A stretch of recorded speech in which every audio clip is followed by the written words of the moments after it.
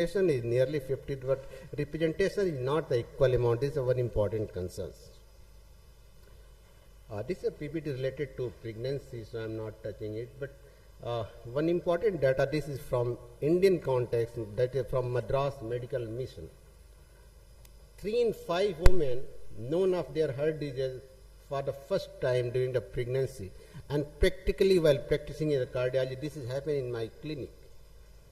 Lady came with the rheumatic heart disease, patient having mild to moderate rheumatic heart disease with this mitral stenosis, somehow mild to moderate PA pressure. And she is telling, no, I don't have any problem. While pregnancy is going to advance, she started the symptom. And somehow social reasons, sometimes they know there is a problem in the valvular heart disease, and because of they get married, they are not going to tell in their family that I am suffering from this heart disease. This is a social reason. This is happening because we are dealing with that kind of patient. The social justification is important. So, is it different in the women than the men? So, as I discussed that I am focusing on this ischemic and the coronary heart disease. So, there is a different type of morphology and the coronary artery vascularity in the women as compared to male. So, women have a unique risk factor for cardiovascular disease, and the men, women also get different type of cardiovascular disease. Heart attack symptom in the women can be different from the men, and CVD in women is more likely to cause the stroke. This one busy slide, but hypertension is a very common risk factor for everyone, not only for women. But one thing is important related to hypertension, why I put this slide. If you see the, HFpEF is more common in the females. And if you see the causes of HFpEF, on the top there are 3 causes: diabetes, hypertension, and obesity. And around 40 to 50% patients suffering of HFpEF is hypertensive. So this blood pressure in the South Asian population, all over entire world, this is an important cause for the HFpEF. So optimizing the blood pressure is a very important. And last week I was in the Kolkata, and it was discussion that while dealing with the blood pressure, don't think of magic number. Everywhere A, B, C, D, I mean all guideline is there, but tell me frankly, my seniors is there, how many of them mentioning that this group of going to reduce this amount of filling pressure, this amount of LSI, this amount of index volume, and this amount of concentric hypertrophy of left ventricle? Every guideline except that we formulated in Indian Society of Hypertension for managing the hypertension. For the CV investigation, ECG was the mention. Tell me how, sir is the expert in the ECG. How many percentage of patient having ECG changes while patient is having some changes in the volume or load in the left atrium? And LVS, either whatever criteria, so-called Leon criteria, whatever you have, 15, 20, 30% LVS positive. And the changes started very early. So I was in the advisory board of CV section of Indian Society of Hypertension, and I mentioned from the day one, you asked to cardiologists to go for this echocardiography and start to mention the filling pressure and the LA morphology. That's the earliest changes. And I usually omitted diastolic dysfunction. That is not true. Arre jao yaar, ye to echo mein likha hi jata hai. No, this is not true. This is the earliest. If you see microvascular dysfunction, what happened? Endothelial dysfunction. It started with this decrease of filling pressures, then altered some biochemical abnormalities, and then the next step diastolic dysfunction. Further diseases advance, increase filling pressure, then started with this wall mesh abnormalities, some ischemic symptom, and LV systolic and diastolic dysfunctions. So that's why this hypertension is the important. To optimize, and on the behalf I try to treat this pathological, try to treat the vascularity rather than the magic number. This is the more important. So while getting the hypertensive patient, day one you go to estimate SCVD risk factor, you see the, if possible you go for cost effective marker of vascular inflammation, CIMT, intima medial thickness, HSCRP, whatever possible you go it, and make one spectrum of disease, whatever your limit, what is the condition of vascularity of my patient right now today, and how we are going to react in the future. That's the more important. Coming to specific risk factor in the female, this is, we know premature menopause, gestational diabetes, hypertensive disorder of pregnancies, PCOS, systemic inflammation, and one more not mentioned here, specific cancer chemotherapy of CA breast and adriamycin, cardiac fibrosis, and so many things. That is a special risk factor, and that's why while dealing with this cardio-oncology for fitness for the chemotherapy, we are going to for the GLS strain imaging always in the female to see how this strain is there. Then some well-established risk factor, hypertension, diabetes, obesity as usual. Then some under-recognized risk factors. Psychological risk factor is the more important for me, I know, because while dealing with the middle-class patient, is usually abuse and intimate, the partner violence, socio-economic deprivation, poor health policy, and environmental risk factors. Truly say in my practice, and everyone, I know UP Bihar is not a very much different scenario. In the chamber, someone is here and some female is there and their male partner is sick. She is telling, no doctor, whatever investigation you like, you go and do it, you do it. And if female is sitting in front of us as a patient and male is attended, no, okay doctor, jo karna ho kar lo, fir dekhenge, next visit we will try it. This is true in our day-to-day practice. So social deprivation is the important. Coming to pathophysiology, coronary artery disease of 5 types, 1, 2, 3, 4A, 4B. So in the female, 2, 3 things is the important. One, the plaque eruption is the important. So plaque erosion and eruption and the vasospasm is the important in the women. So women are more likely to develop plaque erosion without true plaque ruptures and spontaneous coronary artery dissection as SCAD. This is around the 70% cases of these females. So this true, and if you see the menopause normally protected this woman, but if the early menopause is lack of estrogen and patient develops. This is the some morphology of the vessels. If you see this males with the coronary artery, I am telling about the epicardial coronary artery, larger normal 5 to 6 micrometer diameter for the male, usually it is shorter diameter for the females, and the male have this focal obstructive more severe disease, but in the female that this is a small relativity epicardial coronary artery, but diffuse disease, not a focal disease, and not always obstructive nature. Because if you see the incidence of microvascular angina in the male and female is entirely different. It is around 1 to 2% in case of male, while 20 to 30% in case of male. That's why the reason that coronary artery morphologies are different. ACS spectrum is the same, presentation is the same, but there is some little bit delay in the symptom in the female as compared to male. Substantial evidence suggests that women present to the hospital for ACS treatment later than the men.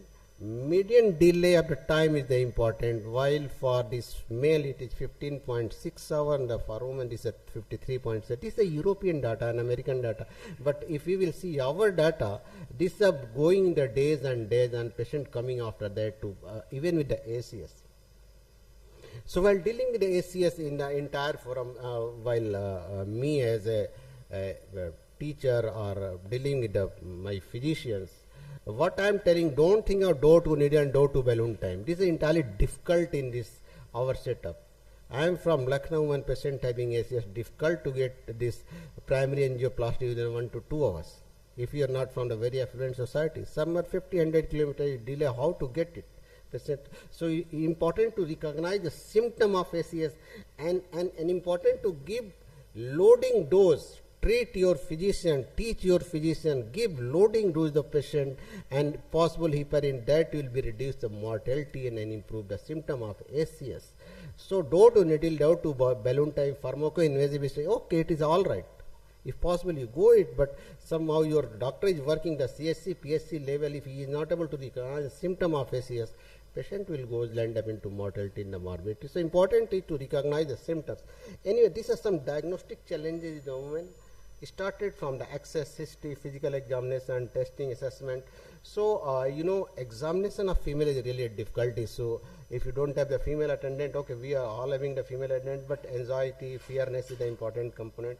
Follow up is different, and specialist referral, as I discussed that we are not more inclined socially and even from the remote community, they are not inclined for the female health. So that's why this is one important concern.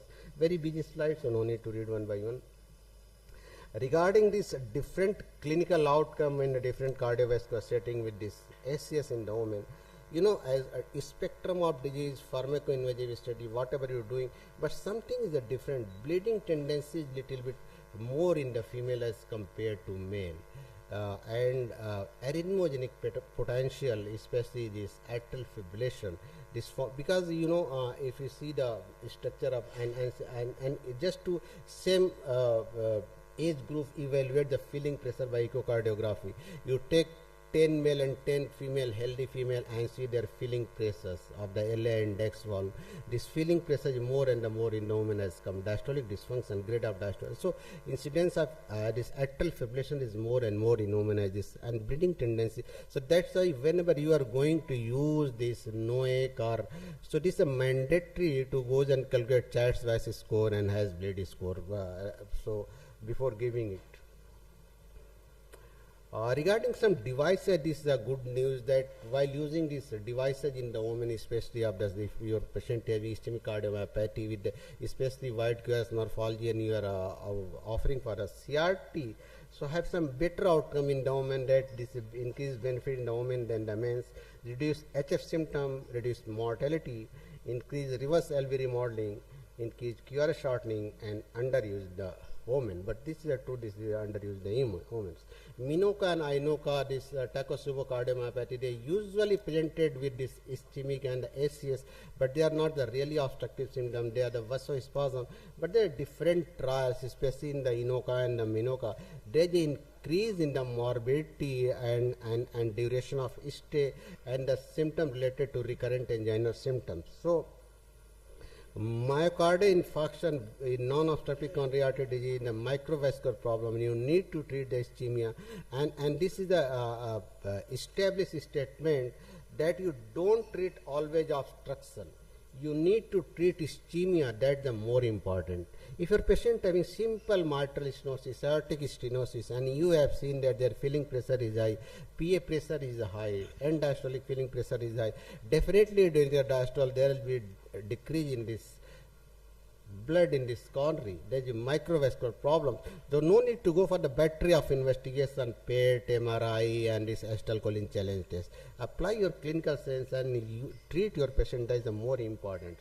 SCAD, I discussed, is a more common. CRT is better outcomes. Regarding this different kind of arrhythmia, any kind of arrhythmia can be possible, but supraventricular arrhythmia is comparatively more common in the female as the male, and is atrial fibrillation, because you know, hypertension is definitely one risk factor, and hypertension is entity where the lone atrial fibrillation is a very important one. So while dealing with the hypertension, that's why I mentioned that ECG is not sufficient. You, at time of presentation, you ask your cardiologist, you go for the cost-effective investigation of echo, mention diastolic parameter, mention filling pressure, mention LA index volume. That is important, how your patient is behaving in the futures. And if you are reducing this filling pressure and pressure in the right pulmonary artery and this pulmonary veins, so definitely focus for the atrial fibrillation is the reducing. Stroke, peripheral arterial disease, almost the same incidence as with some different. So pregnancy, I omit as rheumatic heart disease. We know this is more common in the female, and usually most of time this female presented with the pregnancy when there is a hyperdynamic circulation and a fluid overload. So and that's a very important situation that usually kick from this gynecologist and cardiologist. You do and you do it. Yes, sir, I am finishing it. I will be on time. So I think this is my last PPT. Not just to discuss, need to do some things, whatever possible in your limit. That is important. No need to go for big debate and discussions. So increase awareness, sex and gender specific patient care, expanded cardiology and specialty cares, sex, gender, culturally appropriate education, community and government education, advocacy, and above all, whatever our limit while doing the clinical practice, we try to educate our patient, their attendant, that female is having equal right as you to survive, to having their life with the quality of life, and you should be treat female in the equal strength. Thank you. This is all from my side.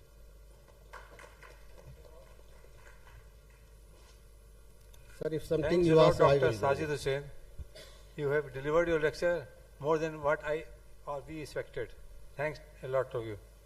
Thank you, sir. And only 2 or 3 questions from the audience, please.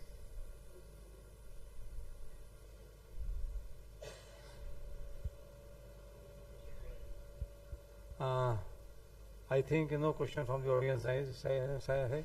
I want to know one thing. What's the suggestion about the primary prevention in this case? Where, in the female? Female, of course.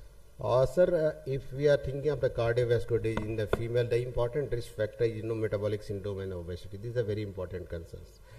I'm taking the primary prevention. Whatever disease is there, you go for statin, antiplatelet, it is possible. But metabolic syndrome, obesity, and this hypertension. So what I found, this sedentary lifestyle and obesity is a very important concern. And while I'm telling with my female patient, यार अपना वजन तो कम करो, कैसा आप पूरे दिन तो किचन में काम करती हो, फिर भी कम नहीं होता, कुछ दवाई लिख दो मुझे, मेरा वजन कम हो जाए. Sir, my question is very सटीक. मैं कहा बहन जी ऐसी कोई दवा होती ना तो माननीय अमित शाह भी मोदी जी बन जाते. Then they get happy. Then I am expending time with my patient. I am not sending patient to dietitian. मैं उसको बताता हूँ कि अपनी थाली का शक्ल कैसे बदलो और क्या करो, और अपने पुराने दिनों में जाओ जब सूर्यास्त के बाद खाना नहीं बनता था, और तुम कब तक खाती हो और हम कब तक खाते हैं. And now my patient become happy and they never ask for treatment for this obesity. And believe me, after my patient angioplasty, very obese female patient, they tend to reduce 10 kg weight by their lifestyle modification in 3 months. So there is a clapping in my clinic for that patient. I am celebrating. इस महिला के लिए ताली बजाया जाए waiting area में, जिन्होंने ऐसा किया है. Thank you.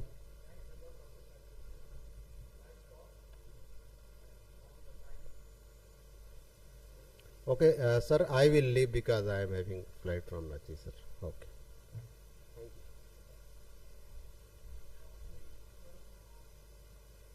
you. We call upon Dr. Sumit. He's going to say about the acute chest pain and some nice case presentation. It will be very interesting, I'm sure about that. And there will be a lot of questions as well. Dr. Sumit, please.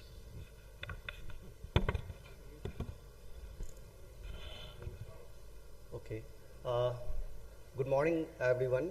And it feels just like we were yesterday at Begusrai. We celebrated this event there, and today now we are here to celebrate it again. I feel very proud to be honored as a chairperson appreciation award, and it means a lot to me. Coming to the session, I have to show two cases. I have to show 2 cases and my approach. I will discuss it with you, and any input from the hall will be highly appreciable. So starting with my first case, 28-year-old male came to my OPD with complaint of chest pain that was typical, means retroesternal chest pain associated with ghabrahat and radiation to left upper limb. But it persists for less than 10 minutes. For last 3 months, both the duration and frequency of pains are increasing. He has no any conventional risk factor, means no diabetes, no hypertension, no family history, no dyslipidemia, no metabolic syndromes, etc. On general examination, his BP was 130 by 70 millimeter of mercury. Pulse was 70 per minute. Serial ECG shows no dynamic STT changes. 2D echo shows normal chambers dimensions, no intracavitary gradients with normal EF. Biochemical parameters are within normal limit. Chest X-ray and USG are within normal limit. So with this provisional primary investigation, I assured the patient and prescribed him some PPI and painkillers and asked him to come back after 7 days. But within 2 to 3 days, patient returns with the same complaint. Here is the ECG counterclockwise QRS with smaller Q waves in one AVL, but no any ischemic STT changes. So what should be what should be the next approach? Should I go for the psychiatric opinion as the initial evaluation is not very much supportive to CAD, or should I go for the CT angiography to explore the coronary anatomy? Can I go for the non-invasive radiological test like stress echo, CT calcium scoring, cardiac MI, or should I go for the invasive coronary angiography? My approach was I opted for the invasive angiography because CT angiography is not available at Begusarai, and in post-COVID era I have seen many patients having these type of complaint will convert into ACS. So patient was shifted to the cath lab, and here the drama started. With my best effort I was unable to hook the left coronary system, so I took the non-selective aortogram so that if any vessels arising from the left lateral aspect can be visualized, but there was no vessels coming. After that I hooked the right coronary artery with a great difficulty because of its abnormal origin and angulation. So throughout the procedure patient was stable, but I was unable to explore the 1/2 of coronary. So I just came out and discussed this with patient's attendant and asked him that he should undergo for coronary angiogram with aortogram. So here is the image of CT angiography. Here we can see that aortic root, and the pointer is here. Yes, this is aorta and this is pulmonary artery. This is one vessels arising from the right aspect of aorta, that is the right coronary artery. This is the right coronary artery, giant coronary artery with tortuosity. So this is RCA arising from the right lateral aspect of aorta. This is pulmonary artery. Another artery arising from its lateral aspect, that is the LAD. And we can see there is multiple collaterals between the communication between the RCA and LAD. So this is a case of anomalous left coronary artery from pulmonary artery. So a diagnosis of Al-Kappa was made, and here are some facts. Its incidence is 1 in 3 lakhs and has high rate of mortality early in life if left untreated. Al-Kappa can present in young age as DCMP with MR. Patient can present with acute MI. Patient may have recurrent angina as in my patient. Patient may present with dyspnea on exertion, or patient can directly present as sudden cardiac death. However, it tends to decrease with age of diagnosis. So with this diagnosis, patient needs surgical treatment. So he was referred to the higher center, that was AIIMS New Delhi, for the surgical management. But unfortunately, he is still waiting for his term for surgery. So he is in continuous follow-up with me. He came to me and asked me, sir, what should I take? Please prescribe some medicine to me so that I can get relief from the pain. So here the questions arise, what are the possibilities we have for this group of patient? Can antiplatelet work in this group? What is the role of statin in this group of patient? A role of nitrates, both long-acting, short-acting, and other anti-ischemic drugs. Actually, we do not have any clear-cut data for the management of this group of patient. So I just tried to stick to my basics, and I advised him 3 things. First, take non-selective beta blockers, that is propranolol.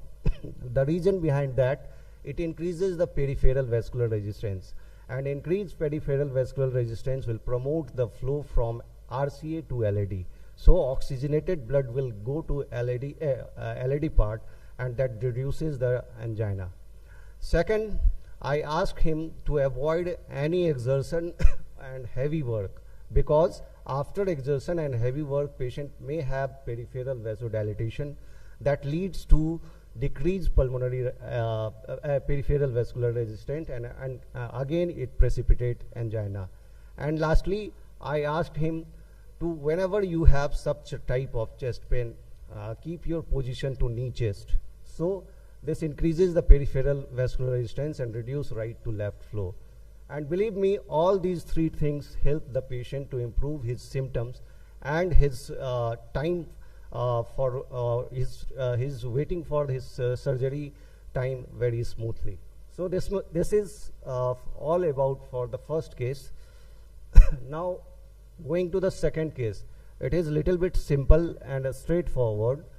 A 32-year-old male presented to my OPD with a complaint of chest pain for last 4 to 5 hours with no conventional risk factor. Again, there was no conventional risk factor to this patient, but with ECG shows ST elevation in inferior lid, so a diagnosis of CAD-ACS inferior wall MI was made.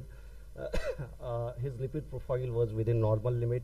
2D echo shows RWMA inferior territory with LV ejection fraction of 45%. So a diagnosis of CAD-ACS inferior wall MI was made. Patients attendant were counseled regarding the disease progression, its severity and catastrophic effect. Patient was loaded with antiplatelet and was advised for primary angioplasty. Patient was taken to the cath lab immediately. And please run the videos starting from the one. So here is the coronary angiogram of the patient.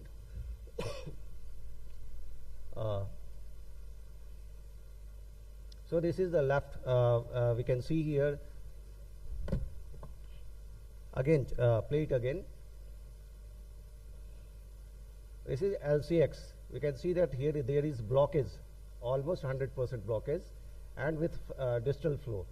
So this is diffuse lesion in left circumflex. The next.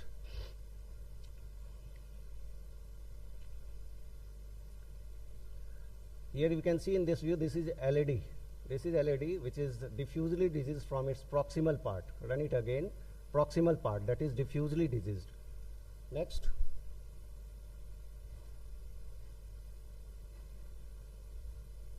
In this view, we can see that this is a left main, which is normal, and again, run it again, and this is proximal LAD, that is also from disease free. And the last image, last video.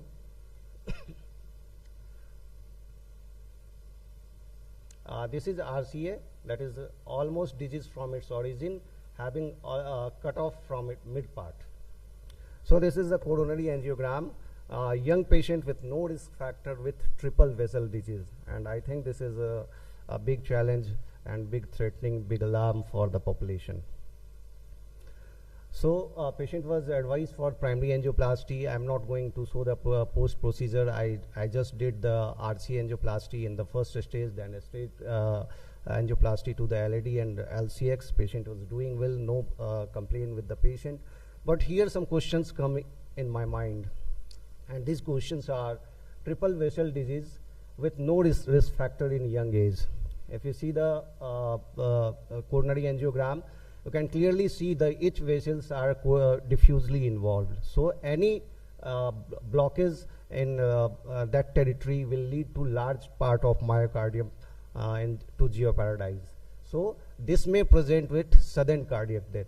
So as we see the first presentation is sudden cardiac death. This type of angiograms, patients from this type of angiogram can directly present with sudden cardiac death.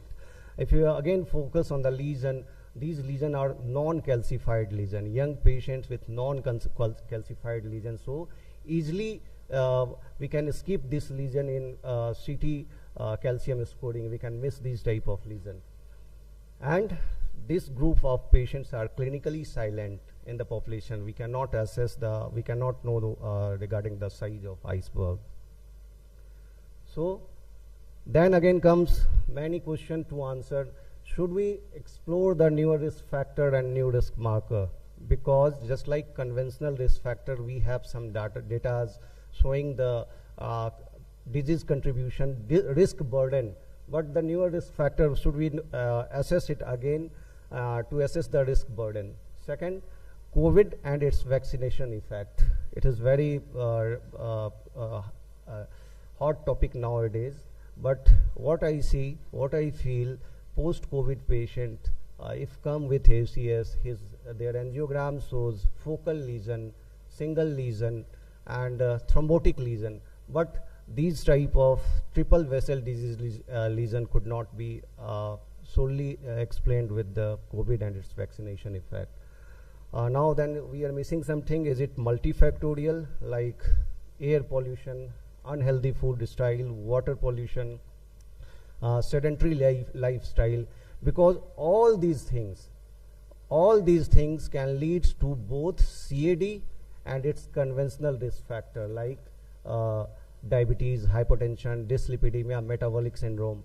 So with evaluating all these newer things, it's not newer things, but this unrecognized thing, we can assess the risk burden. So with this, what are the modalities we have to screen the disease? Should we have a protocol to like age of screening for the population? Just like as we have vaccination schedule for the newborn, this is a high time for a screening age limitation for the CAD population, because the disease burden and its catastrophic effect, it is a requirement of nowadays. Should we reassess the accuracy of non-invasive modality for disease screening in population? Because no non-invasive modality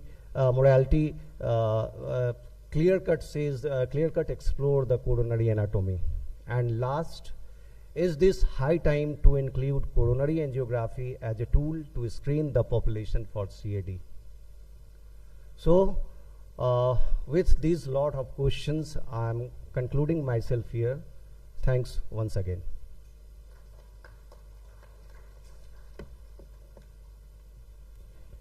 Thanks, Dr. Sumit Kumar. I do remember the days spent with you at Begusai. Yeah. Very smart personality, with smart knowledge, and everything. He's having this smart heart in himself. He nicely has discussed the two cases, which usually missed. First case usually missed, El Kaba case.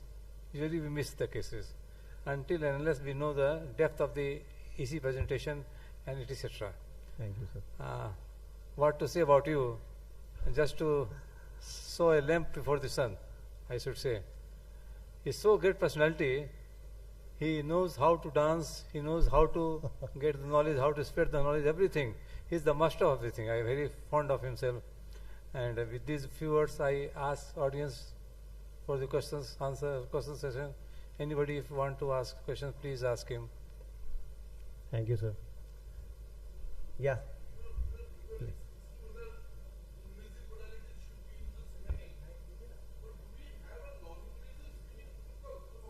Yeah, because of the limitation of non-invasive protocol, I opted for this coronary angiography, because it is nowadays, it is necessary to explore the coronary anatomy first.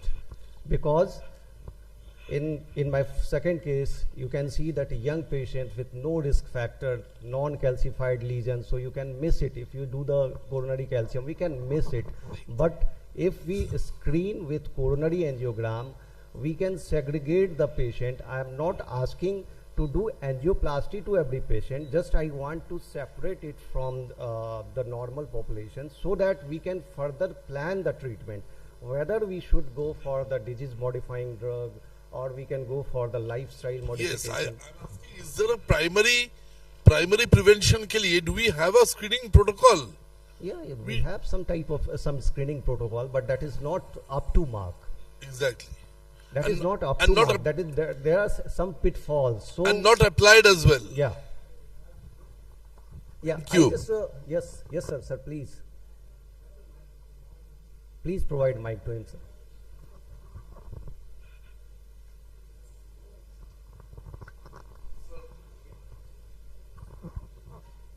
In your first case, hello. In your first case, Yes, sir. you went for invasive angiography, is it? Yes, sir. Could not TMT or a thallium scan would have S- done that? Sir, in young patient, TMT has false negative value in young patients. Because that's why I am saying I am not in support of non-invasive investigation, because every non-invasive test has some pitfalls. Whether you are doing CTMT whether you do a stress echo, where you do cardiac MRI, where you do CT calcium. So that's why I have shown the limitations of every modality. And but if you do explore the coronary anatomy, you have some options that there is chances of some pitfalls in even in angiography, but you have some clear-cut data that shows yes, this is 50%, 60% blockage. You can follow up that case to next 4 to 5 years. Whether you can give the disease-modifying drug, risk modification. You have some critical general straight guideline in your mind. So since this medical science is evolving, so in coming days it will be, I think we are in a stage to deal with some extra approach.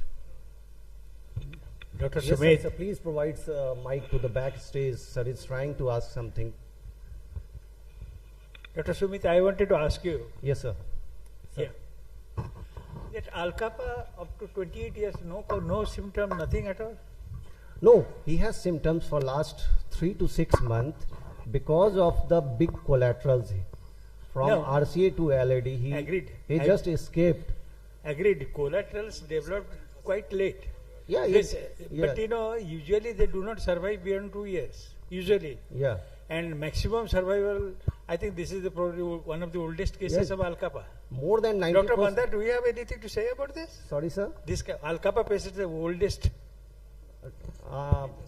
In case record, that patient may go up to 6 decades of life. Okay. Yes, patient may, the 90% of mortality occurs below 1 year. Below 1 year, 90% of patient die if left untreated. And if the patient escaped, those group of patients who has better collaterals, and the case report had shown up to 6 decades of life patient has survived. As we know, as we see that the chances of sudden cardiac death reduces as the age of the diagnosis increases. Hello. What kind of screening procedure you can do for the whole population at that young age? This is still a big question. Just like Framingham study, I have proposed that coronary anatomy should be explored in every patient. This is my proposal. This is my thinking. Actually, it needs a lot of support, lot of data, a lot of study. So I have something for the CCDSI. The scientific committee can do the screening program because we were all over in India, and a protocol must be made, and data should be collected and reanalyzed. We can just screen the population. We will do the long-term follow-up so that we have a big data, just like Framingham study and other studies in the past. Sir. Yeah. Investigation of a asymptomatic patient. Yes, sir. How robust is calcified CT score? Should one go in for it at all? Or should one convince the patient to go for a CAG? I would go for the latter, but theoretically, if someone doesn't want to go for a CAG, do you think a Yes, CT CAG score is enough? Yeah, invasive CAG is a challenging thing to accept for the population, but CT coronary angiography can easily be managed with the patient. I'm not saying that you should go the invasive cardiology, invasive angiogram. You can go for the CT coronary angiogram, and that is widely acceptable in the population. This patient with no comorbidities of which are normally causing the CAD. I'm sorry, sir. I'm not here. This patient, second patient, Yes, sir. where the cause was not known. Yeah. He Conventional risk factor is there. Yeah, he had COVID. COVID is, we all have COVID, I think. Yeah, agreed. Now, would that a silent COVID with all its fallout of inflammation across the body Yes. stream be enough to cause a CAD? I think it can, but I would want to know your view. More data is needed. Regarding this. For saying anything about COVID, it's too early. I am not in a stage to say anything, but we need some more data before committing say that its effects at CAD. But even if you leave out COVID, massive inflammation due to sepsis of any cause would it later be a flashpoint for a CAD? I could not understand your question. Is inflammation enough to cause CAD? It depends actually. So it's a matter of debate. So inflammation, before this, inflammation is one of the cause. Even air pollution. If you took the air pollution, the particle of less than 50 micron that goes inside the lung crosses the arterial barrier, and that causes inflammation, and this inflammation will lead to CAD. So inflammation has some role with CAD. That group of patients has no diabetes, no hypertension, but directly has CAD just because of the inflammatory changes. Thank So you. yes. Thank you, Dr. Sumit. Okay. Thank you so I much. don't think that we can allow any other question. You can have it later. Sir? Thank you. Thank you so much. Thank you. Now we call upon Dr. Ajay Chavra. He is going to present asymptomatic cases in type 2 diabetes mellitus.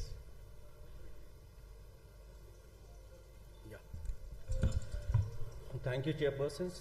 Thank you, organizers, for giving us this opportunity. As diabetes creeps in everywhere, so do I, in a talk specially designed for cardiologists. So a man practicing diabetes will discuss asymptomatic CAD in type 2 diabetes. As I said, a talk which was specially designed for cardiologists. And I thank Dr. Sumit because he took most of the questions which I was supposed to take.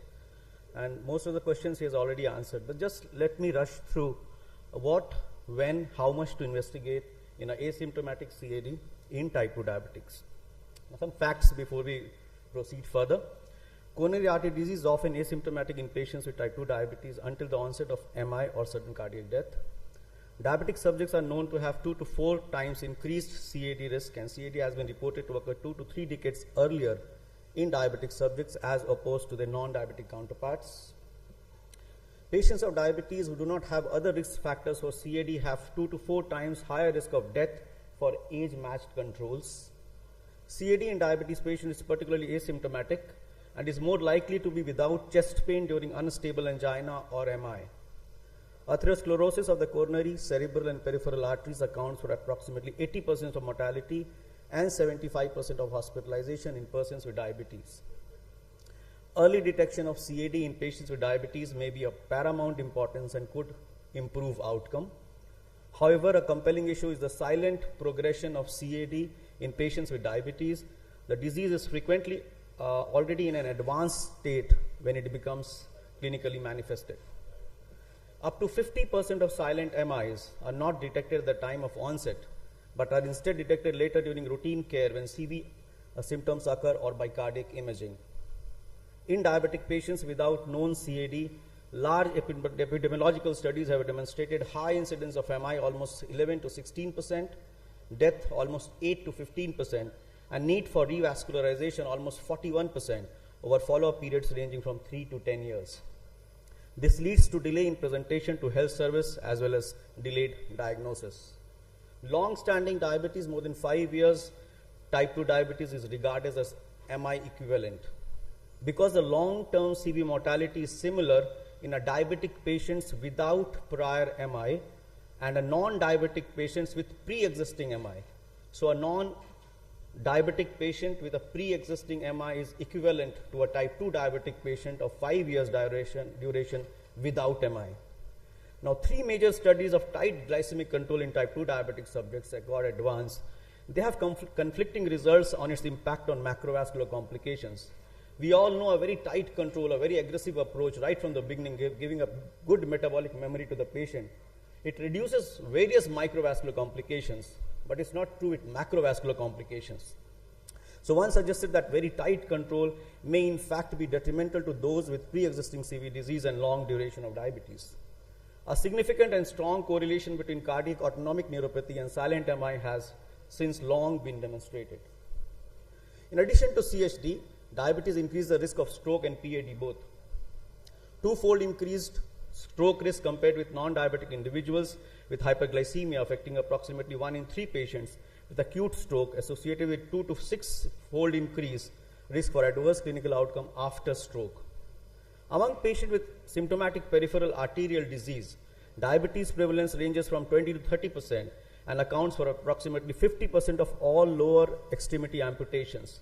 So all the patients who go for amputations, they need to be investigated for their coronary arteries as well. The increased risk of heart failure observed with diabetes is multifactorial, caused by ischemic, metabolic, functional myocardial perturbations. And we all know the heart failure can be systolic, it can be diastolic, and they have worse outcomes once heart failure has developed and increased risk of heart failure in the setting of ACS events. After SGLT2 inhibitors flooded the market and we had various CVOT trials, we could see that SGLT inhibitors can reduce heart failures and readmission of the patient to the hospital for the heart failures, but still it's a big major concern for us. I'm not able to move the slides, please. Yeah, thank you. A rate of asymptomatic CAD in diabetics, various studies, they suggest is up from 20 to almost 60% asymptomatic CAD in diabetics. This is the plaque formation. We should not go into detail of this slide. Now, evaluation of coronary artery risk in patients with diabetes. Which screening test? Now, because there are no large studies to assist the clinician with the choice between stress echocardiography and myocardial perfusion imaging, in clinical practice, the decision should be made based on the local expertise. There is an ongoing controversy as to whether patients with diabetes should be screened with cardiac testing for the presence of asymptomatic CAD or silent ischemia. We have proponents for the theory, we have opponents for the theory. The proponents for the screening highlight the relatively high incidence of inducible ischemia in asymptomatic type 2 diabetic patients, and they propose that early detection will ensure the use of therapies that may reduce the incidence of myocardial infarction or cardiac death. However, once a diagnosis of CAD is established, both the patient and healthcare provider have stronger motivation to pursue intensive therapy, sometimes including beta blockers to prevent ischemia. But then we have opponents of the theory who criticize that generalized screening programs counter with concerns that screen tests are not entirely accurate and have yet to be conclusively identify those patients at high risk for cardiovascular events. So we cannot identify those patients very, very easily. The argument has been made that screening may in fact only place diabetic patient at increased risk by prompting unnecessary angiography and revascularization procedures. Now, how to assess coronary artery disease in very high risk patients? Dr. Sumit was talking beautifully about the invasive techniques. Now, here are the various non-invasive techniques which we have right now with us. Various SPECT. First one is SPECT, that is single photon emission computed tomography. It gives an idea of the location of the ischemia, extent of ischemia. Cost is a concern for us. It gives false positive cases, false positive results in LVV and in LV placings. Stress echocardiography, again, is an observer dependent. The person who is doing this echocardiography should be competent enough to report, and we are able to get the information regarding the location and the extent of ischemia in stress echocardiography as well. Cardiac MRI, one amongst the best of this lot, but cost is a major concern. Again, it's an observation dependent test, so we have to rely on the competency of the person who is reporting. Very much in these days is the coronary CT scan. Very much in these days, you will find various informations regarding coronary CT in social media networks. Everyone who comes to us, all the patients who can afford, they want to go for this test, coronary CT angiography, non-invasive test. We just need to infuse a dye, and we can see the coronary artery stenosis, extents of plaque through the whole coronary tree, and it's a very high sensitivity test. Very high sensitivity test, but with low specificity. The best part of this test is that it's a very high negative predictive value. We have a high negative predictive value for this test. Exercise testing, TMT, well, we see the ECG changes, heart rate response, and we can assess the physical capacity, and it guides us for retraining. Extent of ischemia can also be assessed by TMT. Let us look at each one very briefly. Exercise ECG stress test offers a good prognostic value.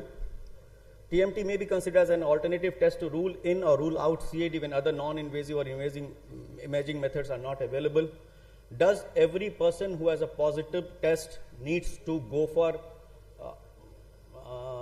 Invasive methods? Well, the answer is no. And I'm sure my cardiologist friends will put a highlight on this.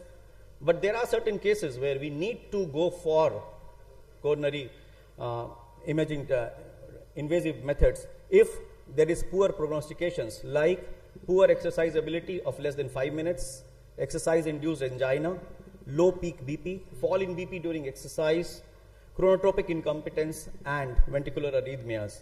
So ECG stress testing has 50% sensitivity and 80% specificity, and it may be considered for CV risk assessment in intermediate risk asymptomatic adults. A stress echo, as I said, it can be done with two methods. With exercise, it's stressed, or it can be done with dobutamine as well. In case of significant stenosis during exercise or pharmacological induced stress, ischemia induces a very rapid wall motion abnormality, hypokinesia, akinesia, or dyskinesia in the region supplied by the disease artery. This is SPECT. Well, a large body of evidence supports the diagnostic value of myocardial perfusion imaging by SPECT in patients with diabetes, which allowed SPECT to gain a central role in silent MI screening. SPECT relies on the assessment of myocardial uptake of a radio-labeled perfusion imaging agent as a surrogate of myocardial blood flow. This is the SPECT imaging, typical SPECT imaging which we get. Now, as I said, cardiac MRI is one of the best methods we have. It has a very high sensitivity of 88%, specificity of 82%, positive predictive value of 90%, and negative predictive value of 79%. A recent dedicated study in 173 consecutive type 2 diabetic patients with suspected MI has shown that patients with no inducible ischemia experienced an annualized event rate of 1.4% compared to 8.2% in those with inducible ischemia. This is coronary artery calcium scoring. CSC score is quick, safe, and inexpensive method to detect coronary atherosclerosis that has been developed over the last 2 decades. CSC scanning is associated with low radiation, equivalent to a dose of mammogram. CSC score assesses the volume of coronary calcification and assumes that each calcification corresponds to an atherosclerotic plaque. There are various scores. CSC score of less than 10 is very low risk, less than 100 is low risk, 100 to 300, it's not actually 400, it's mentioned 400, 100 to 300 is moderate risk, and more than 300 is very high risk. However, CSC should be evaluated related to subjects of the same age, sex, race, and ethnicity. CCTA, very popular these days. The only positive thing about it is, as I said, is very high negative predictive value. So if some person comes to you with a chest pain, his ECG is normal, his echo is normal, tropa is normal, you can ask that patient to go for CCTA. This is the best test for such cases, right? In asymptomatic patients with diabetes, anatomical analysis of plaques can help to detect future vulnerable plaques at the risk of acute future events. Now, this is the algorithm for stratification and management of the risk of coronary artery disease in asymptomatic patients with diabetes. Now, if your patient has any of these top 5 very high risk points, any of these, that like previous CV disease, LDL cholesterol of more than 190, albuminuria of more than 300, EGFR of less than 30, ECG abnormal, Q waves are there, echo you find abnormal LV functions, or peripheral atheromatous stenosis of more than 50%. These are very high risk cases and they should go for screening. If not, then there are certain high risk points as well. So if you have any of these 2 high risk points, like diabetes duration of more than 10 years for type 2 or more than 20 years for type 1, premature CAD in single first degree relative, persistently uncontrolled risk factors like HbA1c, LDL, non-LDL, BP, smoking, you can add obesity to that. Confirmed albuminuria, severe retinopathy or autonomic neuropathy or erectile dysfunction, or low physical activity, such cases should be screened. And then we do a CSC scoring, accordingly we give them different heads. Therapeutic targets according to this category, we should not go into details of this, but target HbA1c in all the cases should be less than 7%, and we have to avoid hypoglycemia at all costs. We can use various drugs which are available to us right now in the market. SGLT2 inhibitors, wonderful addition to the armamentarium. Then we have GLP-1 receptor agonist available, established these days, and they reduce MACE. And SGLT2 inhibitors as a class effect reduce hospitalization due to heart failure and rate of heart failure. LDL target should be less 7, less than 100, less than 70, and very severe cases can be less than 55. Secondary lipid goals less than 130 in all the cases. Blood pressure target should be less than 130/80 in most of the cases. And use of RAS blockers as aspirin, physical activity has to be stressed upon. Obesity has to be looked into. Smoking has to be stopped in all the cases. And diet has to be stressed upon in all these cases. Now, guideline recommendations, I'll take you the newer ones. Now, the criteria suggested by ESC 2019 and ADA 2020 considering for screening of CAD in type 2 asymptomatic diabetic patients. Patients at a very high risk, that is with any of these following, ESC suggests that they should be screened, is peripheral arterial disease, high CAC score, proteinuria, renal failure, eGFR less than 30, left ventricular hypertrophy, retinopathy, and 3 or major risk factors like hypertension, dyslipidemia, smoking, and obesity. ADA 2020 suggests the presence of any of the following: atypical cardiac symptoms like unexplained dyspnea, chest discomfort, signs or symptoms of associated vascular disease, including carotid bruise, transient ischemic attacks, stroke, claudication, peripheral artery disease, or ECG abnormalities. This is ADA 2024 guideline recommendation, cardiovascular disease screening recommendations. In asymptomatic individuals with diabetes and abnormal natriuretic peptide levels, echocardiography is recommended to identify stage B heart failure. This is class A recommendation. In asymptomatic individuals with diabetes and age of more than 50 years, microvascular disease is any location or foot complications or any end organ damage from diabetes. Screening for PAD with ankle brachial index testing is recommended to guide treatment for cardiovascular disease prevention and lip preservation. Again, it's class A recommendation. In individuals with diabetes duration of more than 10 years, screening for PAD should be considered. Now, this was borrowed from the cardiovascular department of Santa Rita Hospital where I work. And if you look into this ECG, the patient came with chest discomfort. There is nothing wrong with this ECG. The ECG is completely normal. The patient just entered to the OPD with some chest discomfort to us. We did one ECG, we could not find anything. We referred this case to the cardiologist. And here what the cardiologist did, and they did one angio, and you see the left circumflex completely blocked, right, well, more than 50% blockage is there on the right circumflex. So this gentleman had a normal ECG, just slight chest discomfort. So this gentleman falls into the category of asymptomatic CAD in type 2 diabetic subjects. We are worried about such cases. We are worried about these cases because these are the cases who walk to your clinics, long-term diabetics with high blood sugar values, no typical signs of any cardiovascular dysfunctions, normal ECG, and then we have such reports. So we as clinicians have our duties to find ways and means to prevent such complications in our patient. Thank you so much for your patient hearing. Any questions will be taken, please. Thank you. Any question from the house?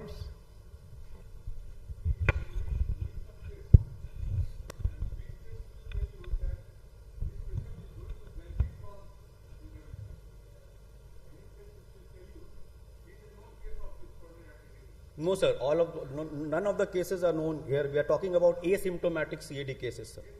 Yes, sir. We do not have any idea, any history about cardiovascular disease. He is asymptomatic. Presently, he is asymptomatic, but he has a history of this stenting or something like that. If the patient has history of stenting, well, we can do two tests. We can do a CT angio, but the stent, the length of the stent, the size of the stent should be more than 3 mm. I'm sure Dr. Shah will agree with me. In CT angio, you can detect a stent of the size of more than 3 mm. Less than 3 mm you cannot detect. And if the patient already has a stent in place, he should go for invasive methods, sir. Yeah, but which test will tell you that he is going to benefit from any intervention? Extremely difficult to predict, sir. No extremely test. Difficult to predict. We do not have any recommendations by any professional bodies throughout the world regarding this subset of patients. Okay, That is why we are discussing this. Dr. Ajay, can I take that question? Yes, sir, please. Right. So, see, for patients who have already had a diagnosed case of coronary artery disease, okay, based on suppose angiography, and angiography shows diffuse disease, triple vessel disease. So, you have to have some functional assessment not that all triple vessel diseases will require bypass or multi-vessel stenting. So there is something called as functional assessment. That is, there is a test called as FFR, fractional flow reserve. So you've got a disease of 80%, for example, 70%, which is my visual estimation. So I pass a FFR wire, measure pressures proximal to and measure pressures distal to that lesion. If there is significant drop in pressures after maximum hyperemia, that is by giving adenosine, if the pressures drop, then that indicates that lesion is significant and that needs to be addressed. But if you've got triple vessel disease, diffuse triple vessel disease, moderate disease, but FFR is negative, then you don't need to address. So you've got triple vessel disease, out of all various diseases, only one is found to be FFR positive, then you treat only the FFR positive lesion.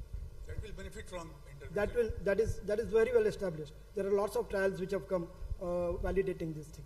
FFR by which test? Fractional flow reserve. It's an invasive test, sir. So there is a coronary wire which we pass in beyond the lesion. So we measure pressures proximal to the lesion and we measure pressures distal to the lesion. So this is functional test. It is called as FFR test. It is available and very useful. This is for established cases of coronary artery disease. Since I've already Dr. Ajay, Thank you. this patient, that angio you have shown, Yes. it's more than 10 years.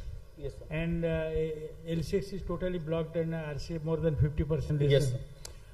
But was this patient suffering from blood pressure also, high blood pressure? Yes, sir. The patient has high blood Because pressure. these vessels do not look like diabetic.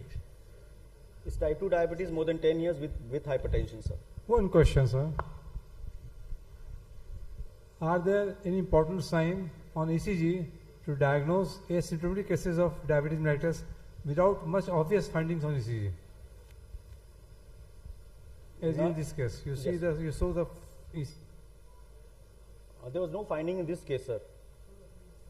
Okay. I think that has taken off. The slide has been gone. Your comments, sir. Right.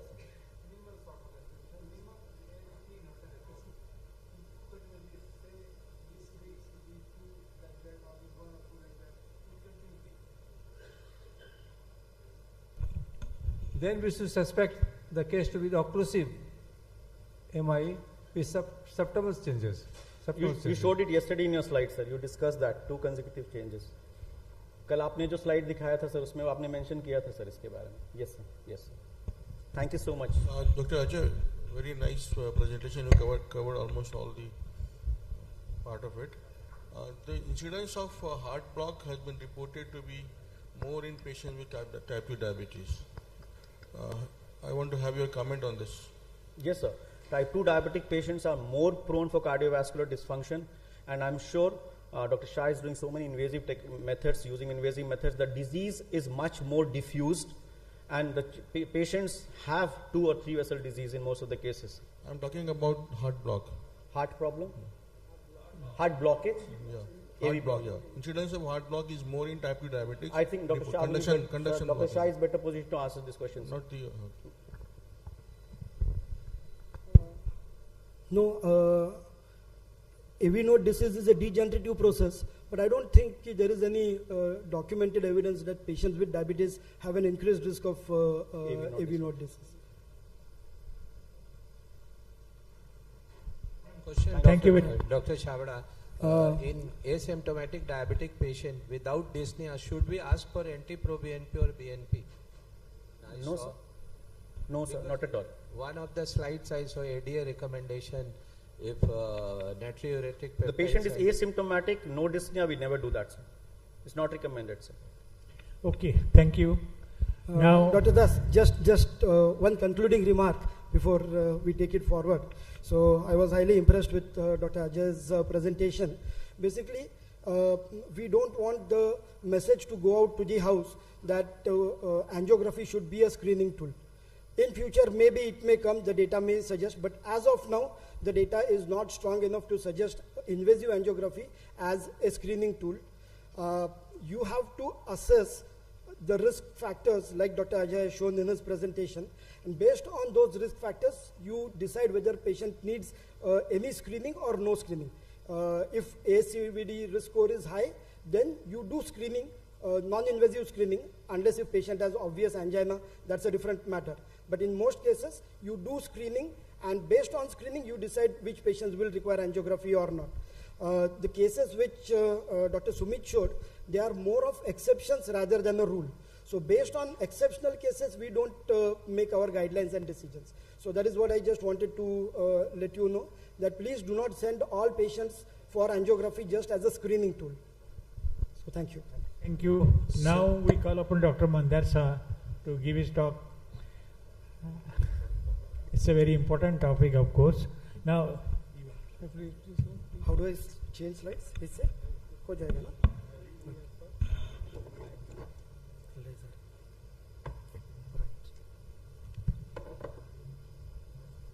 So, good morning everybody, once again. Management of lethal arrhythmias. So, when the topic was given to me, casually I was discussing with a few of my colleagues, and one of my colleagues just commented that lethal arrhythmias, all arrhythmias can be potentially lethal. So he said all arrhythmias can be potentially lethal. Now I want this to be a little bit of an interactive session. So I'll ask questions just by raising hands. You may agree or disagree with me. So how many of you disagree with this statement that all arrhythmias are potentially lethal? How many disagree? Raise of hands. Oh, I'm very glad.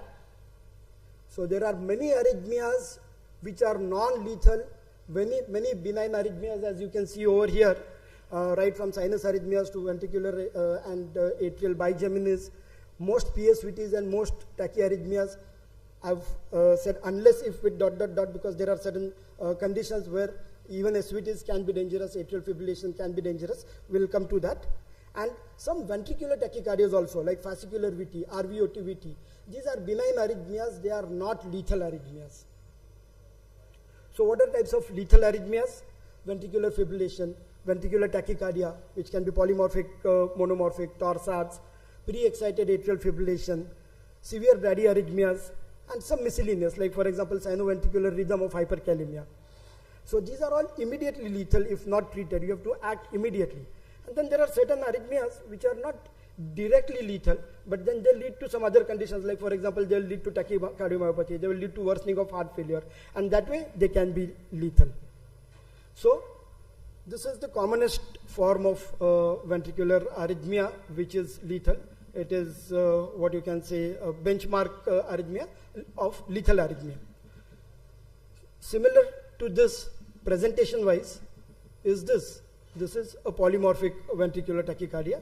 You can see there is beat to beat variation. You can see the axis changing upon itself. And this is another type of a polymorphic ventricular tachycardia. This looks like torsades, but let me clarify that torsades and polymorphic VT are not synonymous to each other. Torsades is type of a polymorphic VT which is seen in patients with long QT syndrome. So whether the patient has torsades or not is not based on morphology of how ECG looks. It is based on whether there is underlying QT prolongation or not. If there is underlying QT prolongation and you get polymorphic VT, that is called as torsades. Okay. So you can have a non-torsades polymorphic VT appearing like torsades and vice versa. And many a times it is very difficult to differentiate between polymorphic VT and VF. Like for example this, you do not know looking at the ECG whether you are dealing with polymorphic VT or with VF. But irrespective of whatever the presentation, these are the patients who have come to you with a cardiac arrest. They are not going to survive if you don't act swiftly and immediately. So don't bother yourself about whether you are dealing with polymorphic VT or VF. As long as patient is hemodynamically unstable, collapsed in front of you in state of cardiac arrest, immediately start CPR, go by ACLS guidelines. But the aim of CPR should be to make the patient survive till the time defibrillator is available. Because unless and until you defibrillate these patients, if it's a sustained arrhythmia, however much CPR you give, patient is not going to survive, except in rare cases where spontaneously that arrhythmia has terminated. Otherwise, your main aim of treating these patients is defibrillation. So till the time defibrillator is made available, you continue giving CPR. So ventricular fibrillation, deliver a shock, and the patient comes back to sinus rhythm. Now, it is only till here that the management is common. Whatever is the etiology, when patient has come to you in a collapsed state like this, you have to start CPR with ACLS guidelines and cardiovert.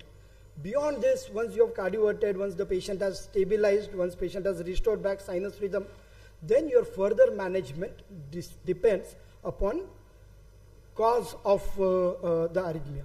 So subsequent management is not identical for each patient. So I came across this very interesting mnemonic for finding out causes for ventricular arrhythmias. So it's called as cosmic dilemma. All the causes are there in front of you. But I'll take you through salient points. So active coronary ischemia, or infarct, old ischemia and scar and infarct, or various types of cardiomyopathies, be it hypertrophic cardiomyopathy, dilated cardiomyopathy, certain channelopathies like Brugada, ARVD, some long QTs which may be acquired or congenital long QTs, certain drugs, electrolyte imbalances, myocarditis, some medications. So all of these are various causes why we can get patients with ventricular tachycardia. So with that brief background, I'll come to some case discussions. So a 34-year-old lady with no comorbidities presented with recurrent vomiting and loose motions. So basically something like acute gastroenteritis. She was very lethargic and dull to respond when she came. And this was the ECG. Now looking at the ECG, I want you to tell me what should you look for or what should you anticipate in these patients. So how many of you think that this could be coronary thrombosis? Nobody? How many of you think that it could be intracranial bleed? Intracranial bleed, so patient is vomiting, and because of that all these ECG changes are there because of raised ICE pressures. Nobody? How many of you think that this patient may develop ventricular tachycardia? I want people to raise hands. You cannot be mute to everything. Be okay. And hyperkalemia? Yeah, hyper, but option is hyper. Okay. So what do you see salient in this ECG? So you can see there is a prolonged QT, sinus rhythm, prolonged QT in one beat, normal QT in other, prolonged QT in next beat. So it is QT, prolonged QT alternance. So alternate beats are prolonged QT. And this is one of the hallmarks of electrolyte imbalance. So this, like all of you said rightly, this patient is likely to have hypokalemia, also hypomagnesemia possibly. So she was started on IV fluids, dehydrated patient agreed. She was started on ofloxacin and ondansetron. Now these are two drugs which are known to cause QT prolongation. In patient who already has QT prolongation, if you give these drugs, you are inviting disaster. So this is exactly what happened. Unfortunately, the patient's QT went on prolonging. There were ectopics R on T, and one of those R on T phenomena led to torsades. So this patient thankfully was in the hospital, successfully resuscitated, brought to the intensive care unit, cardioverted, and brought back to sinus rhythm. Then cardiology referral was given, QT prolongation was identified, and irrespective of serum magnesium levels, even if serum magnesium levels are normal, you are supposed to treat these patients with IV magnesium, because you want intracellular magnesium levels to be repleted.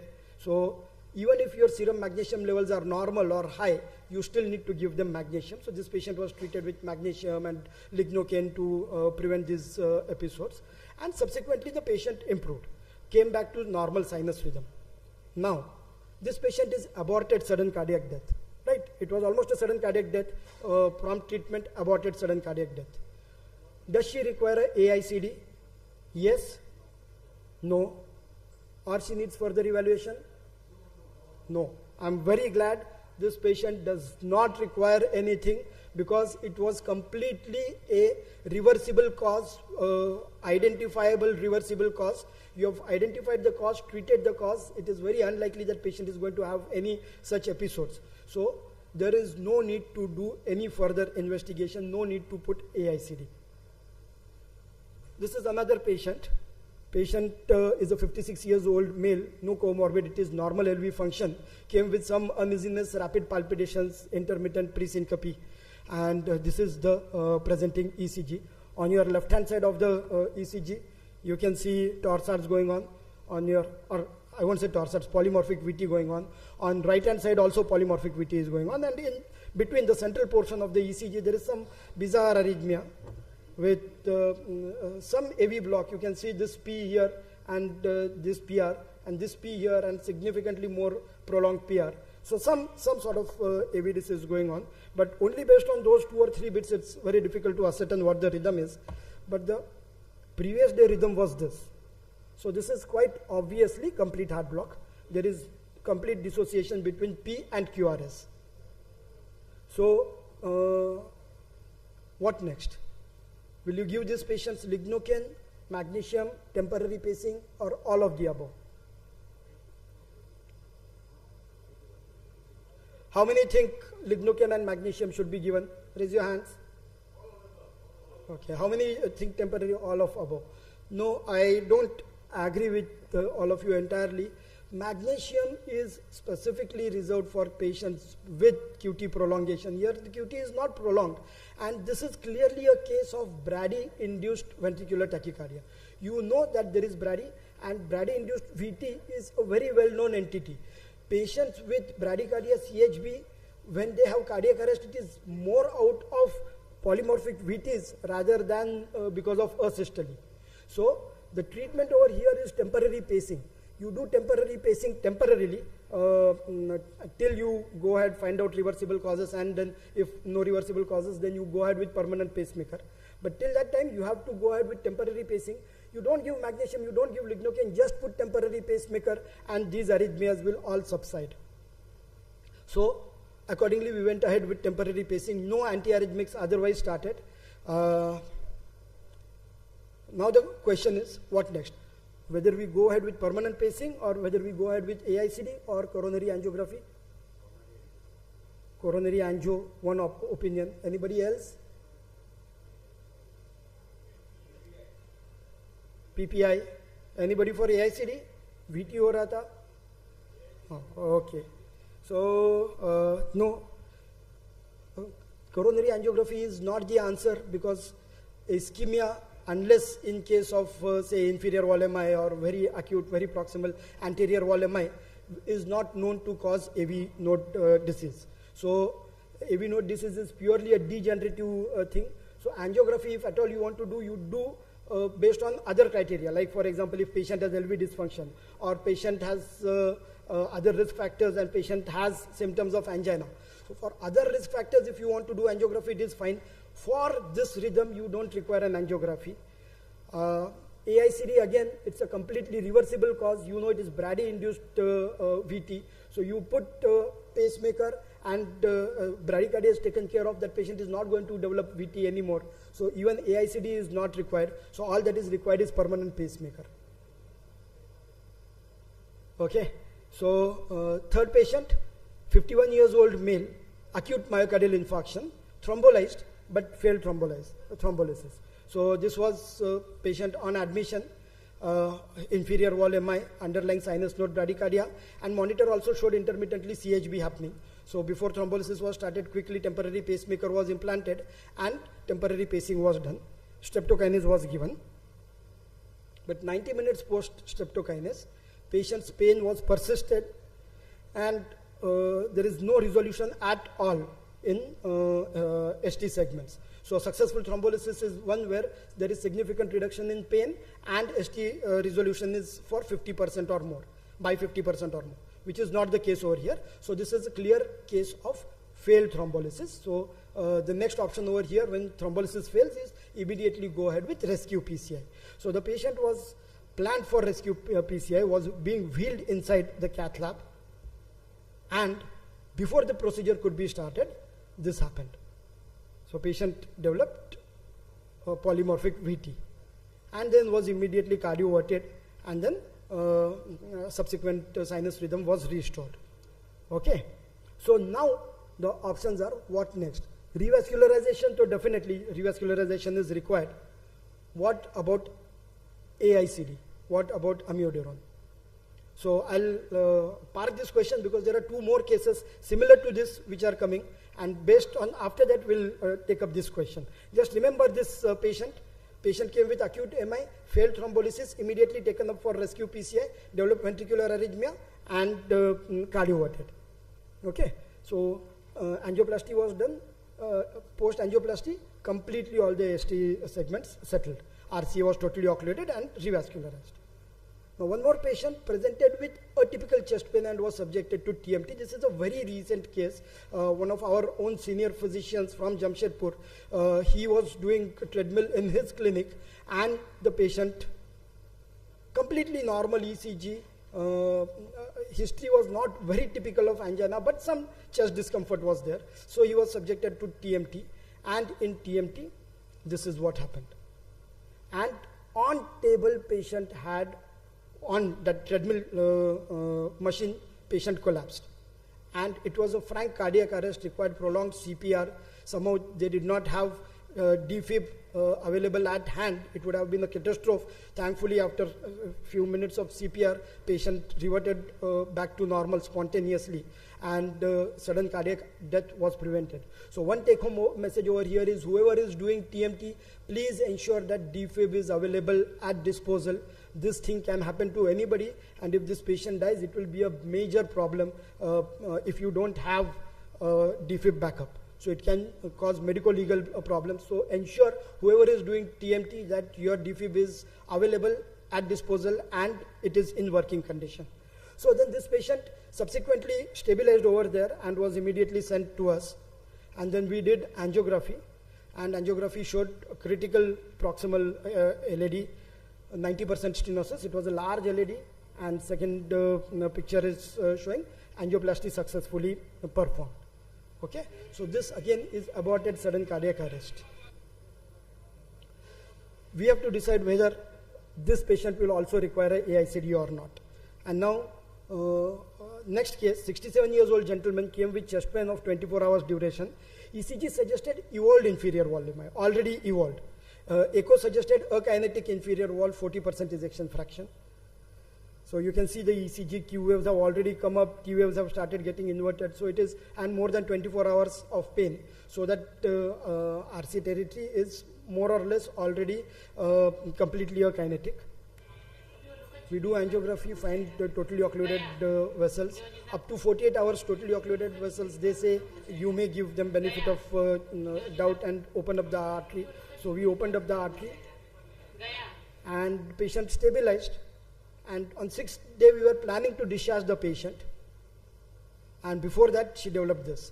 It was actually a monomorphic ventricular tachycardia that degenerated to this ventricular fibrillation or polymorphic ventricular tachycardia. Now, whether you will repeat CAG, whether you will give AICD, both of above or none of above. AICD. AICD. AICD. What about CAG? 6 days back, angiography has been done, angioplasty has been done, stent has been implanted. It could very well be an acute stent thrombosis situation. So you have to do angiography, and in this patient, AICD is definitely warranted. What about, oh, we are already short of time, okay. Okay. Okay. So what about in previous two cases? First case, no. Second case? No. So whenever there is, let me clarify because there is lack of time, whenever there is acute ischemia as a trigger for VT, you don't need AICD. That is the reason why any VT occurring within first 48 hours of MI is called as primary VT or VF.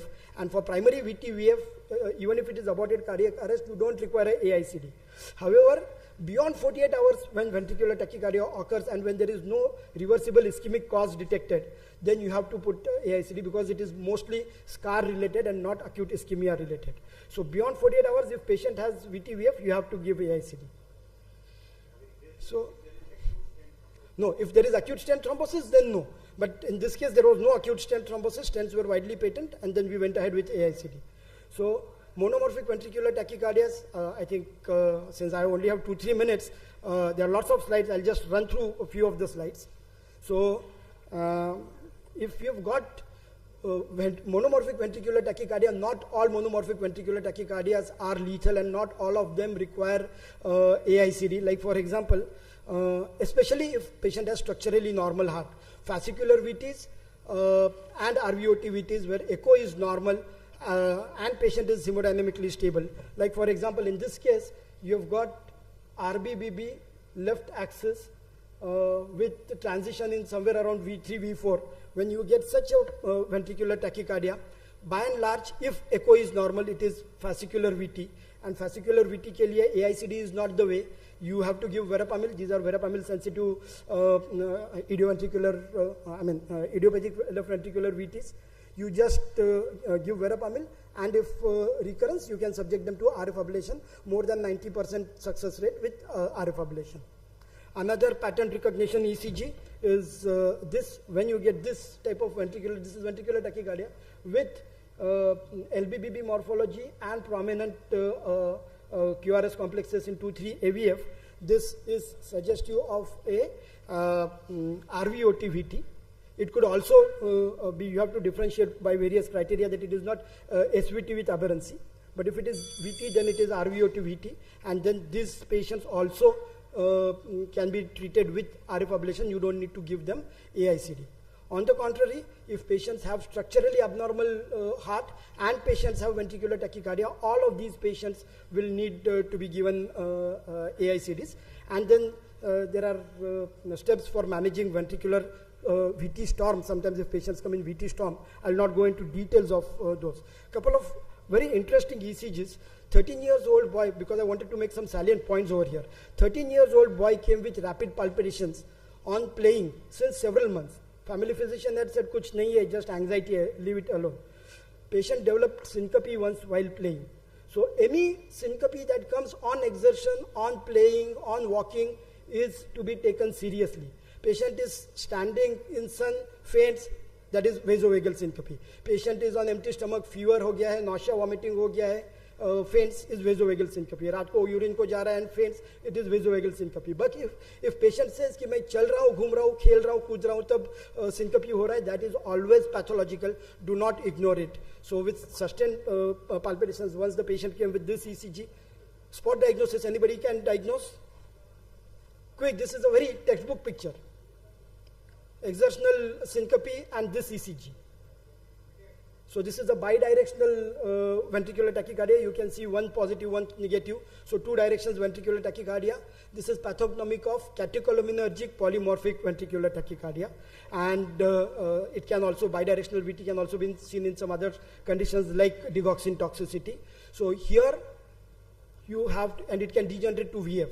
So here you have to give beta blockers. You have to avoid all conditions where sympathetic activity will be reason.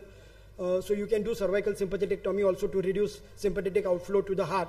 But you don't give AICD in these patients because AICD, when the patient gets shock, it causes more of anxiety, more of sympathetic overdrive, and then otherwise stable patient may be pushed into VT storm.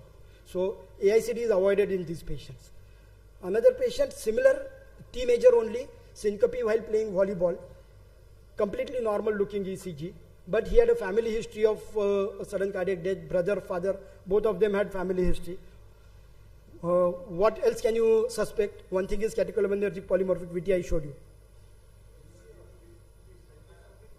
Hypertrophic cardiomyopathy, yes, you can suspect. ECG does not show any LVH. Brugada. So if you are suspecting Brugada, or sometimes long QT also, intermittent long QT. Here there is no long QT. But if you are suspecting Brugada, what next step should be done? So repeat ECG, one intercostal space higher.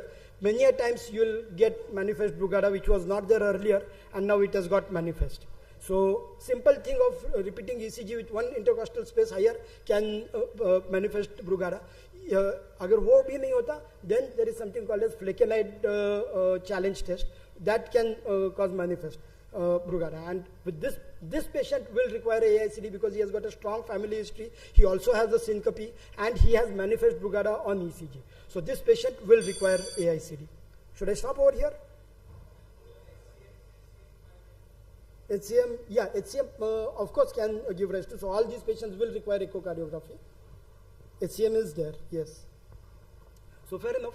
There are 4 or 5 more patients, but I think for want of time, I'll stop over here. No, you have done justice, proper justice. Any questions from the house? Yeah, one comment, Dr. Das. I think all of you will agree this was an excellent presentation. And I must tell you one thing.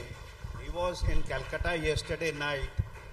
Early morning, 4 o'clock, he drove down to give this talk. So please give him a standing ovation. Thank you, Manda. Thank you, everybody. Thanks a ton.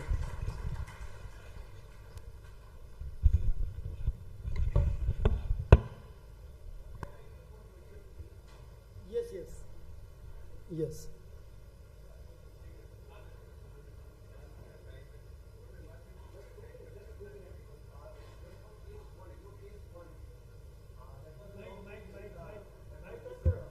Long QT, dyselectrolytemia and long QT.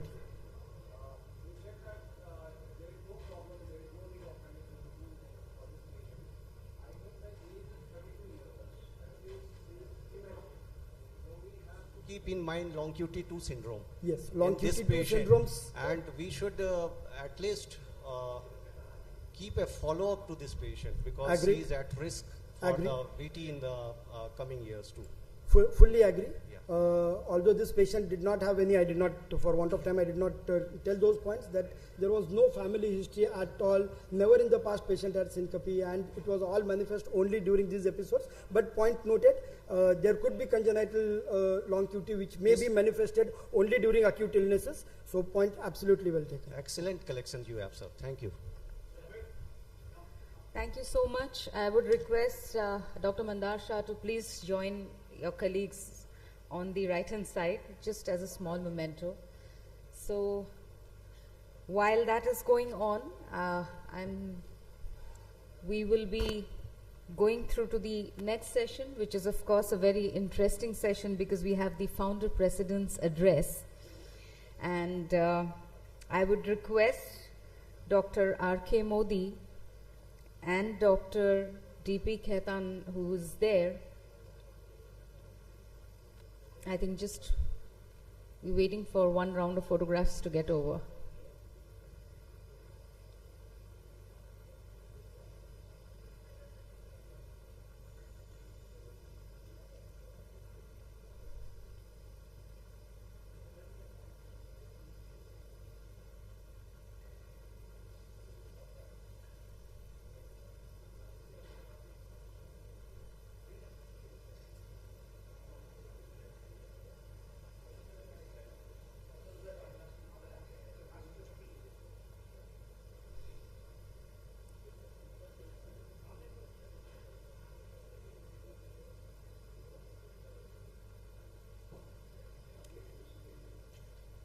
So,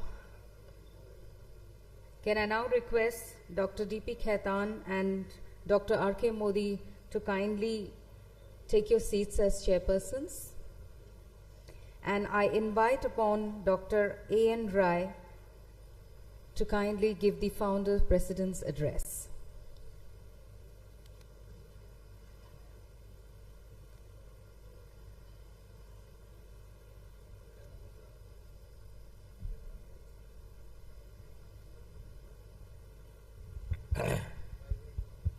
ये बड़ा सौभाग्य का विषय है कि शिष्य को गुरु का सेशन चेयर करने का मौका मिला है। इनके बारे में क्या कहा जाए? हमने इसी का जो विज्ञान है और कला है इनसे सीखी है और इनके बारे में इतना ही कहा सकता है कि ये ऐसे सूरज हैं जो दुनिया को रोशनी दिखलाते हैं और उनकी रोशनी हमेशा बेकरार रहे, ये भगवान से प्रार्थना मेरी है। Please sir, go on sir please. Thank you, Dr. Khaitan. I think my talk has been made easy by Dr. Shah because I was going to present case ECG-based case discussion. So he has made my talk easy. But still, since it is a clinical cardiodiabetic, I am going to present the ECG of acute myocardial infarction, and I would like audience to respond clinically which artery you suspect, culprit artery. This is the most important. Identify region of infarction, ischemia, and culprit vessel. This is very important. Medial irregularity with severe chest pain and feature of shock.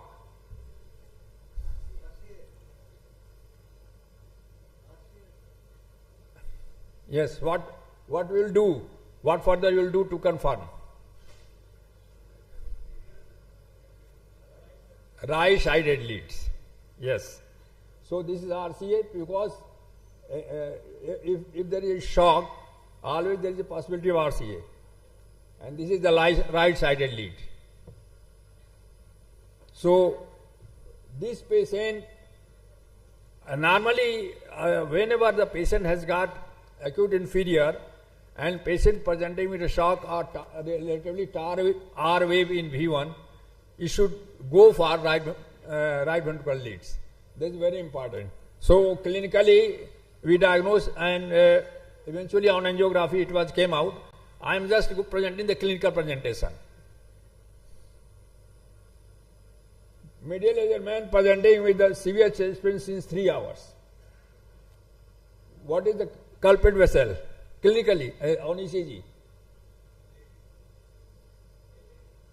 LAD where? Proximal, distal, which part?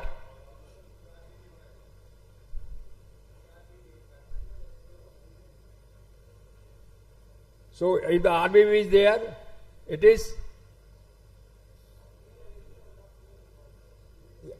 yes, it is proximal alignment. This is proximal.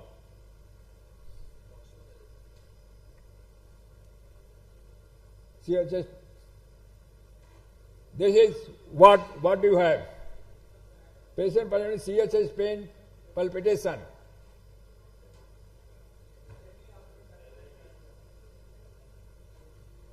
And what else? This patient also arrhythmia. Which arrhythmia?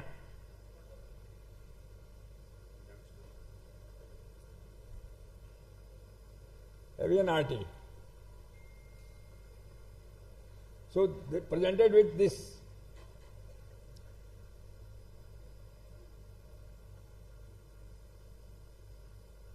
Acute anterior. What is now? Where do you think is the anterior descending? Which artery? Which part is involved? Yes, first diagnosis. This is severe chest pain since 3 hours.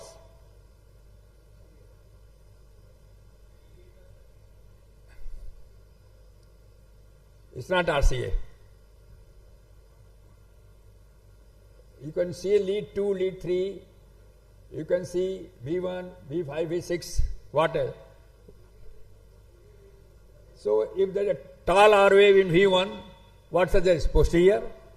And there is a steel lesion in this V5, V6.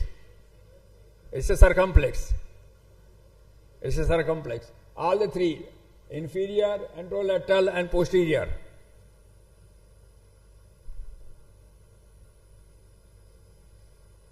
So, clinically, I am presenting clinically because in majority of the places there is no facility for angiography and other things. So, clinically is very important. You can see ST elevation, and there are 3 ways. If the ST elevation is more in lead 2, it favors circumflex. And changes in V5, V6 confirm the circumflex, and the tall R wave in V1 confirms that there is posterior, acute posterior also. So it is circumflex artery. What is this? It's a very serious condition. Patient is pain 6. The positive findings are, what positive finding here? ST depression in anterior leads, and see the AVR. AVR. Yes, critical LAD or triple vessel disease. This is on left main disease. This is very severe. It should be managed, and it should be referred for urgent angiography, angioplasty.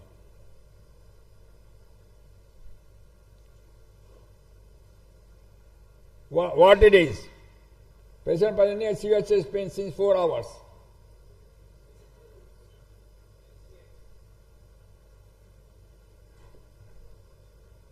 This patient shows evidence of acute inferior and anterior both. So do you think both arteries are involved in inferior and anterior descending?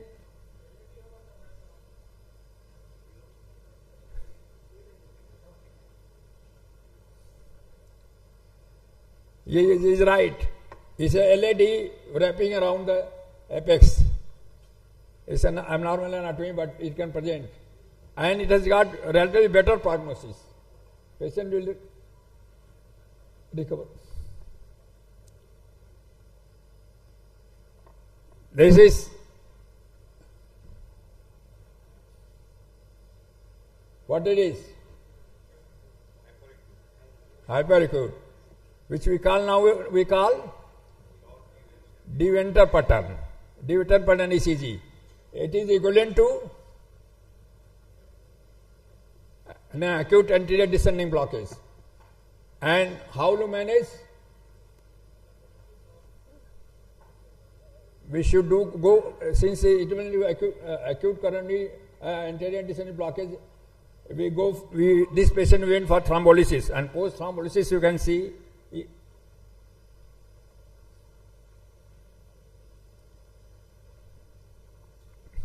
this is Deventer pattern and post thrombolysis ECG. So it is an acute anterior descending artery, which we said that. So I already discussed everything, but few things I am going to show you here. This is a very common. So I am not going to this. The important one VT. This is I am not going to this. Yes, this is one. What do you think?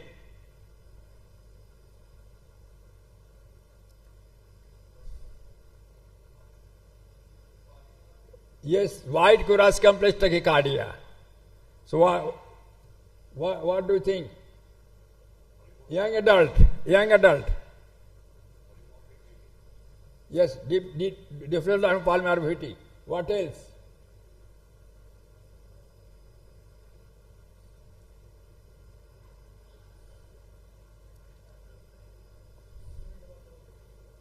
This is the post-DC shock.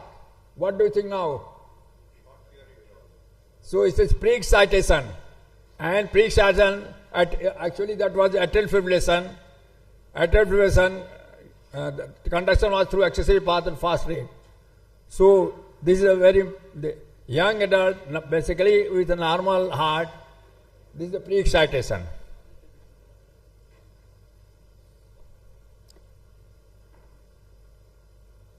What is this ECG? This middle-aged male presenting giddiness in 6 hours.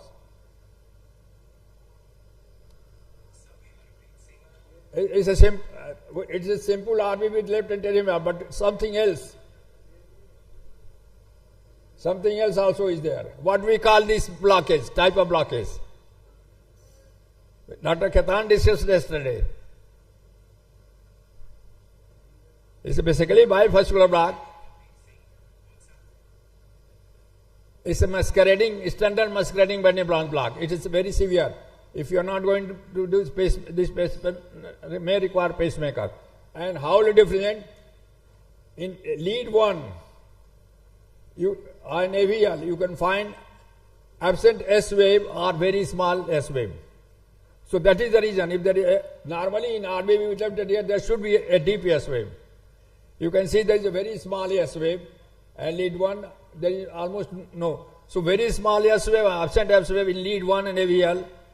This is a standard, and it is very critical. If you do not, this patient requires urgent pacing. Otherwise, he will go in complete heart block. What is this?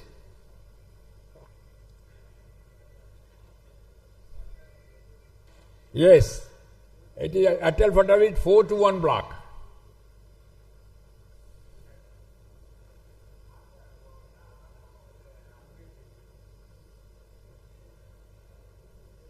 So, what is this?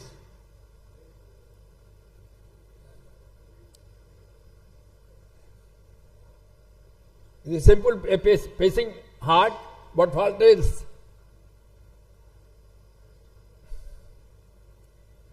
This patient frontal fibrillation, atrial fibrillation, if they pacing heart, and this is one you can have a pacing heart, atrial fibrillation. So normally you can ask when you will have normal heart pulse, regular pulse rate with an atrial fibrillation. This is the condition: complete heart block or the pacing heart.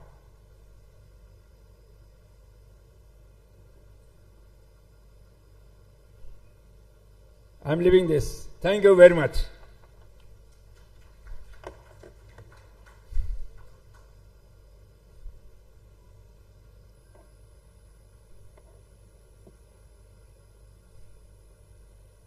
Any question?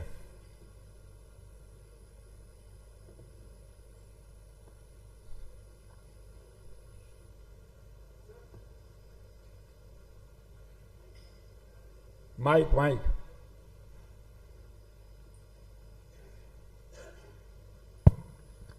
The ECG that you showed with ST elevation in both inferior leads and anterior leads, that is usually because of non-proximal LAD occlusion.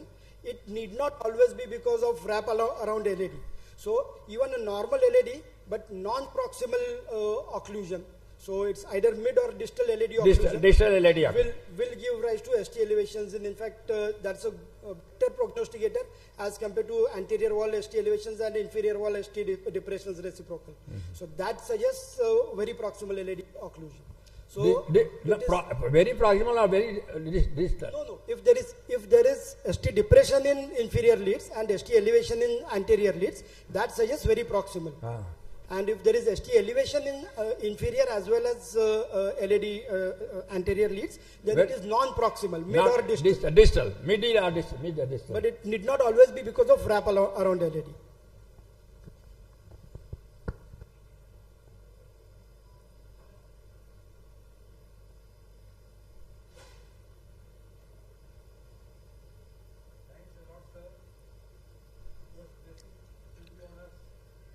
Thank you.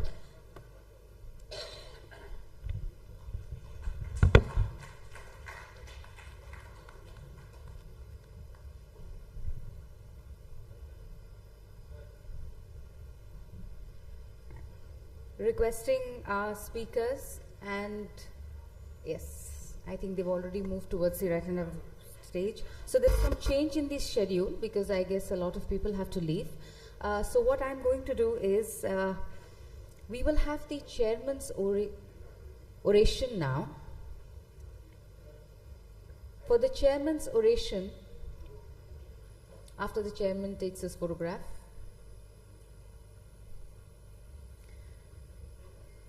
can I request Dr. Umesh Khan and Dr. Vinod Mittal to kindly take your positions as the chairpersons for this session.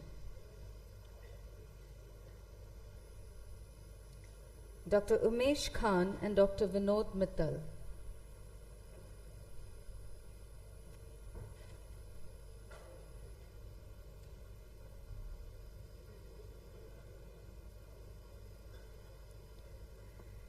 And requesting Dr. R.K. Modi to kindly come here and address us. Dr. Vinod Mittal, is he not here? Okay. So Dr. Gagan is taking the place of Dr. Vinod Mittal. So sir, all yours. Thank you. Now I welcome Dr. R.K. Modi. He is the recent chairman Ccdsicon Bihar and Jharkhand. He is a well-known figure. He is staying in Purnia a very big practitioner there, and he's a very good man. He's going to discuss integrating care models, collaborating approaches for comprehensive cardio-diabetic management by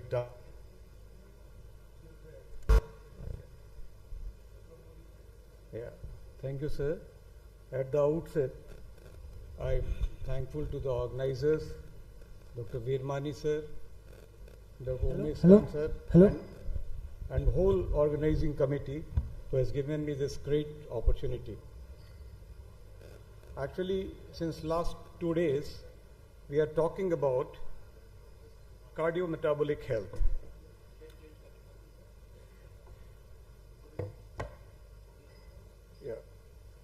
We are talking about the cardiometabolic health.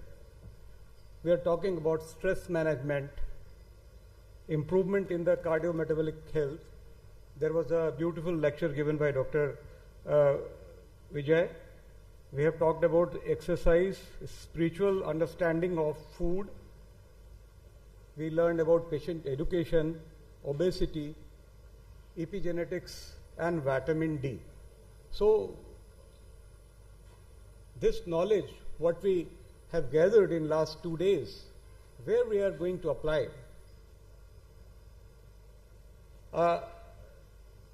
Respected Chairperson, my title of my presentation is being formulated by a great designer, a man who designed this conference, who formulated this conference. My regards to Dr. Veermani sir, because this title, Integrative Care Model, Collaborative Approaches in Comprehensive Management, that is prevention of cardiometabolic disease by targeting school children and adolescents. This title is also formulated, given, instructed by Dr. Veermani sir. Thanks, sir. So, outline of my presentation is what is cardiometabolic disease, and I'll give a focus on non-communicable disease. What are the examples? What are the risk factors? Are they preventable? And I will present you a model for comprehensive management approach. How, when, where, and how to apply, and who will help, and from where we will get the support. So I begin my presentation with a small story. This young boy, very young boy, rather a child, came with his father and grandfather to a doctor. His father told that his father is suffering from diabetes and blood pressure, and he is not following his routine, not going for a walk, not sticking to the diet. Doctor advised him, and they went away. After 1 year, these two again visited to the doctor and told, "Oh, very sorry sir, I lost my father. But in stress, I am also having the same problem what my father had. I am now diabetic and hypertensive as well." The doctor again gave some advice. He also went away. Then after so many years, after 10 years, the boy has become a youth. He came to the doctor and he told, "Doctor, I have lost everything in my life. I have lost my grandfather, I have lost my father. And see, I am also not feeling these days. Probably I am also having the same problem what my father had and what my grandfather had." Now the doctor, he was again become very serious. What mistake I made? There is a regret. Oh, could we have done something for this young man when he was a boy or adolescent? Coming to the main content, genetic factors are not modifiable, but epigenetic factors like sleep, stress, exercise, water intake, pollution, nutrition have an impact on epigenome. The DNA code remains fixed for life, but the epigenome remain flexible, and we have learned yesterday only by Dr. B.K. Singh that it is heritable also. It passes from generation to generation. So, coming to the slide, who looks more healthy? We can see different phases of evolution of a man. Now this is the modern man where all muscle is replaced by fat, and putting a health drink or high calorie drink in his hand. Now, do you acquire it in one day? We can see different stages of our life: childhood, adolescent, young, youth, and see the tummy size. From day one, it is increasing. So we don't acquire it in one day. Now let us see who is at risk. See this young boy having this burger and pizza, momo and chow mein. This young man smoking with his kid. This pregnant lady who is also smoking. Is it not dangerous? All youngsters sitting together, enjoying smoke. See the stress level. In the stage of technology, there is a load of books of biology, NEET cancellation, and all those things which is related to our career. And at the same time, we have Facebook, Twitters, WhatsApp. So is it not going to harm us? Now, this is an eye-opener slide. This is a young boy becoming a child, then a young youth man, and gradually we all have to come to this age. There is progressive loss of muscles. I say this is age-related muscle loss. It is sarcopenia. Everybody sitting here wants to be like this, a young handsome man full of complete muscle. And we want to delay this. We don't want to be sarcopenic. We don't want to lose our muscle. But how we can prevent this sarcopenia, and when we will prevent our sarcopenia? So this is regarding the muscle health scenario in Indian adults. 90% of Indians had a higher body fat, and 50% of them had higher great visceral fat. And several studies has shown that increased body fat, especially visceral fat, is particularly damaging and greatly increasing the risk of diabetes, cardiovascular disease, hypertension, and certain cancers. And this is the muscle health scenario in Indian adults. 7 in 10 Indians have poor muscle health and low protein level. So, what is the treatment of sarcopenia? That is strongly recommendation is to increase physical activity. Conditional recommendation is to increase the protein supplementation or to take protein-rich diet, and pharmacological intervention to have a beneficial effect of vitamin D or take a proper sunshine. I am not here to discuss sarcopenia, but just I want to tell you or share you these recommendations when we have to apply in our life. That is a question. So coming to the cardiometabolic syndrome, it includes a cluster of conditions including abdominal obesity, insulin-resistant glucose metabolism, dyslipidemia, and increased blood pressure. And what is non-communicable disease? It is a chronic disease, tend to be long duration, and are the result of combination of genetic, physiological, environmental, and behavioral factors. So definition is very clear. It is non-communicable, caused by genetic or lifestyle factors of long duration and have a very slow progression. And the main non-communicable disease are cardiovascular disease, diabetes, chronic respiratory disease, and cancers. Let us see the magnitude. These are the largest killer of mankind, attributed to 41 million deaths per year globally, and representing over 74% of all death. This is the WHO data. Now let us see the Indian data. ICMR data estimated that the proportion of death due to NCD in India have increased from 37.9% in 1990 to 61.8% in 2016. Enormous increase, really very tragic and fearful. And the recent data says that 60%, 63% of all death in India is due to non-communicable disease. All these diseases are multifactorial. Lifestyle plays a fundamental role in their genesis.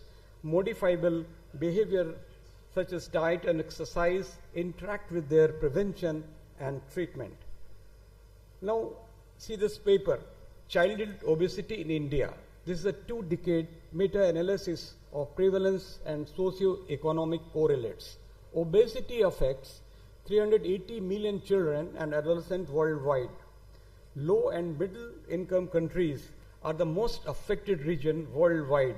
If the current trend persists, India will contribute approximately 11% of the global burden of childhood obesity by 2030. A recent studies in Delhi conducted in 2019 reported a prevalence of 22.8% among school-going children aged 6 to 16 years. So again, a very sad data. Now what Globe is doing, what WHO is doing.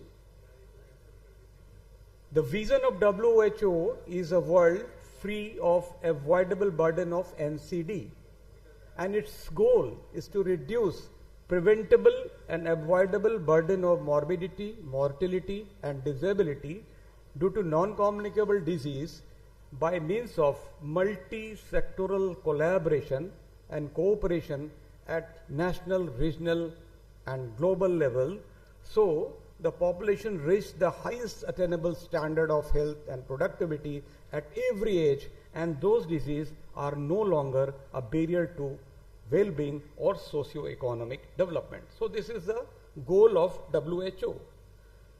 They have fixed voluntary target, and just I have summarized, there is reduction in premature mortality, reduction in consumption of use of alcohol, reduction in insufficient physical activity, salt intake, tobacco use, blood pressure control, diabetes and obesity control. So let us see the real world scenario of NCD prevention in young. Disability and mortality burden of NCD have risen worldwide. However, the NCD burden among the adolescent remains poorly described. Adolescence is a period of major physical growth, psychological development and shifting social relationship with major repercussion for health. Adolescents remain a neglected age group in the quest for universal health coverage. Period from childhood to adolescence is a crucial period for establishing healthy lifestyle habits that can last lifetime. Who defines adolescent as any person between age of 10 to 19 years, and the age range falls within WHO definition of young people, and so the age group should be targeted 10 to 24 years. Research has shown a healthy diet and regular physical activity in childhood can reduce the risk of chronic disease later in life. However, achieving a healthy diet and regular exercise in childhood can be challenging given the prevalence of unhealthy food consumption and sedentary lifestyle characterized by long period of screen time. There is a link of NCD to the communicable disease. Many NCD, including cardiovascular disease, chronic respiratory disease, are linked to communicable disease in either etiology or susceptibility to severe outcome. Cancer of the cervix, liver, oral cavity, stomach have an infectious etiology, and vaccine against hepatitis B and human papilloma virus will reduce burden of NCD. HPV vaccination is recommended at age of 11 to 12 years.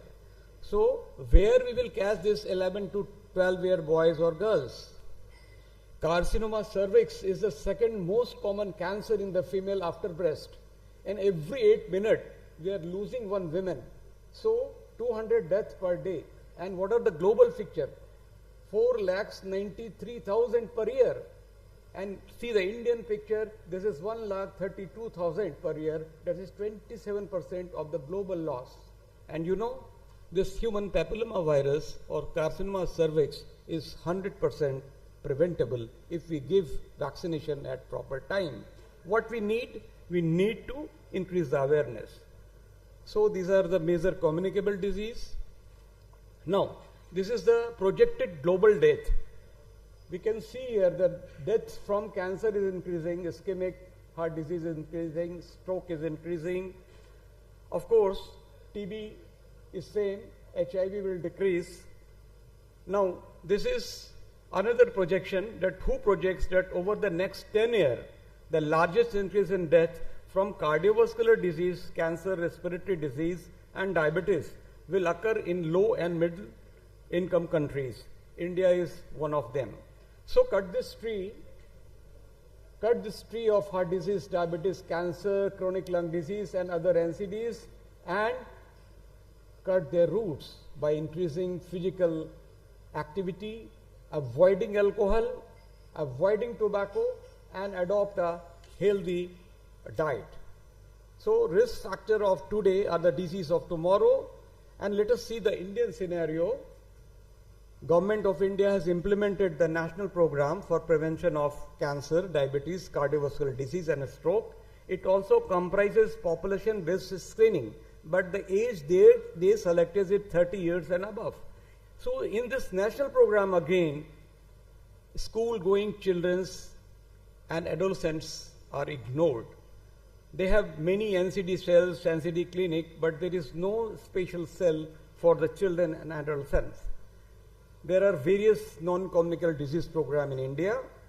What is our model? That I am going to introduce. Any organization of physicians like CCDSI, API, RSSTI, IMA can visit to nearby school or other civil society like Rotary, Lions, and other NGOs of their region, where they discuss NCD and aware the children and adolescents regarding facts of NCD.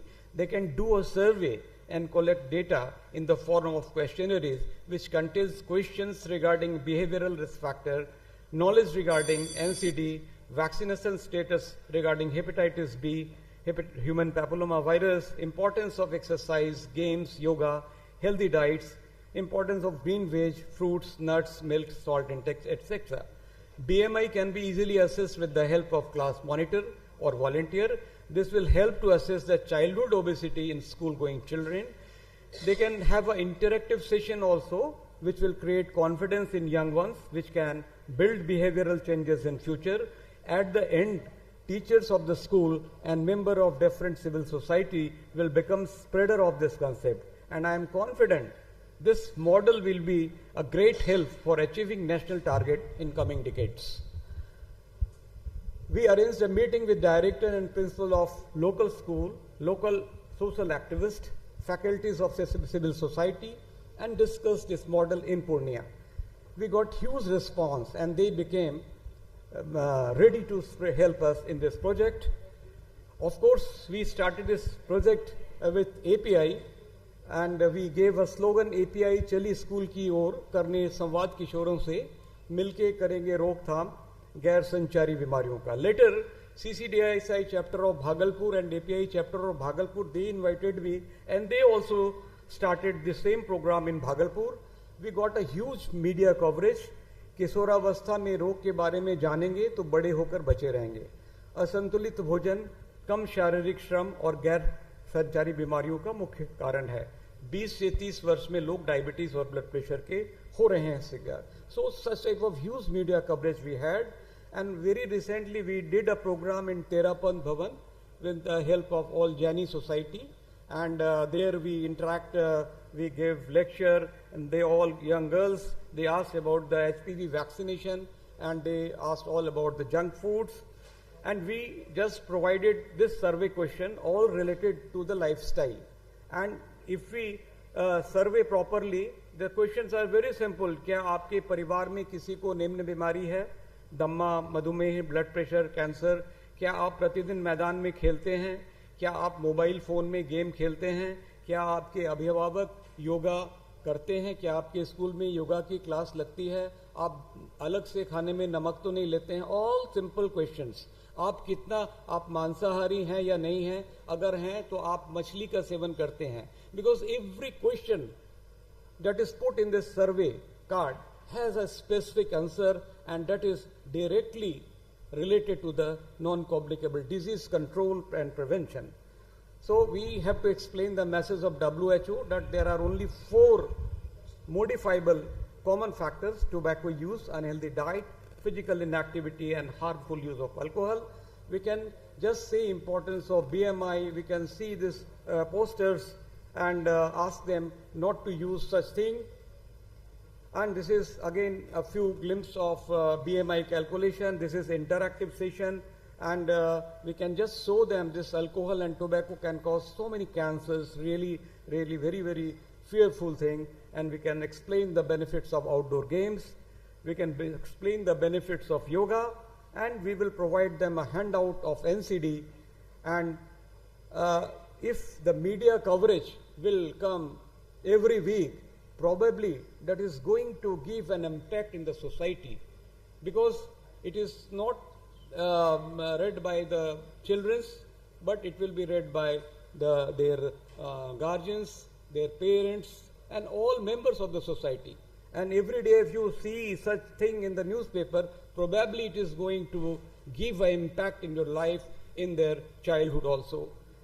So very recently I got invitation from Lions Club of Purnia, and they have also supported me, and they told that they will arrange meetings like for gathering children in their society, and they will invite CCDSI members for giving such session, for doing such camp there.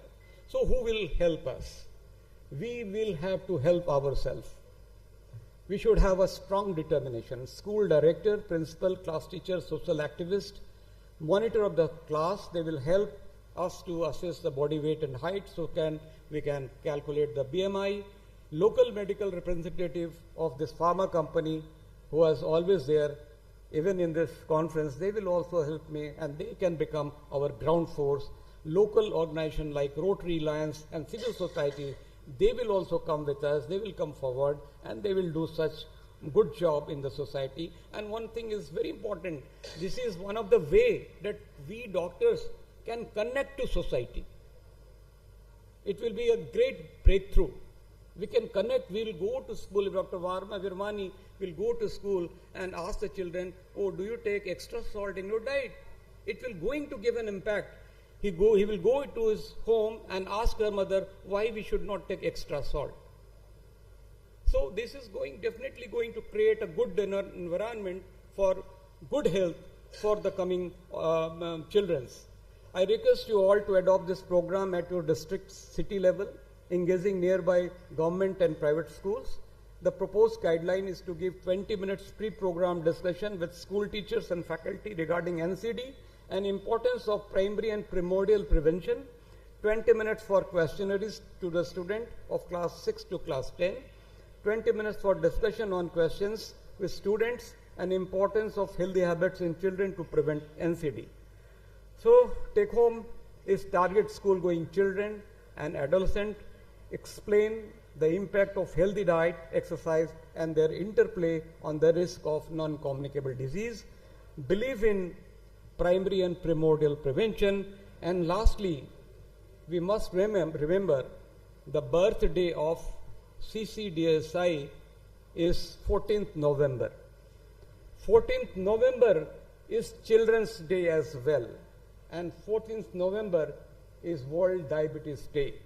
So, and we know children of school going age or in this age are getting diabetes, getting obesity. So there is a link between children, diabetes, and school. Only CCDSI can break this connection. Long live CCDI. Thank you very much, sir. Thank you, Dr. Modi, for your great presentation. It is really very important to take care of NCD in the early age of the life. I'll just give one example, a very important suggestion. एक बार ऐसा हुआ कि एक lady एक बच्चे को लेके साधु बाबा के पास गए कि बाबा इसको मना कर दीजिए, गुड़ बहुत खाता है ये। साधु बाबा ने कहा ठीक है माँ इनको लेके जाओ, 1 महीना के बाद आना। फिर 1 महीना के बाद फिर लेके गए। साधु बाबा ने बुलाया, बैठाया, बेटा गुड़ मत खाओ, गुड़ साधु बाबा, वो लेडी परेशान थी कि ये बात तो पहले भी कह सकते थे, ये फिर 1 महीना के बाद क्यों बुलाए? तो हम भी गुड़ खाते थे। So it is important that we should present ourselves as an ideal model. We take care of our smoking, we take care of our weight. Public can see that yes, doctor is also walking. So these are also important. Thank you, sir. It was a wonderful presentation of non-conflicted and the recent ways of managing it. Dr. D, I'll request you, Dr. D, I'll request you to please put that CCDSI group so that all of us can follow it.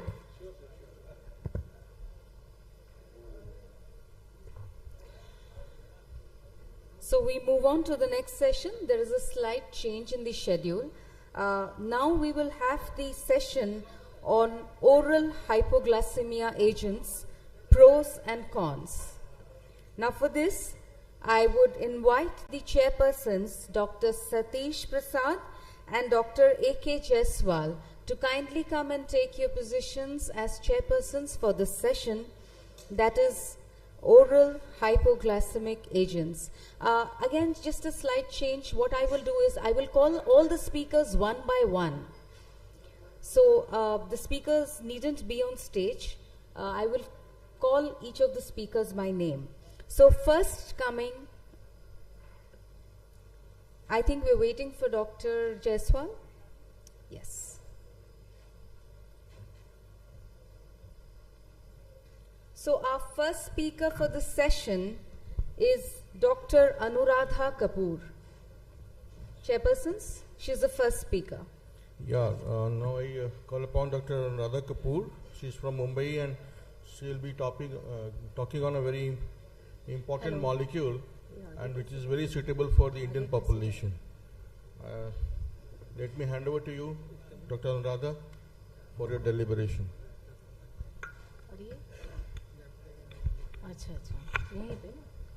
Okay. Hello everyone. Hello. Am I audible? Okay. Hello everyone. I am highly grateful to Dr. Bani sir and whole CCDSI organizing committee for giving me opportunity to speak on this topic, DPP-4 inhibitors, a neutral umpire. So I will cover my topic under the following agenda, and let's start without delay. So friends, we all know that conventional treatment of diabetes, we control diabetes through diverse mechanisms, but these conventional treatment do not completely target all the key metabolic abnormalities like impaired glucose-dependent insulin secretion, hyperglucogonemia, progressive decline of beta cell function, and excessive calorie intake. And these standard treatment, they also results in challenging side effects like weight gain, hypoglycemia, and as the type 2 diabetes progresses, beta cell function further declines and making glycemic control elusive and leading our patients towards insulin supplementation. So is there any solution? Yes. In recent years, incretin-based therapy has become a crucial target in type 2 diabetes management.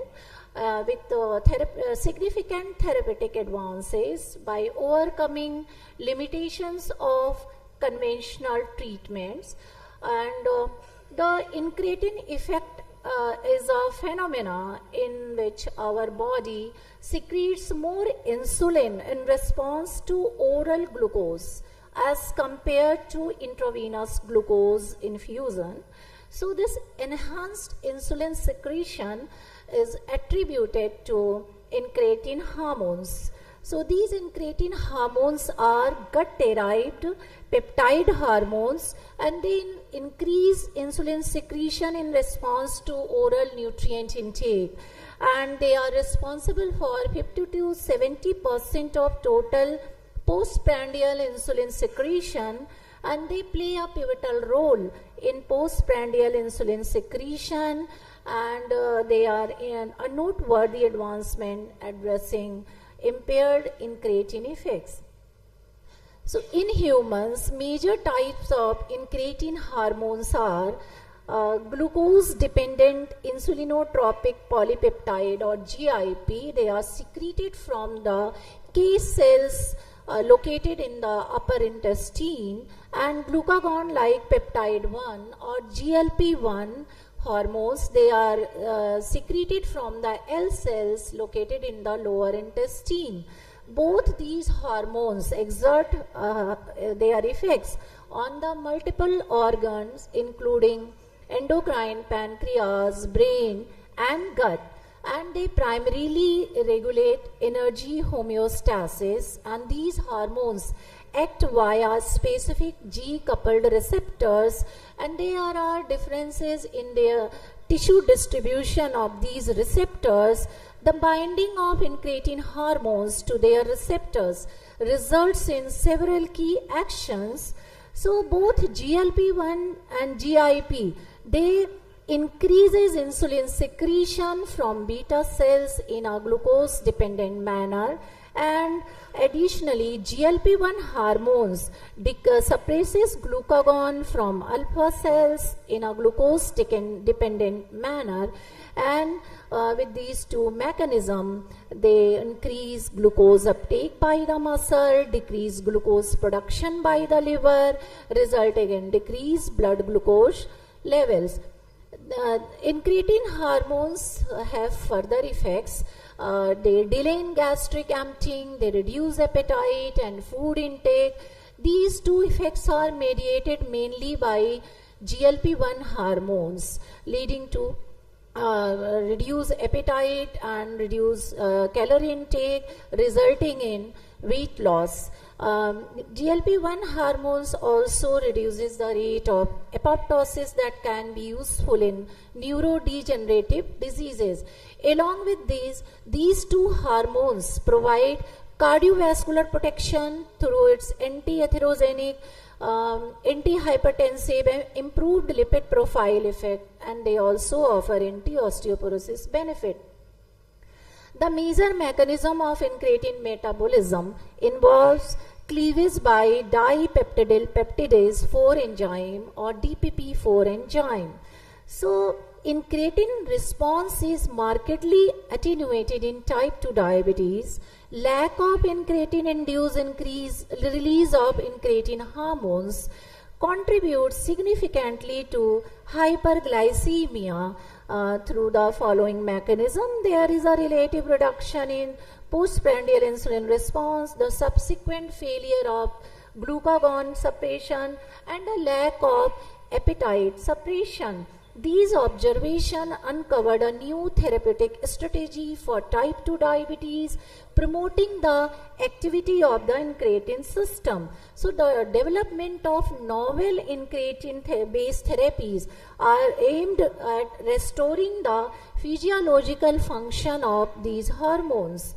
So two pharmacological approaches have been taken to enhance the incretin secretions in type 2 diabetes.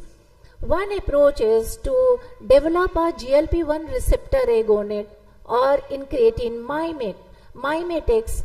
These are resistant to cleavage by DPP4 enzyme. A second approach is to develop oral DPP-4 inhibitors or incretin enhancers, these incretin enhancer inhibit GLP-1 and GIP degradation. So if we look at the clinical effects and potential benefits of DPP-4 inhibitors, these DPP-4 inhibitors in type 2 diabetes mellitus patients lead to 2 to 3-fold increase in the level of GIP and GLP hormones, and they help in managing diabetes by decreasing postprandial hyperglycemia and fasting hyperglycemia. So these DPP-4 inhibitors, they decrease postprandial hyperglycemia by increasing the sensitivity of beta cells of pancreas to glucose, and they enhance insulin secretion in a glucose dependent manner. And these drugs also lower fasting blood glucose level by increasing the alpha cells sensitivity to glucose, and by decreasing the glucagon secretion in a glucose dependent manner. And but these DPP-4 inhibitors, they do not affect gastric emptying and appetite suppression. DPP-4 inhibitors, unlike GLP-1 receptor agonists, due to their limited GLP-1 activity, these drugs do not directly suppress the receptors responsible for appetite signaling and gastric emptying. Hence, they are weight neutral. So these drugs are associated with low risk of hypoglycemia. They have a complementary mechanism of action with other anti-diabetic medications, so they can be safely used with other anti-diabetic medication, and they show renal and cardiovascular safety, along with they also demonstrate, they have demonstrated beta cell preservation in animal model. And apart from their anti-hyperglycemic effect, they also demonstrate anti-hypertensive, anti-inflammatory, anti-apoptotic, immunomodulatory effect on the heart, kidneys and blood vessels, independent of the incretin pathways. So because through their anti-inflammatory and anti-atherogenic effects, they improve endothelial function, reduce vascular stiffness, and they decrease dyslipidemia by increasing fatty acid oxidation and cholesterol efflux, while decreasing hepatic triglyceride synthase and lipogenesis. So following DPP-4 inhibitors are available in the market to be used for diabetes management. So all the DPP-4 inhibitors are excreted through the kidneys, so their doses needs to be modified according to different stages of the kidney failure, except linagliptin and teneligliptin to some extent. Linagliptin is mainly excreted through the bile and intestine, and teneligliptin, most of teneligliptin is extensively metabolized in the liver. Only very small portion is excreted through the kidneys. Now, these DPP-4 inhibitors are also associated with side effects, but these are very mild and can be managed, and they are associated with very little drug interactions.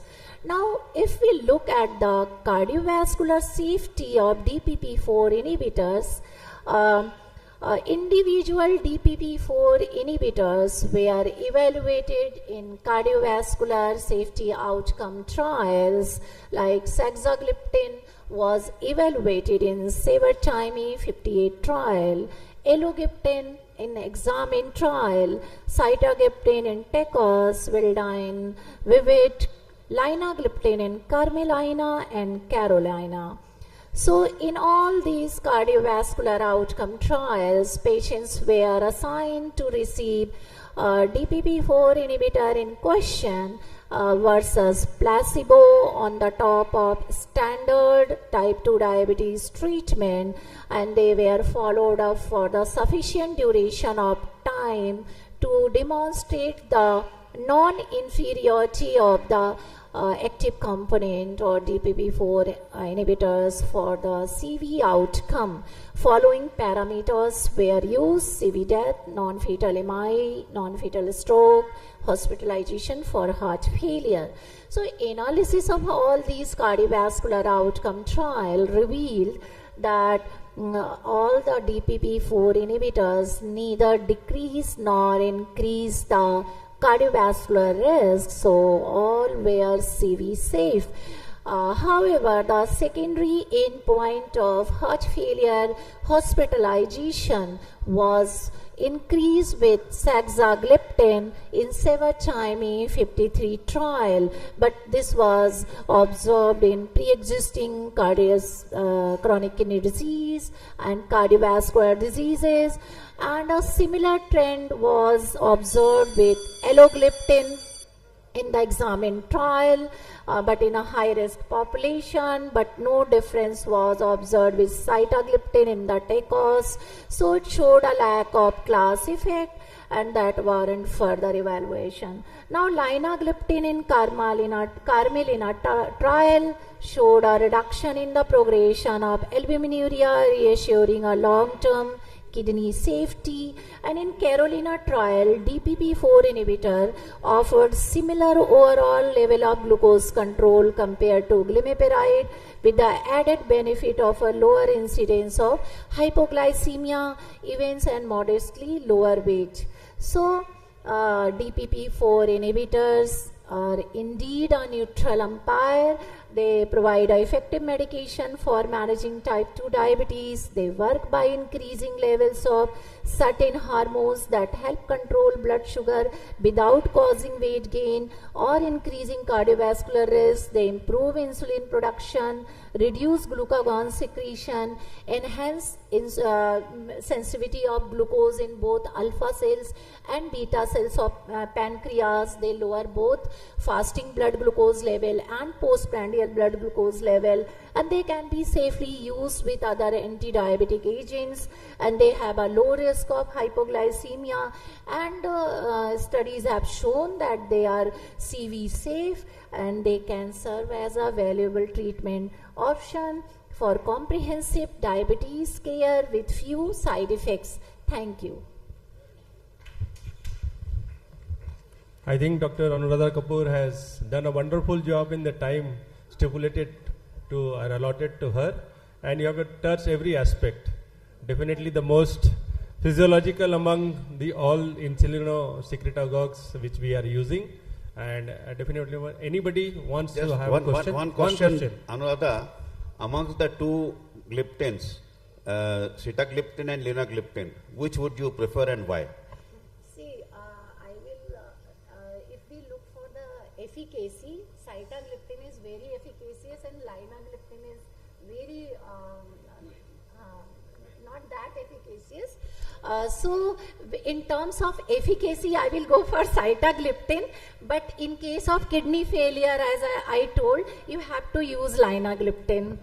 But according to my experience, it is very low model efficacy drug, linagliptin. Ma'am, sometimes without compelling indications, we are left to choose between a gliptin and a SGLT2 inhibitors. Yes, yes. Do you suggest that SGLT2 inhibitors are more efficacious as anti-diabetic agents? Pardon, please? When there are no compelling indications, okay, should we go for a SGLT2 inhibitor as a more efficacious agent than the DPP4s overall? No. According to me, according to my clinical experience, I will go for DPP4 inhibitors because of its all like lower side effect and if they are not at risk of cardiovascular. Of course, of course. Okay, so they are efficacious. I have found tenligliptin highly efficacious, sitagliptin highly efficacious. So I will go for, definitely I will go for DPP-4 inhibitor if weight loss is not required, if cardiovascular protection is not required. But if weight loss is required, cardiovascular protection is required, then I will go for the SGLT2 inhibitor. But I will first I will choose DPP-4 inhibitor. Thank you, ma'am. And Thank I you. use it in IPD setting also. One Yeah. comment from me. If you combine SGLT2 with DPP-4 inhibitor, it becomes more efficacious, and they are complementary to each other. Thank you, Dr. Anuradha. I think you are in a hurry to catch a flight. Okay. Thank you. Thank you. Now,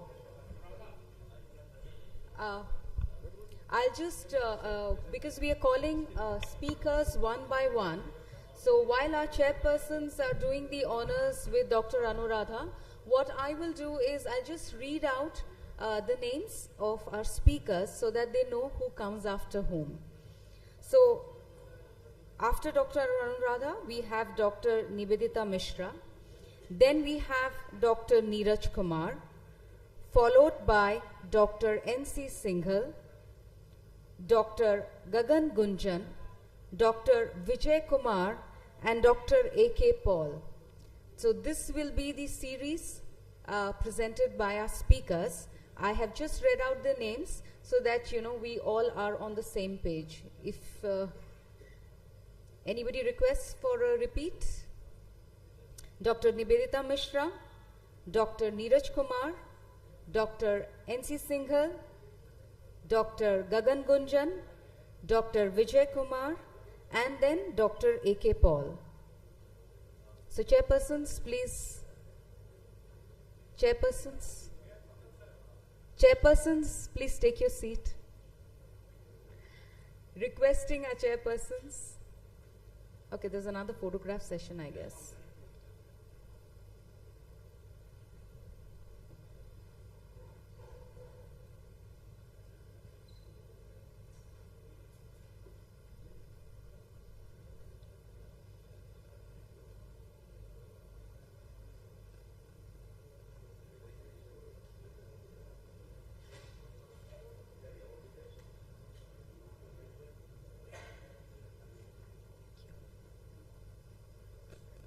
So, our chairpersons are on stage. I request Dr. Nivedita Mishra to please kindly come up on stage and be our next speaker. Dr. Nivedita Mishra. So, chairpersons, it's all yours. Dr. Nivedita Mishra is going to speak on sulfonylureas, the green swan.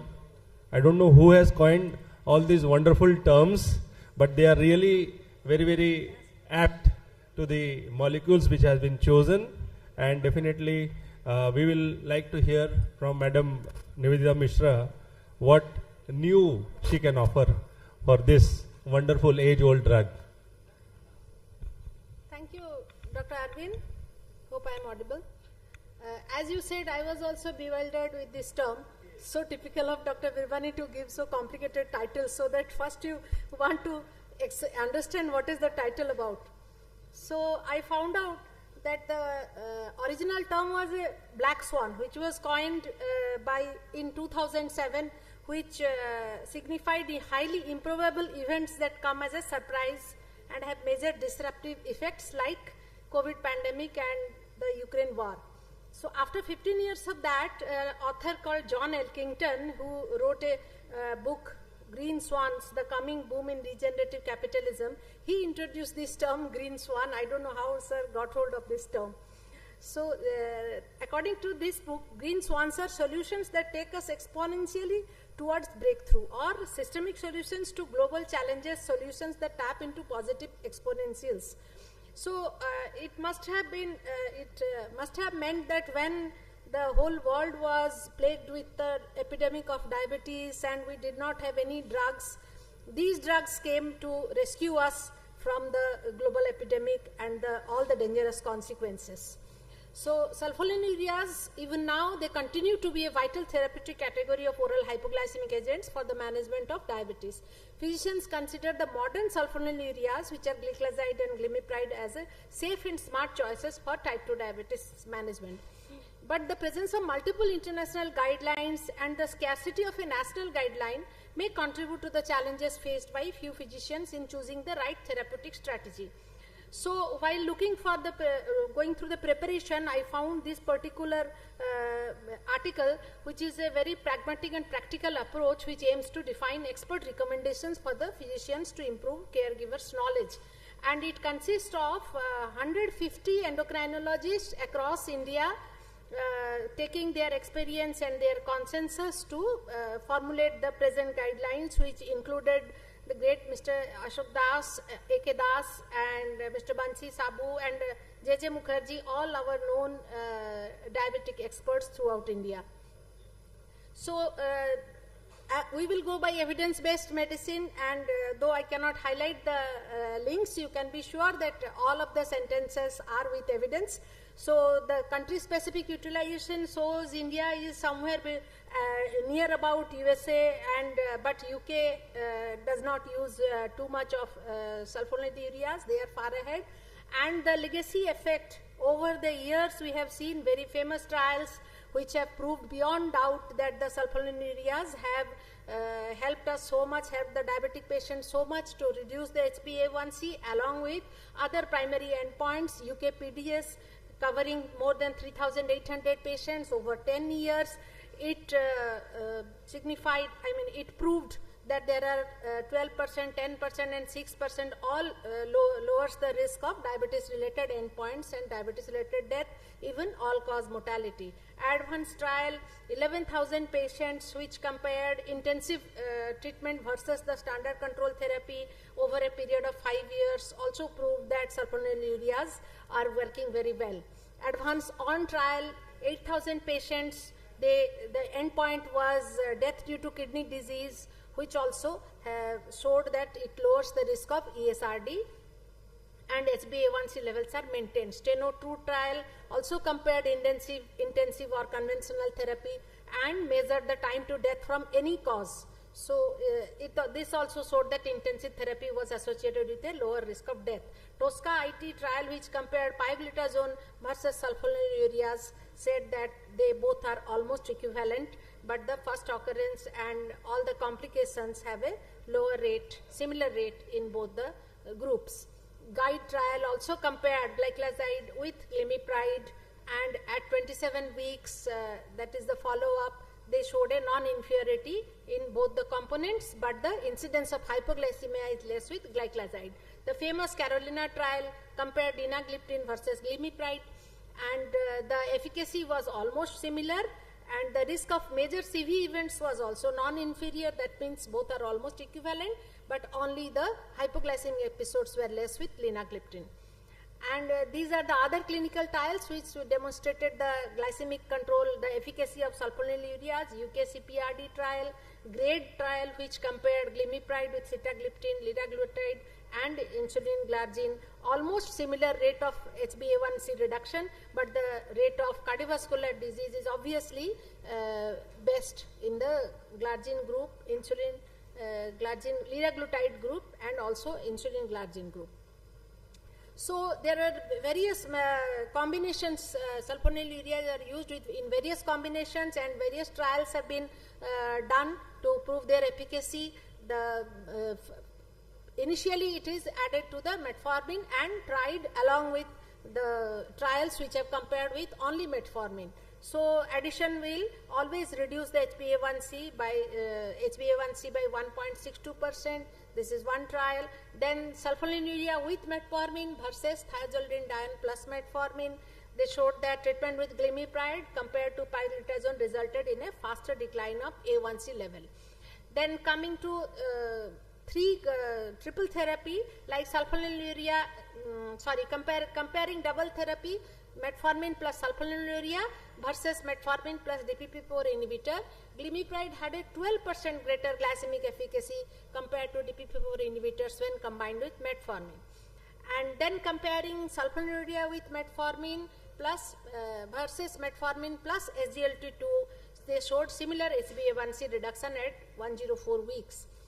Then coming to metformin, again it compared with GLP-1 analogues, it showed that it is a non-inferior, liraglutide is non-inferior, while comparing, of course, only the HbA1c reduction, the other benefits notwithstanding.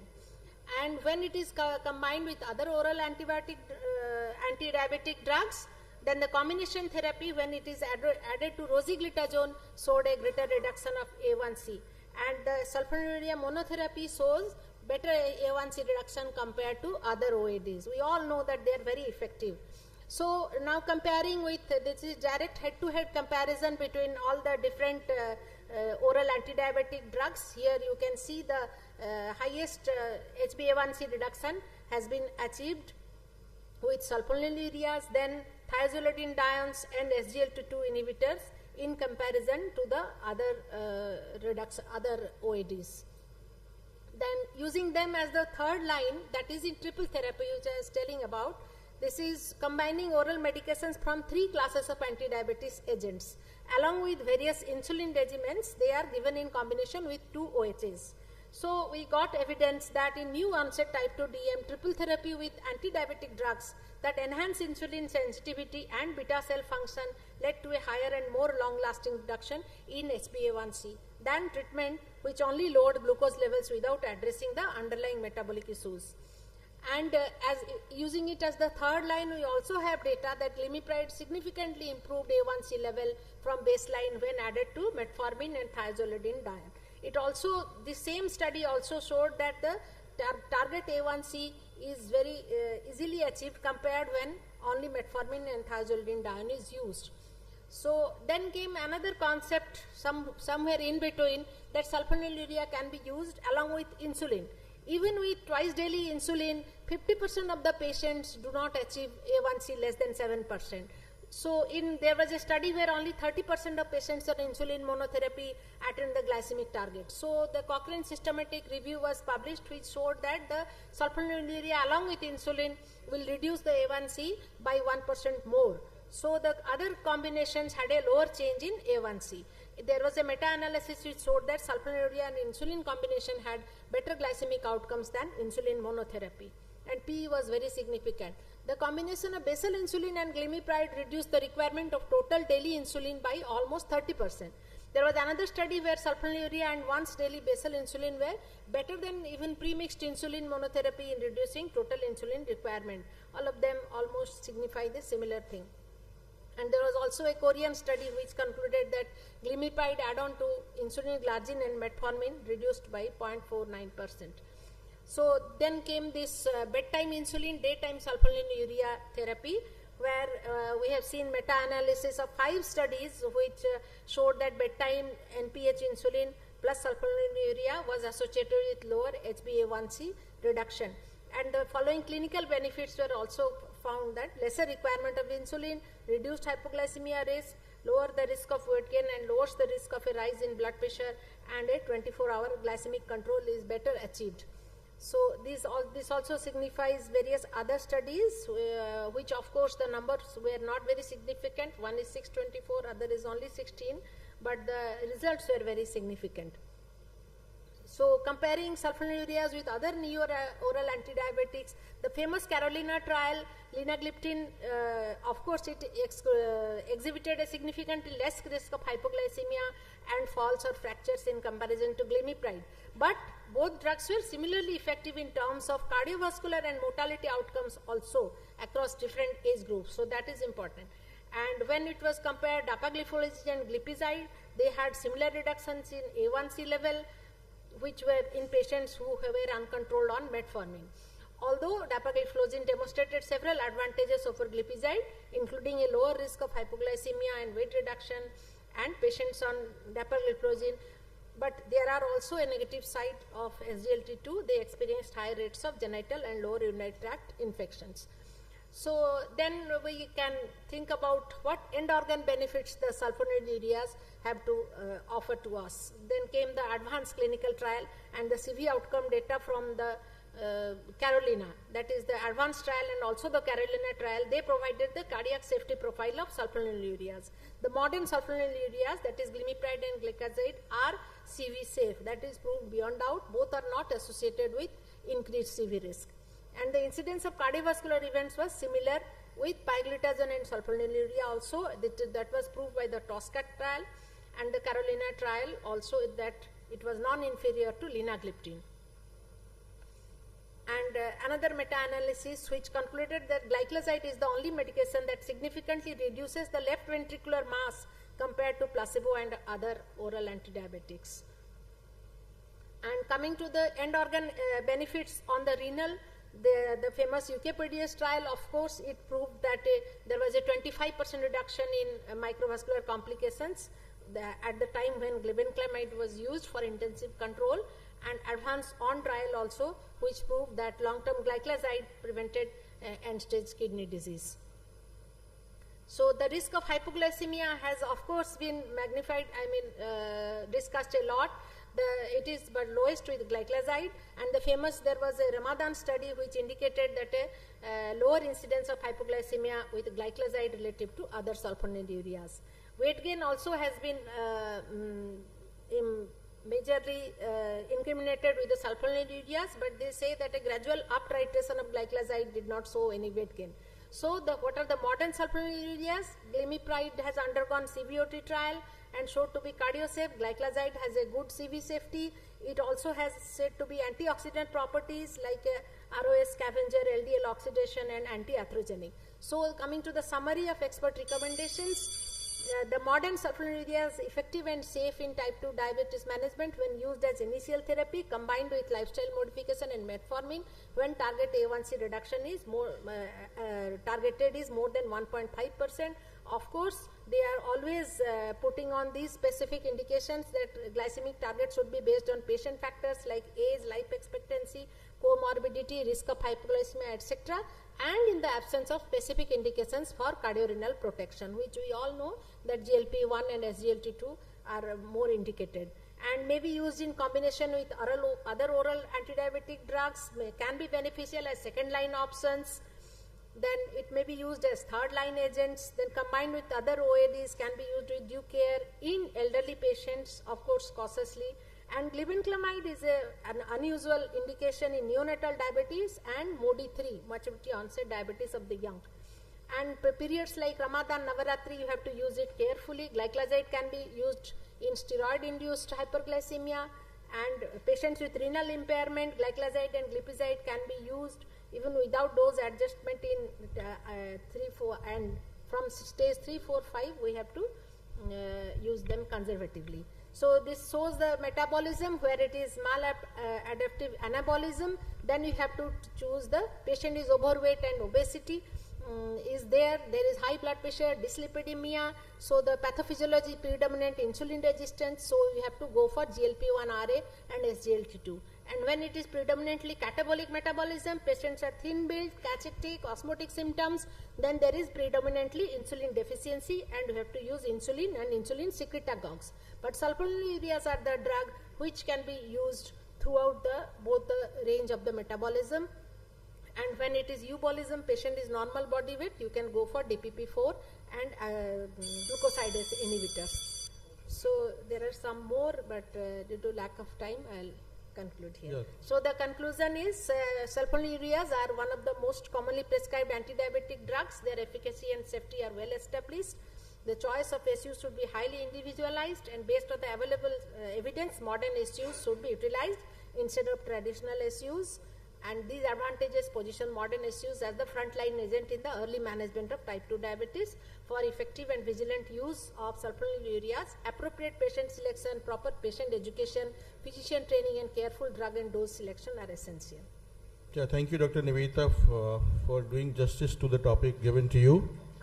I have only very small comments to make that we just can't forget sulfonylurea in our country, because if you are having a patient of diabetes with nephropathy, glipizide is the drug to be given because it is so safe in kidney patients. Number two, as far as reverse remodeling is concerned, whenever getting a patient of diabetes with ISD, glimepiride and glycoside, they are wonderful drugs which take care of the reverse remodeling. So these 3 drugs are very, very important to be carried, and they cannot be thrown out of our armamentarium any time. Yeah. There was a very interesting debate in the ADA just day before yesterday or early morning yesterday. And the topic of the debate was, should sulfonylureas stay or should they go? Now the person who spoke for the sulfonylureas that they should stay, and the person who spoke against, they could not come to a conclusion. But the final slide that they presented is fantastic. And the final slide says that if they stay, the problem is hypoglycemia, weight gain. If they don't stay, the problem is that you're going to use less potent drugs, more costly drugs. You may have benefits of cardiorenal. So both ways is a big dilemma. But then the last slide she presented on the fulcrum, that phenotyping, and they have given a suggestion, in just like Dr. Satish said, in patients with renal impairment, use glipizide, which is a very short-acting drug.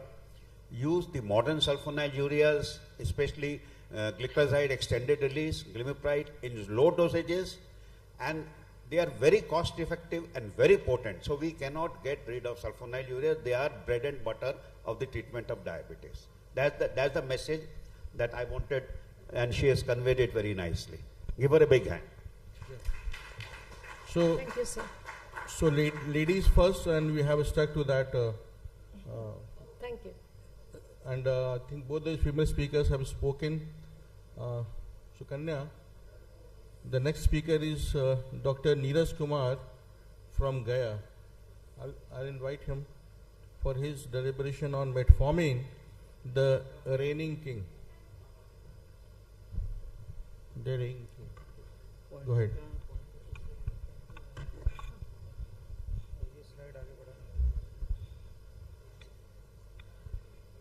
Good afternoon, everyone, seniors and my colleagues and juniors. And thanks to the organizing committee and Dr. A.N. Rai sir, Dr. Mrityunjay sir, who gave me a chance on this platform. When I got the topic from Dr. Virmani, I was searching. In reality, I was not knowing the term of reigning. Then I searched. And you can see what are the meanings of reigning. This is the most strongest match, that is prevailing.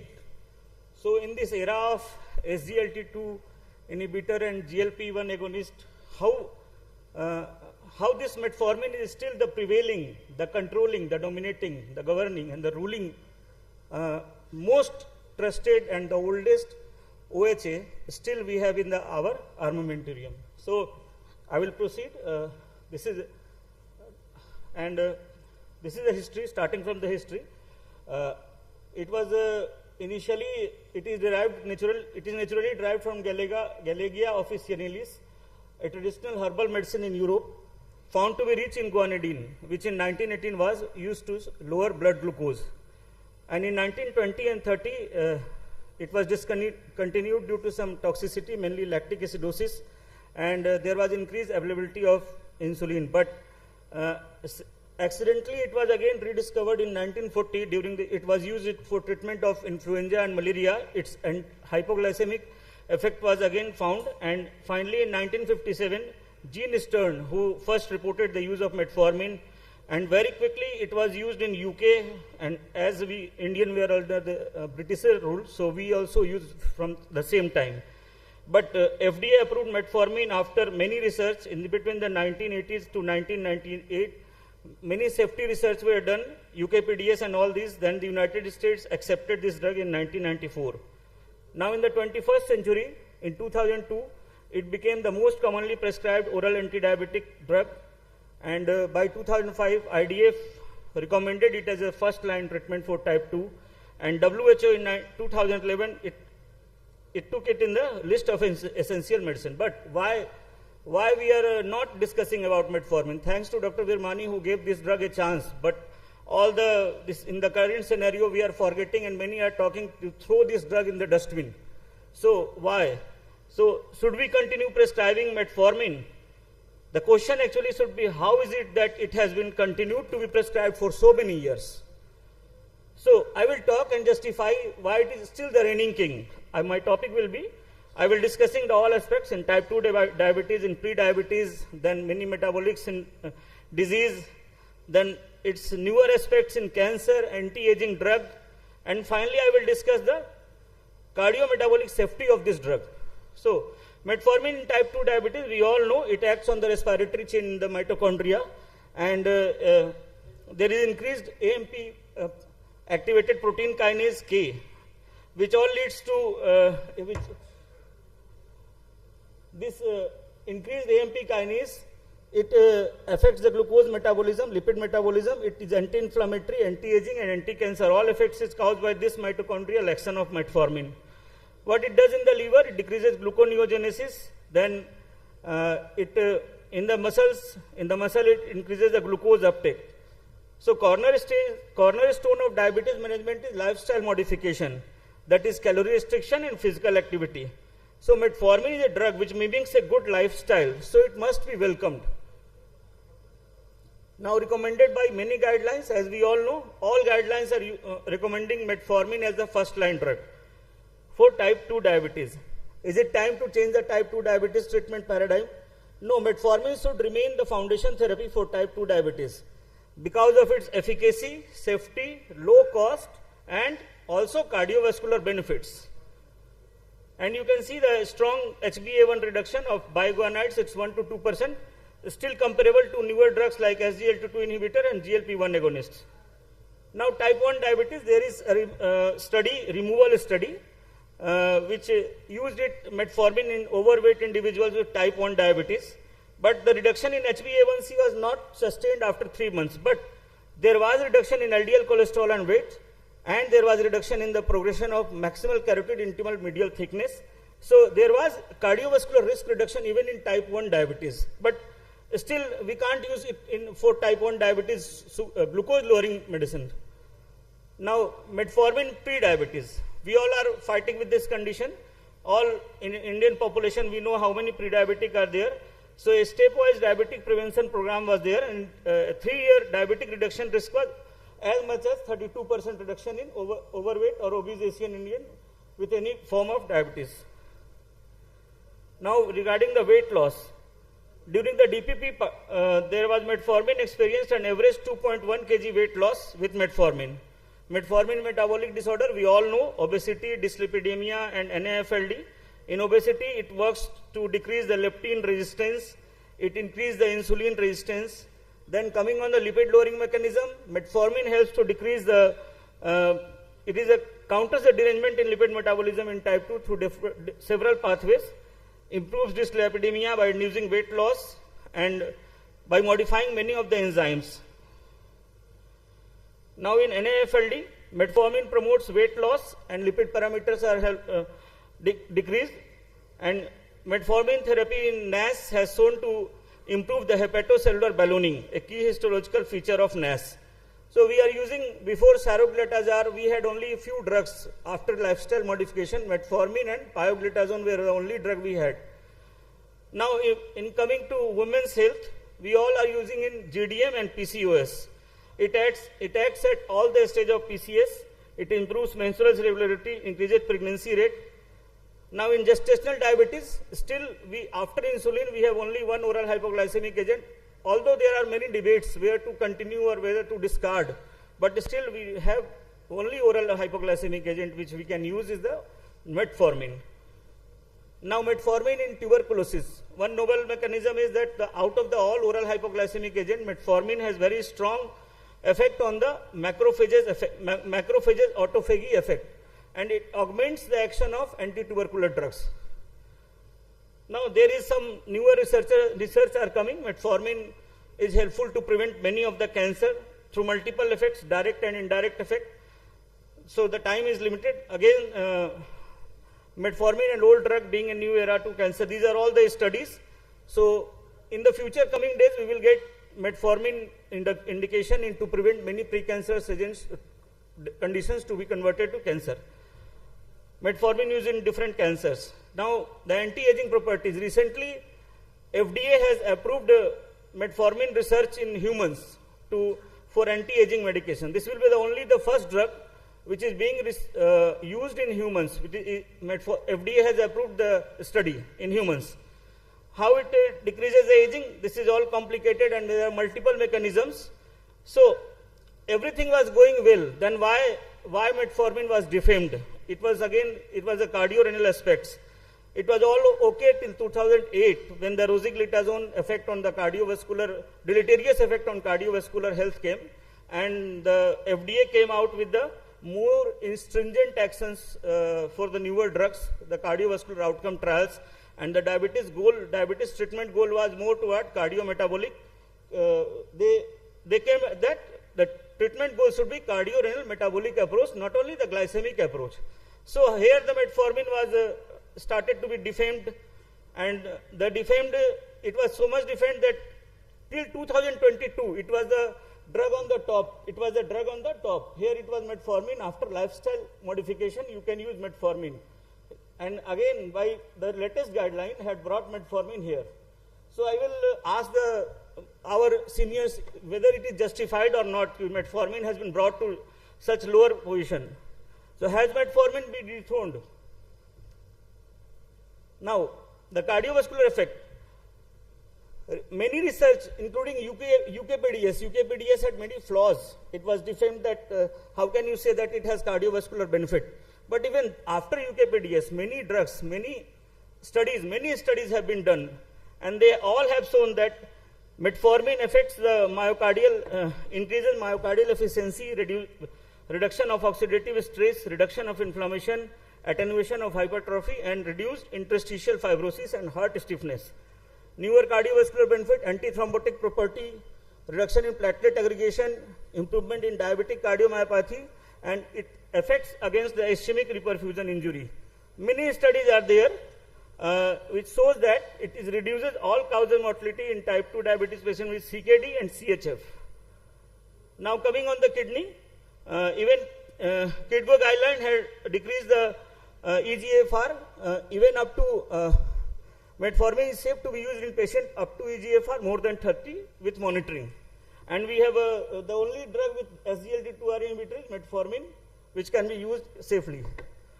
So all the trials done on the newer drugs have been done on the basis of current standard of care, which includes metformin at the top. In all the trials that we are talking of, in the current scenario, metformin have been used by 95% of the participants. So newer drug will complement and will never replace metformin. So these are all the cardiovascular outcome trial, and the only SGLT2 inhibitor and metformin are safest to be used in the cardiovascular aspect. Now what are the properties of an ideal first-line oral hypoglycemic agents? Its potent and durable glycemic action, freedom from hypoglycemia and weight gain, without CV events, time-tested and cost-effective. The one answer is metformin. Now 60 years of metformin use, we have newer aspects. Already I discussed dyslipidemia, pregnancy, diabetes prevention, type 1 diabetes, tuberculosis, NAFLD, inflammation, type 2 diabetes, cardiovascular disease, gut microbiota action, then obesity, now aging, cancer. These are the newer aspects being researched on. My take-home message will be, diabetes is a growing global pandemic. CVD is the leading cause. We all know, as per FDA mandate, all oral and anti-diabetic agents have to prove their cardiovascular safety through dedicated CV outcome trial. Treatment objective of type 2 diabetes has evolved toward cardiorenal metabolic approach rather than only glycemic approach. ADA is now recommending SGLT2 inhibitors as the first-line treatment in drug-native patients with high CV risk. With overwhelming result of SGLT2 inhibitor, a combination of metformin and SGLT2 inhibitor should be taken in consideration as the first-line treatment of type 2 diabetes. Now metformin has got considerable data including UKPDS, additional benefits beyond cardiovascular effect, and metformin. So conclusion is metformin plus consider early combination therapy like SGLT2 inhibitor. No, master of all trades, a multitasker, a wonder drug, a multifaceted drug. Thank you. Thank you, Dr. Neeraj, finishing in time. Let me tell you a very, very important thing. Since metformin came back in 1994-95 to US, back to US, because they had banned this drug since 1969.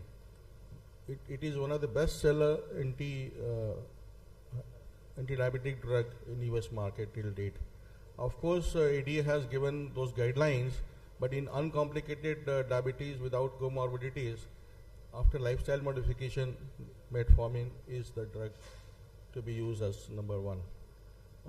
Very, very nice deliberation, very wonderful slides. I think everyone must have should appreciate it. Any comment from you? I think Neeraj, you did justice to the topic and you stood well on the ground on which it's still the monarch. I also echo your feelings, and especially the newer aspects on which metformin is likely to be used in the near future, like cancer prevention or cancer treatment, all those things, immunomodulation, everything. So this is a drug which is going to stay definitely, and at least in India, it is not going to go no matter what guidelines come and go. So any invited comments from the senior side, sir? Excellent presentation, Neeraj. You have really done justice to the topic. The only comment I would like to say is that metformin, every day we are learning something new about metformin. We didn't know that it has got lot of pleiotropic effects and they are coming up daily. There was an excellent paper published just 2 or 3 days back. I was looking for that slide, I couldn't find it, it's in my desktop. And they have shown the pleiotropic effects of cardiorenal effects of metformin very nicely. And it is really a wonderful drug. It cannot be ignored. Maximum you can do is, even in compelling indications, you can combine SGLT2 with metformin. But metformin cannot go. Thank you, sir. A big round of applause for Dr. Neeraj. So we have a very known face as the next speaker, Dr. N.C. Singhal, who is going to present AGI, the Indian connection. Definitely, we Indians love carbohydrate. Large volumes of either the wheat source or the rice source of carbohydrate form a major part of our meal. We are sumptuous eaters, and definitely alpha glucosidase inhibitors have a role to play in management of the diabetes. And Dr. N.C. Singhal, the ever smiling Dr. N.C. Singhal, will be presenting us with what is new, what best, how best we can use these good drugs which are relatively safe, devoid of many side effects. Sir, all over to you, sir. Thank you, Chairpersons. Very good afternoon to all of you. The topic given to me by Dr. Virmani was alpha glucose oxidase inhibitors in diabetes mellitus. Now, Indian scenario, this has aptly been coined. So, you see, this is just a brief overview of diabetes. It is taking the status of epidemic in India. According to the Lancet data of 2023, an estimated Indian diabetics,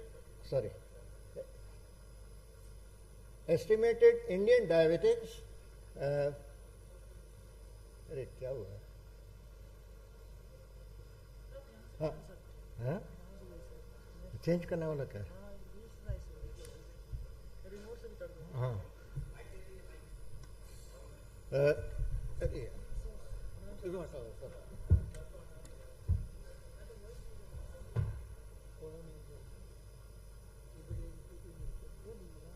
जो ठीक है ऊपर. The Indian estimate, based on the oral GTD criteria in 2021 was 101 million, and the prevalence rate is in Uttar Pradesh it is low, in North India it is low, and in West India or South India it is coming to 26.4%. And high prevalence translates into a large population at risk of cardiovascular disease. The way it is rising, I think in another 50 years, every other Indian will be a diabetic. So this is about what is the postprandial hyperglycemia, in the fed state, you see this arm.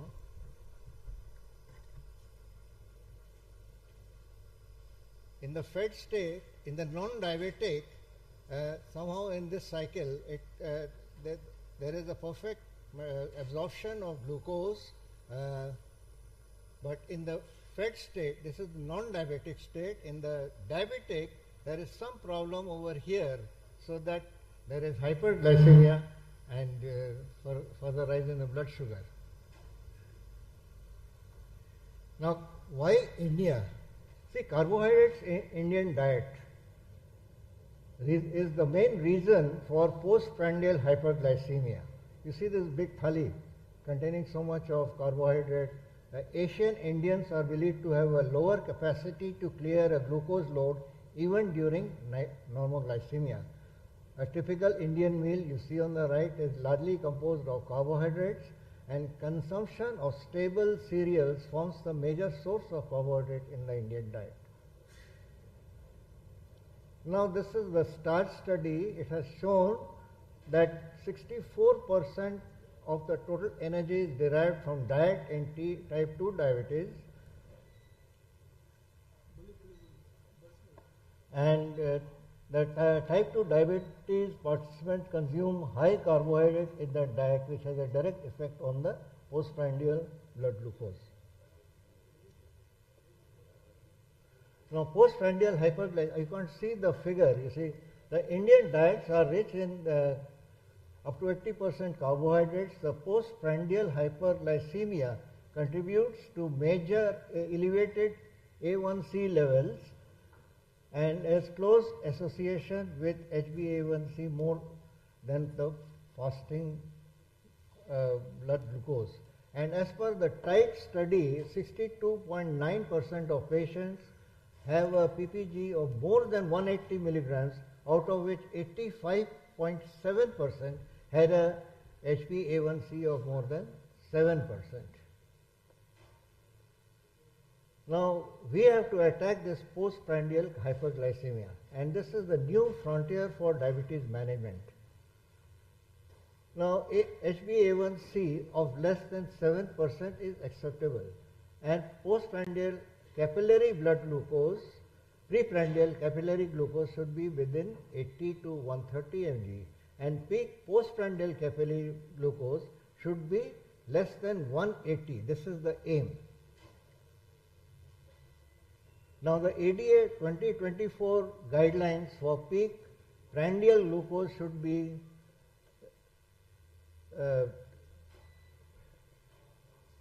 made 1 to 2 hours after the beginning of the meal. Generally, peak levels in people with diabetes. Now, I have to show a figure which I can't show you.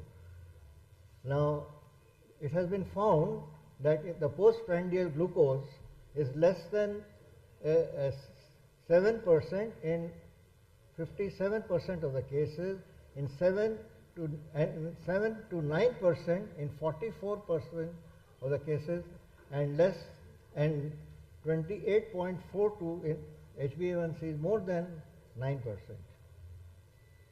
Now, why is this all important? Why postprandial glucose hyperglycemia is important? Because there is they affect the cardiovascular events. The glucose spikes, they cause inflammation, and there is endothelial dysfunction leading to cardiovascular events. Now, these are the various series of studies. You see, they have shown that all these are the study material, and the crux of the study was mainly they lead postprandial hyperglycemia, they lead to retinopathy, coronary artery disease, sudden death, neuropathy, mortality from CAD, major CAD, increased stroke risk, and increased peripheral vascular risk. All of these studies also continued, and the risk of myocardial infarction, cardiac death, impaired cognitive function all cause CV death, and there is endothelial dysfunction. Now, where does this come? Alpha glucose inhibitors. They target mainly the postprandial hyperglycemia in type 2 diabetes. Now, AGIs, they inhibit glucose absorption, and they are a class of oral anti-diabetic agents that primarily act on the postprandial hyperglycemia. Now this is, you see the figure in diabetes. Here this is the upper part of small intestine where mainly the glucose is absorbed. And what do these do? See, this is a study done with voglibose, and here you see a lot of glucose is absorbed, and here you see the polysaccharides and the complex saccharides, disaccharides. Normally they are broken down to monosaccharide like glucose for absorption. But here, you see, that is inhibited. And the polysaccharides, disaccharides, they move down. Now, what are the dose? What are the dose of voglibose? Initial start with a lower dose, 0.23 times, maybe increase to 0.33 times, to a maximum of 0.63 times. And slow titration has to be done. And you see, voglibose versus, this is a combined study showing voglibose versus acarbose and miglitol. Absorption, poorly absorbed, completely absorbed in miglitol. Distribution, lumen of GI tract, extracellular fluid, extracellular. Metabolism in the GI tract itself, and here it is excreted in through the kidney. Excretion 95% renal. In hepatic impairment, voglibose should be used with caution, and here it's not metabolized, no effect on hepatic function. Renal impairment, used with caution, no dose adjustment required, but these two are not recommended. Elderly patients should be also used with caution but cannot be used. Now this is a favorite diabetologist's wheel, and AGI recommended from innermost to outermost with increasing severity in the given parameter in the following categories according to the wheel, considering the various BMI, CKD, duration of diabetes and hypoglycemic concern. AGI is effective choice as monotherapy. Studies showing that voglibose and acarbose, this study was done here, and both voglibose and acarbose were equally effective in type 2 diabetes patients. Gastrointestinal adverse effects were more in the acarbose group. And another study, miglitol versus the other two, all three are effective in PPG reduction, but voglibose is better than acarbose and miglitol. Voglibose compared to sitagliptin, here there is a sitagliptin study, and it found that significantly better control on glucose elevation in the voglibose group. Voglibose and acarbose are equally effective in the postprandial blood glucose reduction. Voglibose has a less adverse drug events compared to acarbose. Now, this is diet versus AGI, and we found that voglibose monotherapy effective in postprandial patient glucose better than diet. Now combination of metformin with voglibose, and it has the dose used was 500 milligram VID in metformin, and here voglibose and metformin, this is the study. These are eligibility criteria, and here we find that this is the voglibose metformin combination, metformin alone. That's a marginal reduction, marginal. As you see in this curve, the voglibose metformin has a marginal reduction of HbA1c 1.62, metformin group 1.31, significantly more marked in the voglibose metformin treated group, achieved the target of HbA1c levels. Now here also this is the same voglibose metformin combination. Takeaway, difference was not statistically significant. Repaglinide, here you see the trial 30-day post, this is the baseline, and found that repaglinide and voglibose was better compared in this study. Triple drug therapy, you find you see this is hyperglycemia caused by this voglibose, glimepiride, metformin. This triple combination is quite better. Now, RSSDI guideline, you can use a triple, first double drug, then triple, then if necessary a quadruple drug. Now, coming to my summary of presentation, Asian Indians have a cereal-based diet which is high in total carbohydrates. In diabetic population, there is a clear link between carbohydrate intake and postprandial glucose level. Alpha glucose oxidase inhibitors such as voglibose can help PPG reduction. Voglibose in combination with metformin should to be a more efficacious as compared to metformin alone. Voglibose in combination with repaglinide reduce PPG compared to baseline. Fixed FDCs help in reducing pill burden, improve glycemic control and medication adherence at low cost. And combination of metformin, glimepiride, voglibose has been found to provide good glycemic control with good safety and tolerability. And selection of right patient, right drug, right dosage, right duration are the keys for improving total outcome. Thank you very much. Thank you, sir. I think I was disturbed a bit. Sorry for that. The slides for the I have technical not explained disturbances, unavoidable. So thank you, sir, for a wonderful lecture. This is the molecule which will be of great help in Indians who have more of postprandial hyperglycemia than fasting.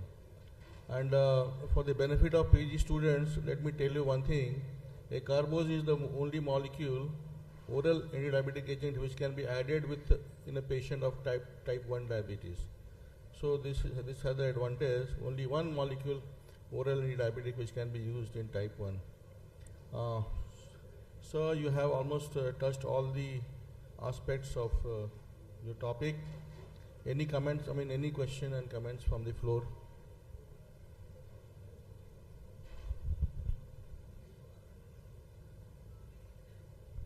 I think the lucid presentation cleared everybody's doubts, sir. Nobody has a question to ask. Thank you very much, sir. Thank you. So we go on ahead with the rising star, the SGLT2 inhibitors. Dr. Gagan Gunjan from Ranchi is invited on stage to present his topic. You have got a very apt topic or apt molecule to talk upon, Gagan. Amongst the other speakers, you have a star to handle, so handle carefully. All the best. Gagan himself is a rising star, so a very pertinent topic has been given to him.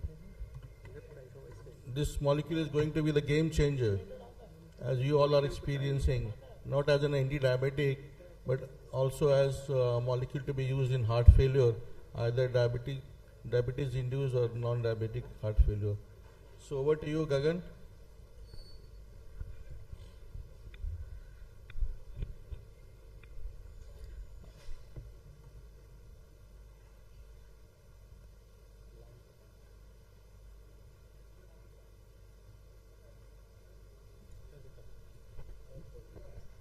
A very, very good afternoon to all the delegates, seniors and colleagues over here.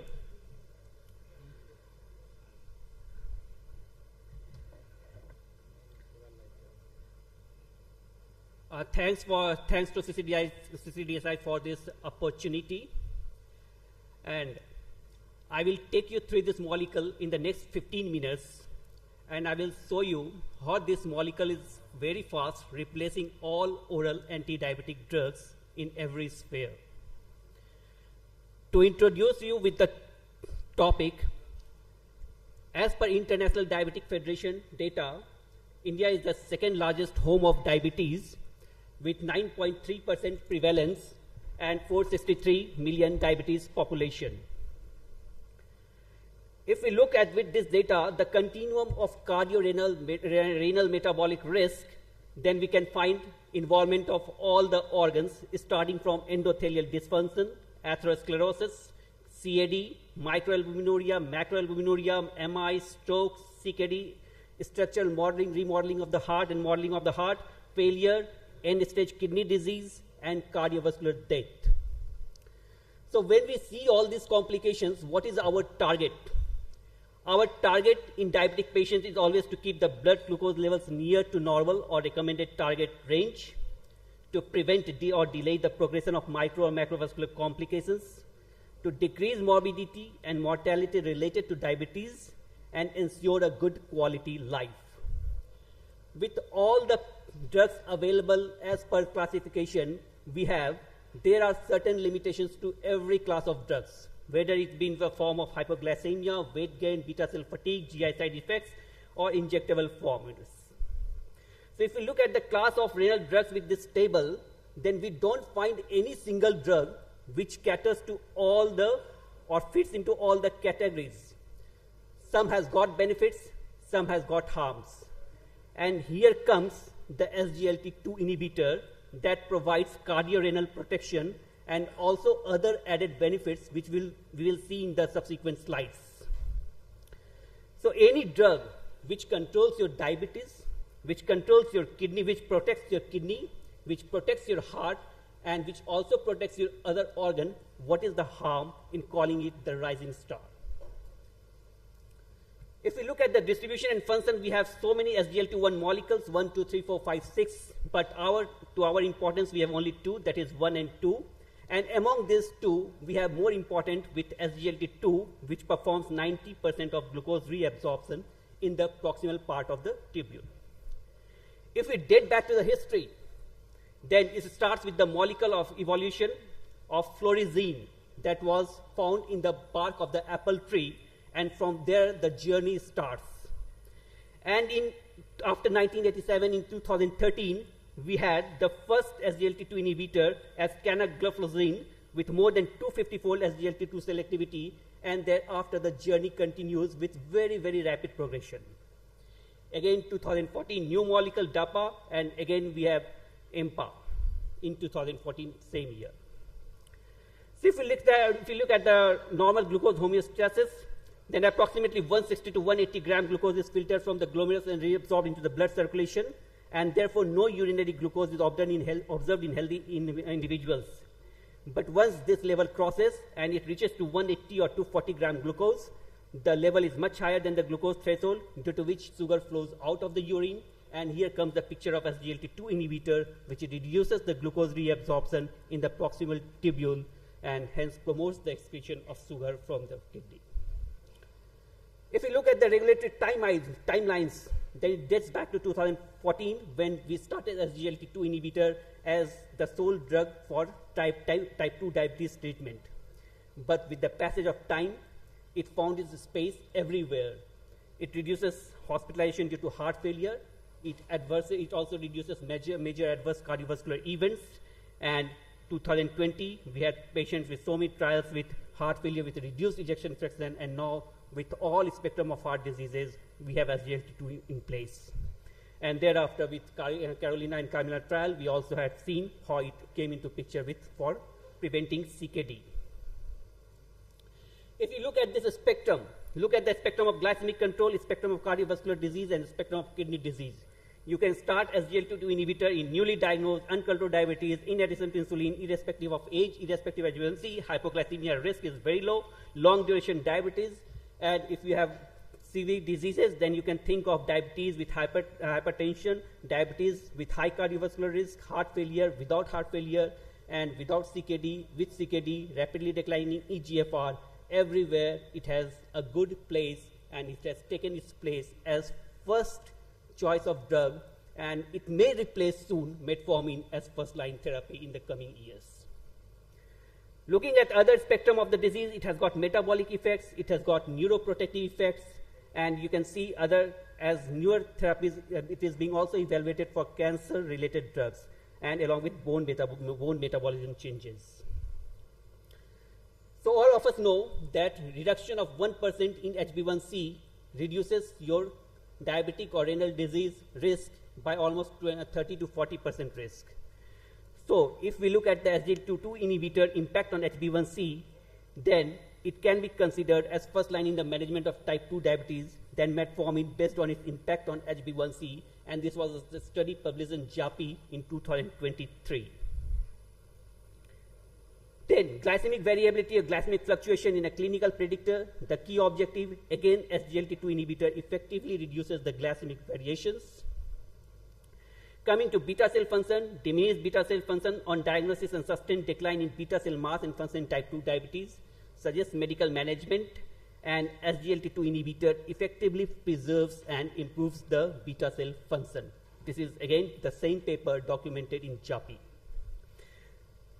Then again, SGLT2 inhibitor has an important point in reducing insulin resistance. It reduces glucotoxicity rather than promoting insulin release. The lack of weight management in type 2 diabetes has coined the new term diabesity, and again SGLT2 inhibitor becomes the choice of cake in patients with diabetes, as it reduces weight gain significantly, and it may be as effective as metformin in terms of impact on weight. Looking at the blood pressure, reduction of arterial BP is very, very, very important because of its effect on arterial stiffness. Along with glucose, it also promotes loss of sodium and diuresis, which results in an osmotic diuretic impact, and it significantly lowers the blood pressure. Looking at the lipid profile, it has significant impact on adipose tissue with an increase in lipid metabolism and lipolysis, and it may be again as effective as metformin in decreasing LDL cholesterol and increasing HDL cholesterol. Coming to combination therapy, monotherapy, double therapy, dual therapy, or triple therapy, everywhere SGLT2 inhibitor can be adjusted in this group. So it is very, very safe for combination therapy with any of the other class of drugs. SGLT2 inhibitor is also safe for combination therapy in reference to insulin. And it also decreases the requirement of insulin. If we look at picture of type 2 diabetes or type 1 diabetes, everywhere you can find lowering of insulin by almost 8 to 14% in the dose reduction. It has very low risk of hypoglycemia, no doubt. Other sulfonylureas have the risk of hypoglycemia and weight gain. Again, SGLT2 inhibitor has a upper hand over here. Now coming to cardiovascular protection, this was the drug that has been very effective.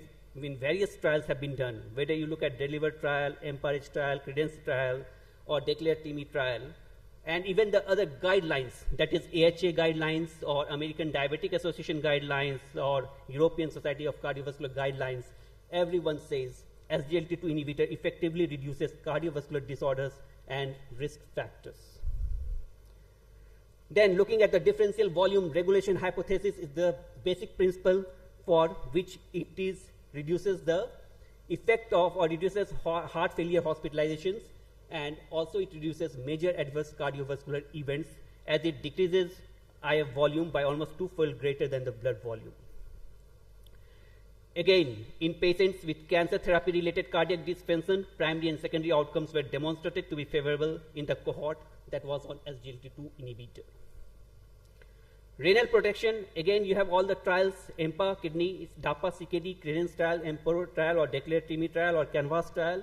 Many individuals have been found to be with diabetes with CKD have benefited from this class of drugs.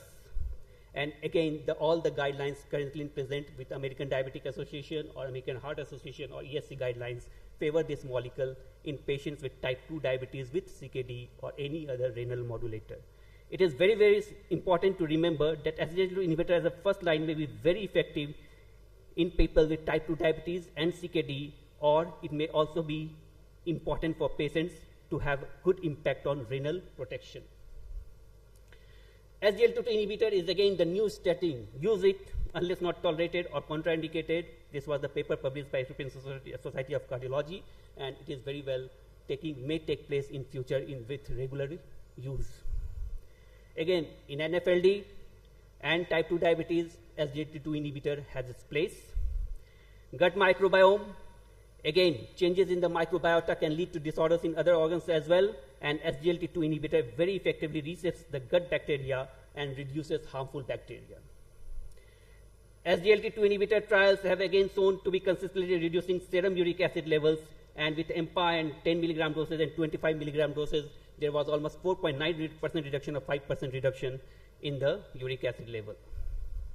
If you look at the long-term benefits of diabetic patients of taking drug, again, it is very, very cost-effective, considering the long-term complications and other long-term usage of the drugs. So, hardly you find anyone with type 2 diabetes who don't benefit from SGLT2 inhibitor.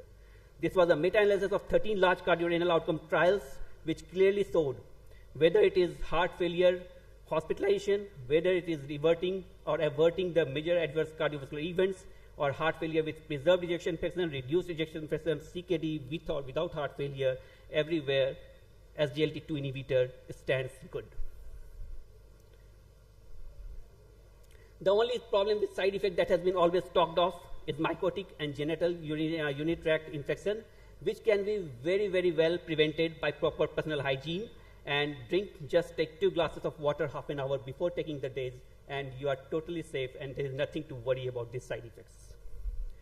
If you look at the guidelines or recommendations in heart failure with plus or minus or with other comorbidities, then whether it is ESC guidelines, AHA guidelines, Canadian cardiovascular guidelines, all says SGLT2 inhibitor class of recommendation is 1, and level of evidence is always A or very, very strong.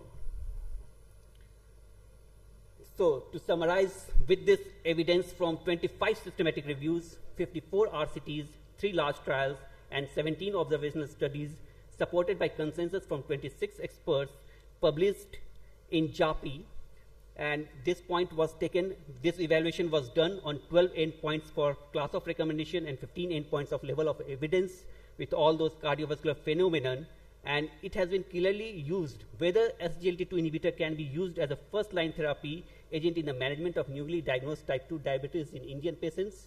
The answer is yes. Newly diagnosed Indian patients with type 2 diabetes who are both obese, hypertensive, and who also have cardiovascular renal risk factor would benefit greatly from SGLT2 inhibitor.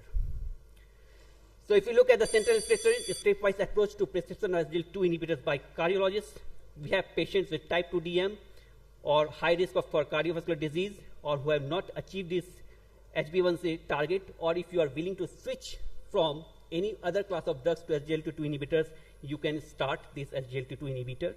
Drug choice can be your either scanner, DAPA, EMPA, and stable hemodynamic patients. Well, the only thing is in some patients you may need to evaluate the EAGFR, which is also not very common mistake or common problem. You can go with it, and in long-term continuation, you can have prescription of SGLT2 inhibitor on your pads. So definitely, I would recommend that it is no harm if I definitely say that SGLT2 inhibitor is the rising star in the current scenario and perspectives of diabetes management. Thank you.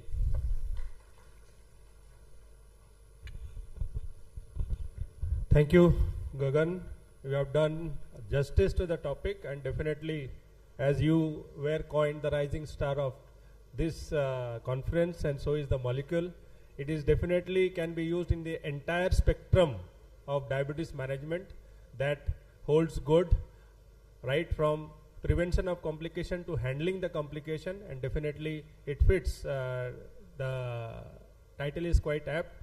Any suggestions, comments from the seniors? And PG students, any doubts to be raised? Dr. Gagan, please. कोई microphone देना madam को.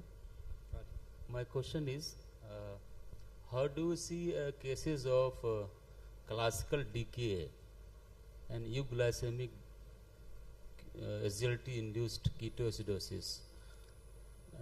Actually, it is currently that is the word of caution. We have to be use very caution. Use cautionally with precaution. With it can be used with precaution in patients of glycemic ketoacidosis. It is routinely seen that yes, sir. The clearance of SGLT2 inhibitor, even you stop, because US FDA has given a rule that before going for surgery, SGLT2 inhibitor should be stopped at least 3 to 4 days before patient is going posted for the surgery, because of the concern of the ketonuria and ketosis. So a patient may not precipitate into DKA because the is in compared to classical DKA, euglycemic SGLT2 induced DKA are very difficult to recover, and they need very prolonged insulin therapy for their management. So that is one of my suggestion also, and the concern also. Sir, the concern is here that SGLT2 inhibitor does not have any contraindications for euglycemic DKA. It is only recommended that you have to use with caution, keeping in mind this side effect, rather not say side effect, this class of patients needs to be, if you are planning to use SGLT2 inhibitor, you have to be useful. And it is not very common. It is not a very common phenomenon, so there is no harm in initiating SGLT2 inhibitor unless you suspect very high suspicion of euglycemic decay.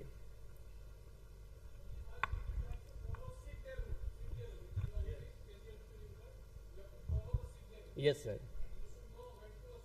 Yes, sir, definitely. I think the absolute contraindication for use of SGLT2 inhibitor is 1.5 syndrome. In this case, you should not use. And elderly, of course, you have to be very, very cautious when you are using it. Also, the patient who are hospitalized, their SGLT2 inhibitor should not be used.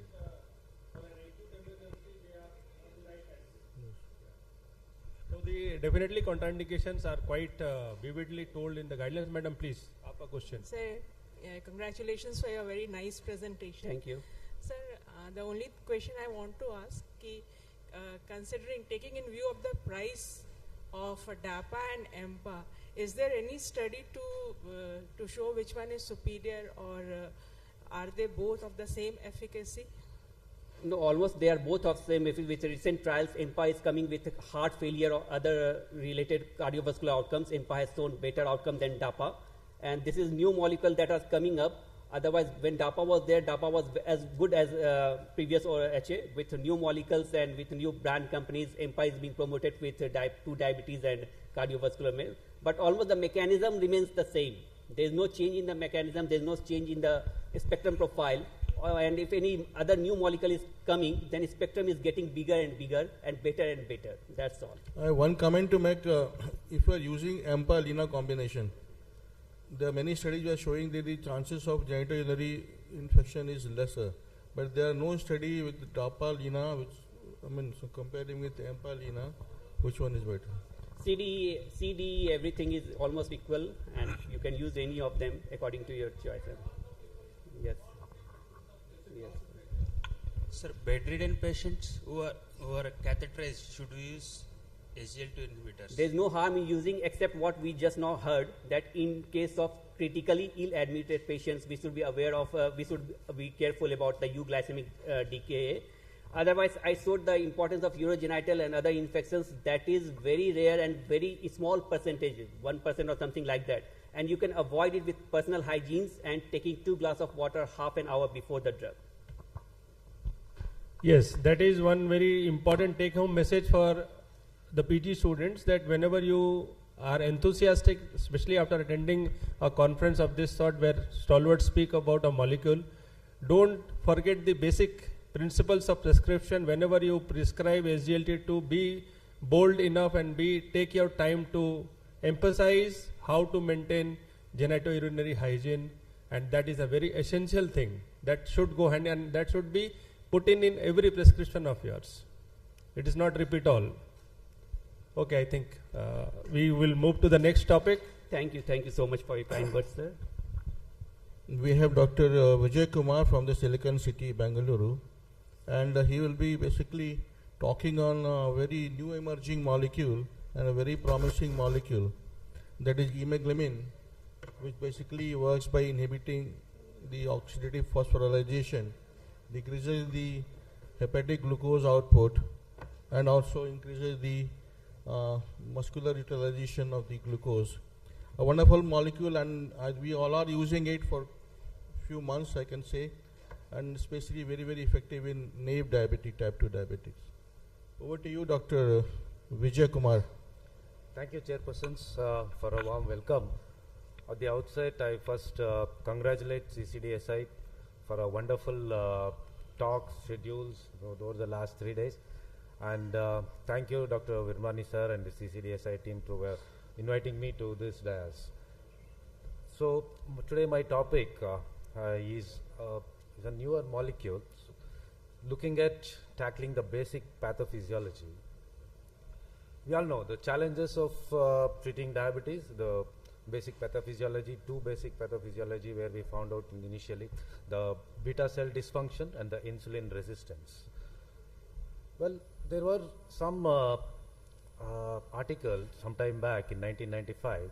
The underlying pathomechanism was probably because of a delayed insulin secretion due to an impaired mitochondrial ATP production, because basically due to a defect in the mitochondrial DNA. At the same time, there was also some study which showed that, demonstrated that the content of the mitochondrial DNA was lower in those who are having the NIDDM, and also those people who are having lower mitochondrial DNA, they actually later went on to developing diabetes. So this gives us a little information about some pathophysiological problem at the mitochondrial level. So we can say this problem was there even before. Looking at the mitochondria now, looking back to basics, mitochondria is basically important to produce the ATP production, and it also regulates the glucose stimulated insulin secretion, which is the key for any diabetes. And the mitochondrial function is closely related to various facets of diabetes: the pancreatic beta cell dysfunction, insulin resistance, obesity, and even developing of vascular complications. The major functions of the mitochondria is ATP production and the generation of reactive oxygen species, which is harmful, and the apoptosis. Well, in diabetes, the characteristic features of metabolic imbalance is basically because of ATP levels that are compromised at the mitochondria, and the mitochondria plays a very crucial role here.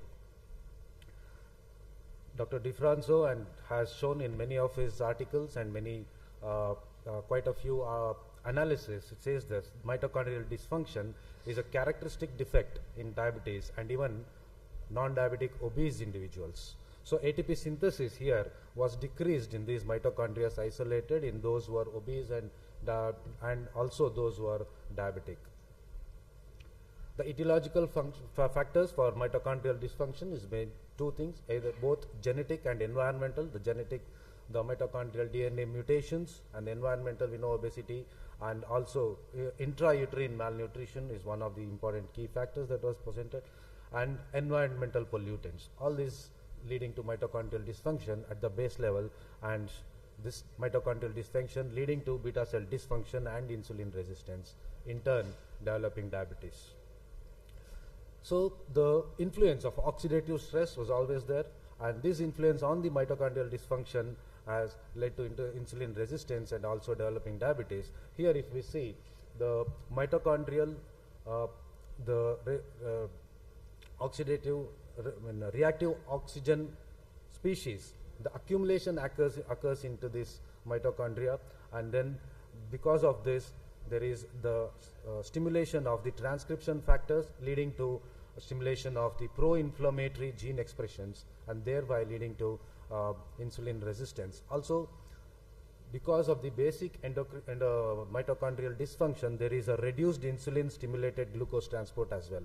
On the other hand, there is also the impairment of the signaling of the insulin secretion, and thereby by decreased presence of the GLUT4 transporters, thereby decrease in glucose uptake and metabolism, and then diabetes. So this is the mechanism that happens with mitochondrial dysfunction. So decreased mitochondrial biogenesis also occurs, thereby leading to increased mitochondrial production of the ROS again, and then beta cell dysfunction. And then insulin deficiency occurs, and mitochondrial release of pro-apoptotic factors, leading to a loss of beta cell mass as well. So what is the need of the R now? We need something that can tackle this level, and a drug that is having a dual mechanism that is designed to increase insulin secretion in response to glucose, and also to improve the insulin resistance. And here it is called emiglamin. The first of this group, it is oral tetrahydrotriazine compounds, and it's a novel drug which was which is having a differentiated mechanism of action. Japan was the first country in the world to approve imiglumin, whereas even India has also approved it recently. And it is also supported by numerous and clinical studies. Imiglumin is found to simultaneously target all the three key organs of diabetes: the pancreas, the liver, and the muscles. In the pancreas, it increases insulin secretion in a glucose-dependent manner, and in the muscles, decreases the excess production of glucose and also increases the insulin sensitivity in the muscle level. The mechanism mainly, it reduces the ROS formation and accumulation and also increase the ATP generation. So thereby improving the beta cell function, which leads to beta cell protection as well. And in the liver, enhances the insulin action and insulin sensitivity at the muscles. Well, this 18-week phase 2 studies has demonstrated a good increase in the insulin secretion and also an insulin action compared to a placebo. A 33-patient strength, a double-blinded randomized placebo-controlled study was done. The results was that it was studied for a very short period, 7 days, but within 7 days, the result was shown that imiglumin improves beta cell function and which may contribute to its glucose lowering effect.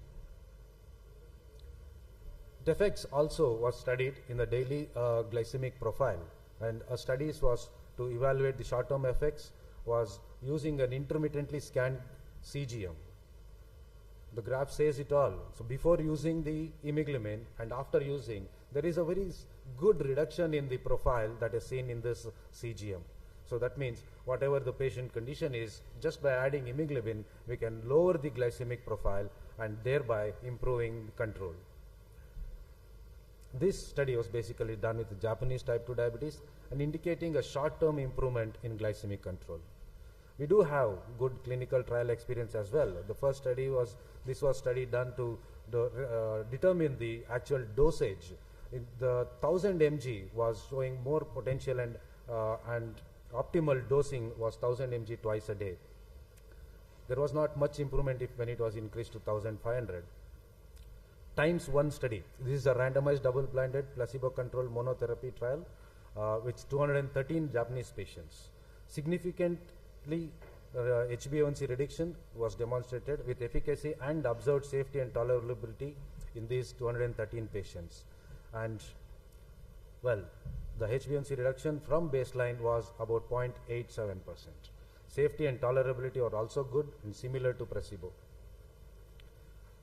Going to the next level, 52 weeks open label parallel group times 2 study with 714 patients, imiglumin in combination with existing OHS.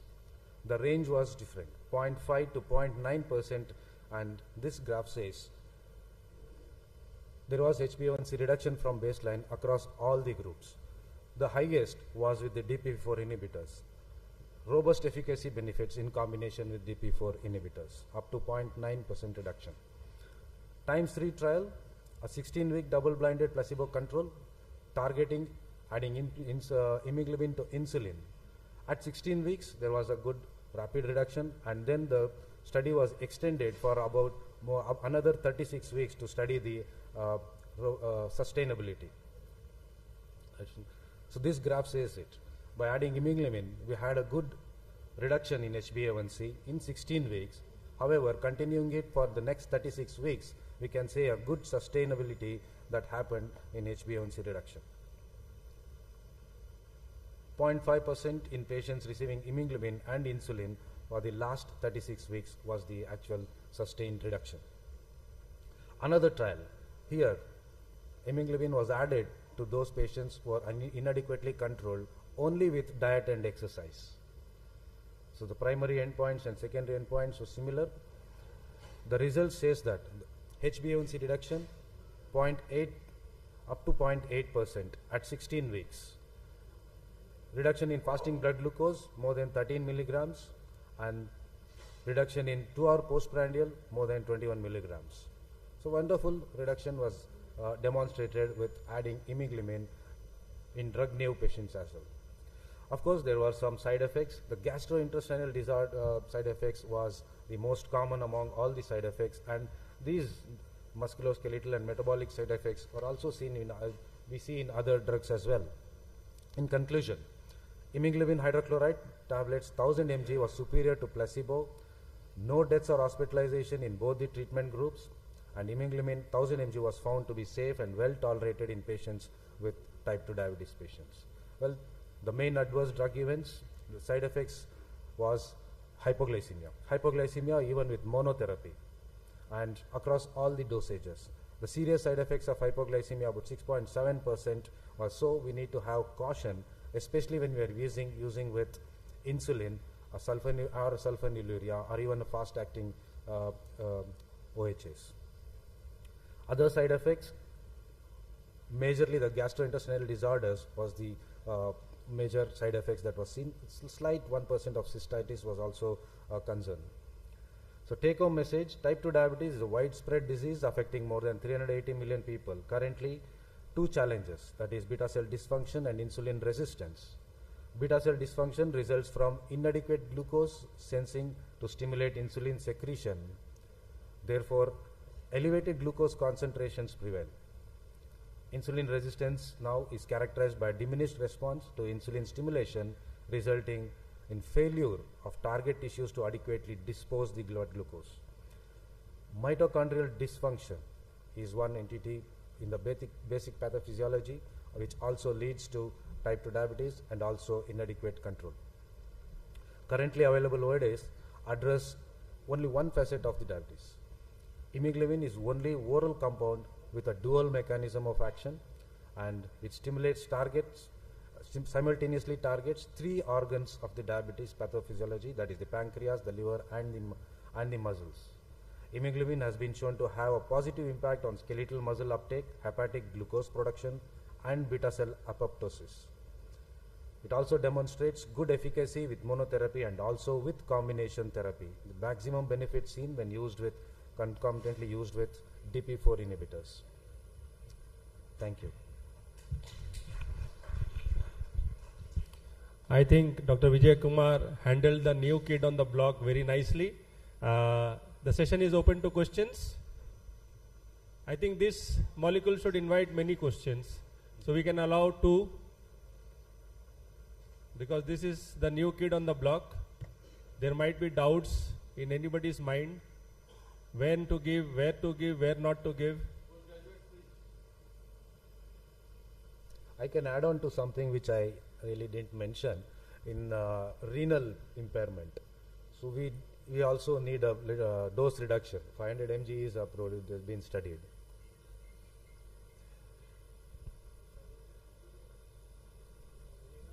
So thank you very much, sir. Thank you very much for your nice deliberation. Thank you. Achha. Can Hepatic. Hepatic, there is not much of dose change required, because this is basically excreted in the urine unchanged. So metabolism is not, doesn't go undergo much of changes in the blood. So hepatic, I think we need more studies still, because are mostly understudied. Most of the studies are only Japanese. Okay. So we conclude this session, and then we have the last speaker, the most handsome young man in the crowd, Dr. A.K. Paul, is going to speak about pioglitazone resurgence. He is the chief coordinator of this CCDSI. You listen to him in the inaugural Vandana. And his tremendous contribution for the printing of Souvenir and the Hypertension Bulletin book. Good afternoon, everybody. My teachers, my seniors, and my young friends. Today, I am privileged and honored to stand for the August gathering, and for this I am really thankful from my heart to our organizing committee, especially my mentor, my teacher, Dr. Bhimani Sarji, and the whole dynamic team of Ccdsicon, Jamshedpur, BNJ. And thanks, Arvind, your nice comment. God bless. So when the topic is Pyroglobal resurgence, when the Modi 3.0 has resurgence, this time I am presenting this Pyroglobal resurgence. Diabetes, the growing, is going to get this threat to the whole world. It is epidemic and public the need for new therapies. For this, we have so many options: the insulins, OHs, the bariatric surgery, the therapy-based glucokinase, the inhaled insulins, insulin sensitizers, stem cell therapy, and therapy based on the amylin. The main problem in diabetic patient is an increased level of blood glucose, and in majority of diabetes gives rise to the poor circulation, the platelet adhesion, aggregation, atherosclerotic heart diseases, renal ocular problems, the formation of advanced glycation products, AGE, and the formation of the free radicals, and all to contribute to the diabetic complications. And that not always due to the lack of insulin, but to lack of insulin, ineffective insulin action also. So hence, the insulin sensitizer is the key to effective insulin actions. The insulin sensitizers thus play a key role in the therapy of diabetes, since they not only help to tackle the insulin resistance, but also manage the components of metabolic syndrome. Today's roadmap, what we know, that is insulin resistance, metabolic syndrome, PPR receptors. What we may not know, the close link of CAD with diabetes, and the many facets of the pioglitazone. What we need to know, the advantage of pioglitazone over the rosiglitazone. The insulin resistance, the concept of insulin resistance is not new, more than 50 years old. There is abnormally large amount of exogenous and endogenous insulin is required for the normal biological response. It's suggested by fasting insulin concentrations more than 15 microunits per ml, and that leads to the clinical manifestation and the biochemical abnormalities.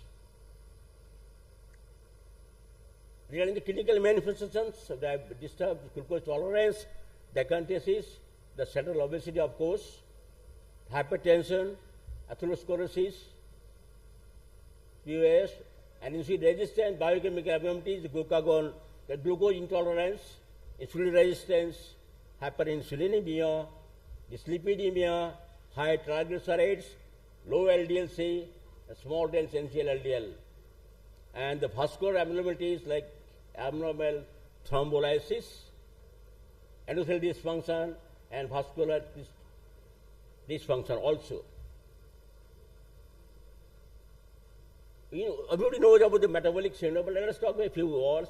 The hyperinsulinemia, glucose intolerance, dyslipidemia, central obesity, and hypertension, they complex intensify the metabolic syndrome associated with an increased risk of atherosclerotic cardiovascular disease. The clinical identification or clinical identification, the fasting glucose, it is more than 110 milligram per dl, triglyceride more than 150 milligram dl per dl, HDL-C, main, it is less than 40, women is more than 50, waist circumference, main is more than 94 centimeter, that is 36.7 inches, and women it is more than 80 centimeter, 31.2 inches. And of course the hypertension, that is more than 130 systolic and more than 85 diastolic.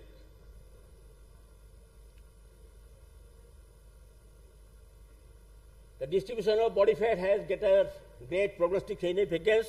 The abdominal obesity is the better predictor for insulin resistance, diabetes mellitus, and IGT, impaired glucose tolerance, and waist hip ratio is vital, very, very vital. 94 centimeters more than in females, in males, and 80 centimeters in females.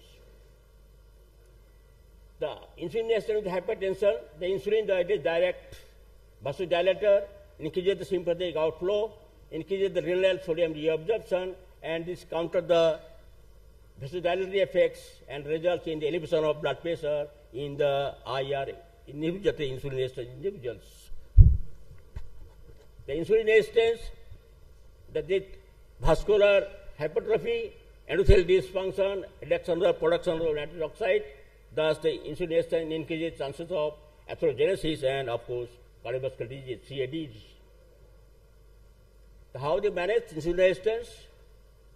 Lifestyle modification, very, very important. Metformin, my senior speakers are talking, very good thing. And thiagonogens and the AC inhibitors. The thiagonogens constitute the most effective way by the action on the PPR. PPR receptors, the ligand activated transcription that are the molecular target of the thiagonogens.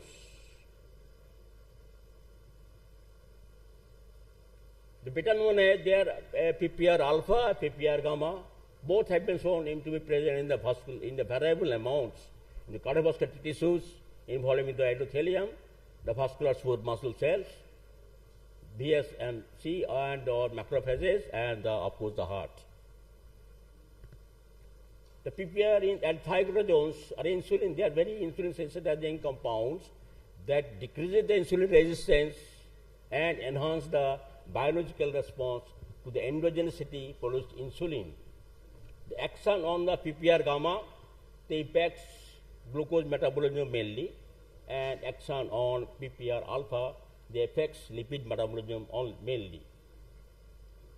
Thus the thiagonogens exert effects on the muscle, liver cells, insulin sensitivity, plasma glucose decreases, lipogenicity on adipocytes, thus lowering the serum FFA, phosphoric acid, and of course the TG levels. This, of course, the subcutaneous adipose tissue mass and little bit body weight is there.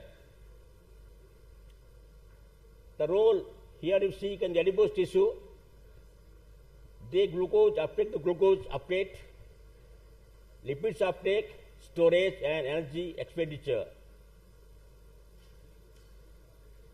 In muscle, the glucose oxidation uptake and some of the enzymes are decreased. And in liver, glucose neogenesis decreases, and lipid uptake and the storage increases, and energy expenditure increases. So about the pioglitazone, the newer insulin sensitizer especially reduces the insulin resistance in type 2 diabetes. In oral once daily therapy, improve the metformin or supplemental maybe alone, improve and maintain the glycemic control in patients with type 2 diabetes, and is also atherosclerotic for the long term. Has additional favorable lipid effects in dyslipidemic patients. The TG level to go down, HDL go up, and LDL plus 1, it go down. Or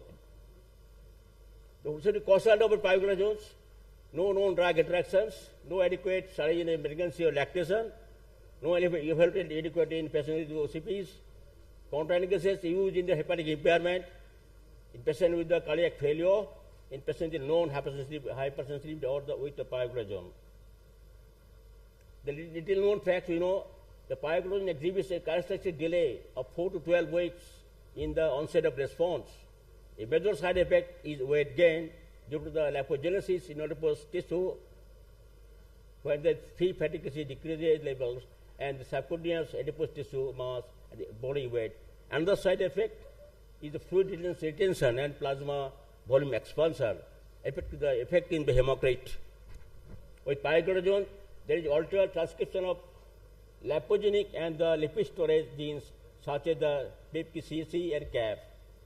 Here, unlike rosiglitazone, which produces inactive metabolites, very important thing, the metabolites of pioglitazone are very active. What needs to be known? Pioglitazone has prevented the characteristic targets, insulin resistance, report defect, improves the glycemic control without causing any hypoglycemia, improve the lipid profile with good anti-atherogenic effects. For the other products in benefits pioglitazone, preservation of pancreatic beta cell functions, prevention of progression from IGT to type 2 diabetes, and improvement in cardiovascular outcome. How? Effect on the lipids, decrease the triglyceride, increase the HDL, LDL decreases, and LDL oxidation decreases. Effect on the clotting factors, plasminogen receptor activator is inhibitors decreases, fibrinogen level decreases. About the vascular factors, carotid intermediate thickness decreases, and pulse velocity decreases. Effects on the inflammation, the selective protein decreases. So, effect of the cardiovascular risk factors, pioglitazone by effect of cardiovascular risk factors shows that it has additional vital effects, anti-inflammatory and anti-atherogenic effects. Improvement of cardiovascular effect markers by pioglitazone is independent from its glycemic control and may be attributed to the PPR gamma activation in the vascular tissues like endothelium, vascular muscle cells, macrophages, and of course the heart. The pioglitazone reduces the pulse wave velocity. The pulse wave velocity significantly decreased by 3 months of pioglitazone therapy trials in diabetes, and it is well known that there is good correlation between the carotid arterial intima thickening and the pulse wave velocity in type 2 diabetes. The homogeneous levels improved only in the pioglitazone group. There was substantial regression of the carotid intima thickening after 24 weeks of pioglitazone, and all these findings are important progressive implications for the use of pioglitazone. Despite all the studies, one thing is very important, all the ancillary the cardiovascular markers that is called proactive trials, the proactive actors clinical trial, macrophage vascular image, which was done in 5,320 high diabetes patients in 98 centers, and the result concluded pioglitazone significantly improves the cardiovascular outcome by helping to delay of the reduced heart attacks, strokes, or deaths in high risk patients, in addition to the helping the tackling the insulin resistance. Pioglitazone gives new hope to the people with type 2 diabetes, who, despite the attempts to control the blood glucose and take medication, they risk these life-threatening events. And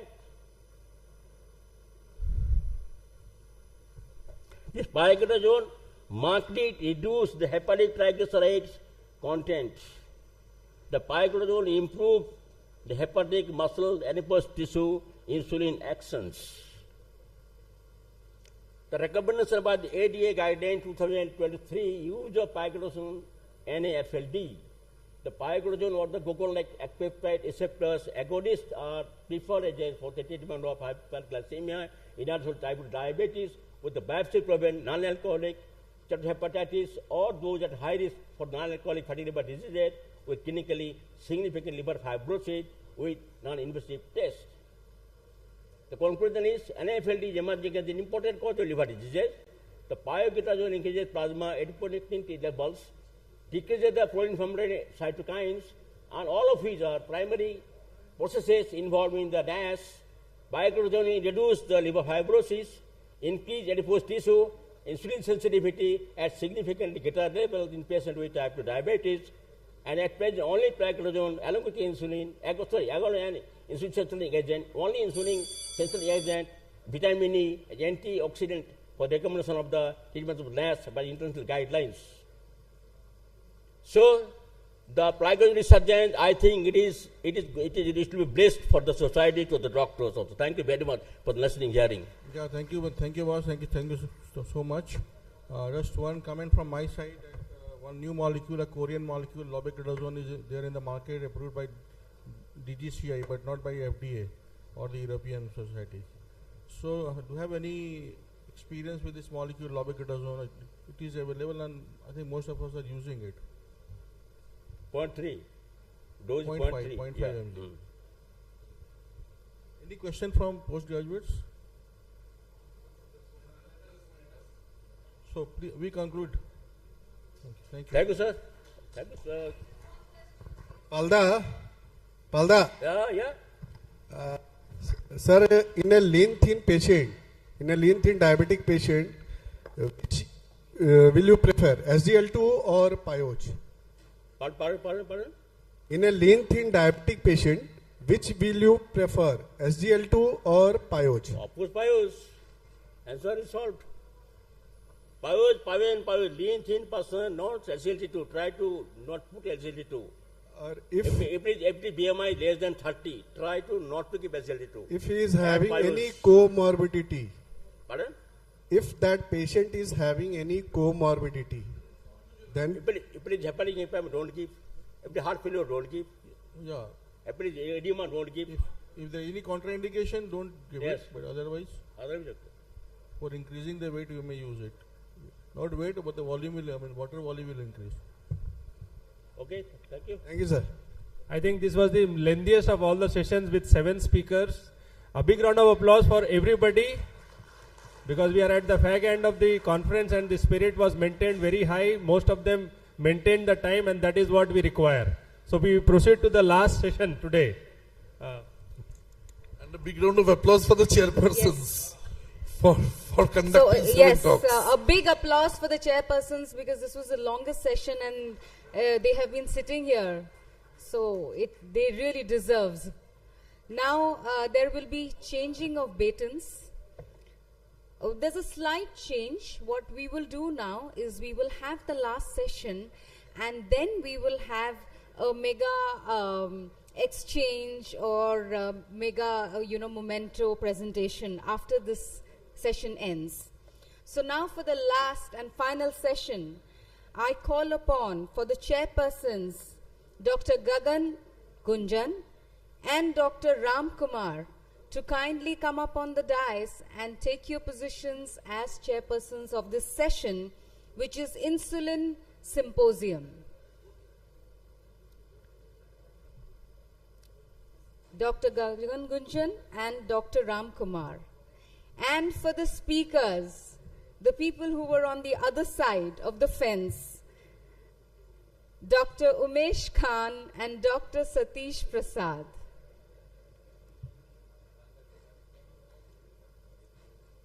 I first call upon Dr. Umesh Khan. Chairpersons, the floor is all yours.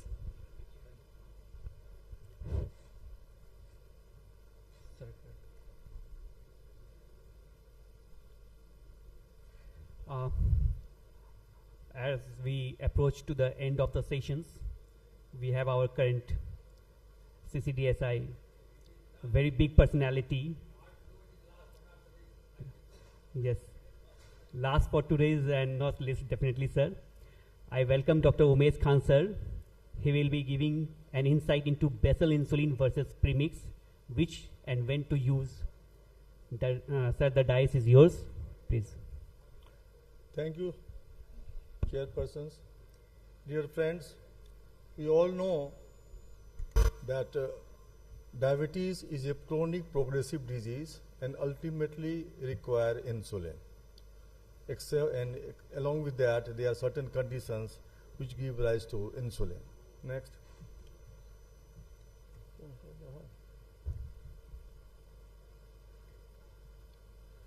Now the background on insulin. The diabetes mellitus refer to a group of common metabolic disorder that share the phenotype of hyperglycemia. Patients with diabetes are at increased risk of developing cardiovascular diseases with its manifestations like coronary artery disease, heart failure, atrial fibrillation, stroke, PAD, and chronic kidney disease, retinopathy and others. According to 2023 study by ICMR, 10 crores people have diabetes in our country, and according to IDF 2023, type 2 diabetes is predicted to affect 530 million adults globally, with a worldwide incidence of 10.5% across older individuals aged 20 to 79 years of age. Now, both fasting and postprandial hyperglycemia contribute to overall hyperglycemia. Insulin regime to be implemented depend on the level of overall hyperglycemia As you see, when the HbA1c is less than 7.3, it is the postprandial which is important. And once it goes more than 10.2, it is the fasting hyperglycemia is more important. The insulin therapy should meet patients' need to improve treatment compliance, and we should see the efficacy in short term by fasting blood sugar and PP, and long term by HbA1c. It should give low risk of hypoglycemia with minimal weight gain, and it should be easy to use, easy titration, and the quality of life should be satisfactory. The basal, prandial, and pre-mixed insulin have different action profile.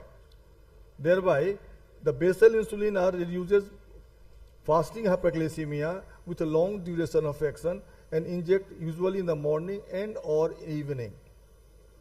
The prandial insulin reduces postprandial hyperglycemia having short duration of action, and it inject just before or just after mealtime. And pre-mixed insulin reduces fasting and PP both, having a long biphasic effect, and inject at mealtime. Our available insulin analog are basal in the form of glargine, datimir, prandial in glycine, lispro, and aspartate, and pre-mixed lispro, and aspartate with combination.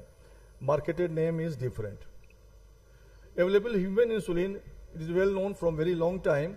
Basal insulin is NPH, prandial rapid acting or fast acting RH, and premixed is RHI and NPH.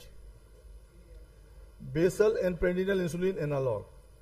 Now the properties of ideal basal insulin should be, it should be peakless profile, it should have a long duration of action, the dose should be flexible, and there should be simple titration method and suitable for to target schedule.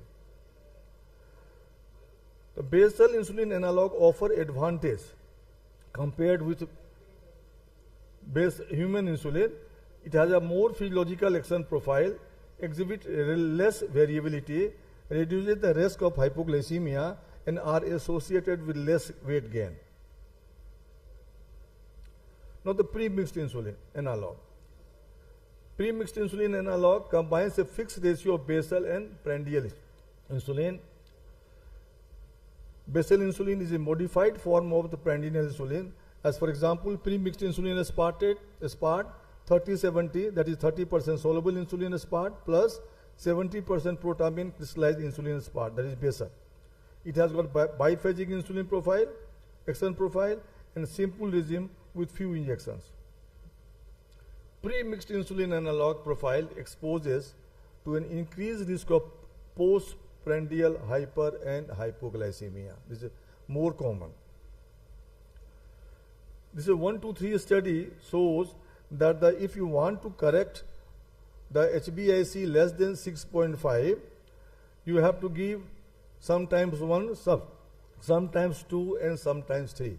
In most of the cases, 3 injections are required if you want to have a target HbA1c. Newer pre-mixed insulin as part formulation, either 30-70, 50-50, or 70-30.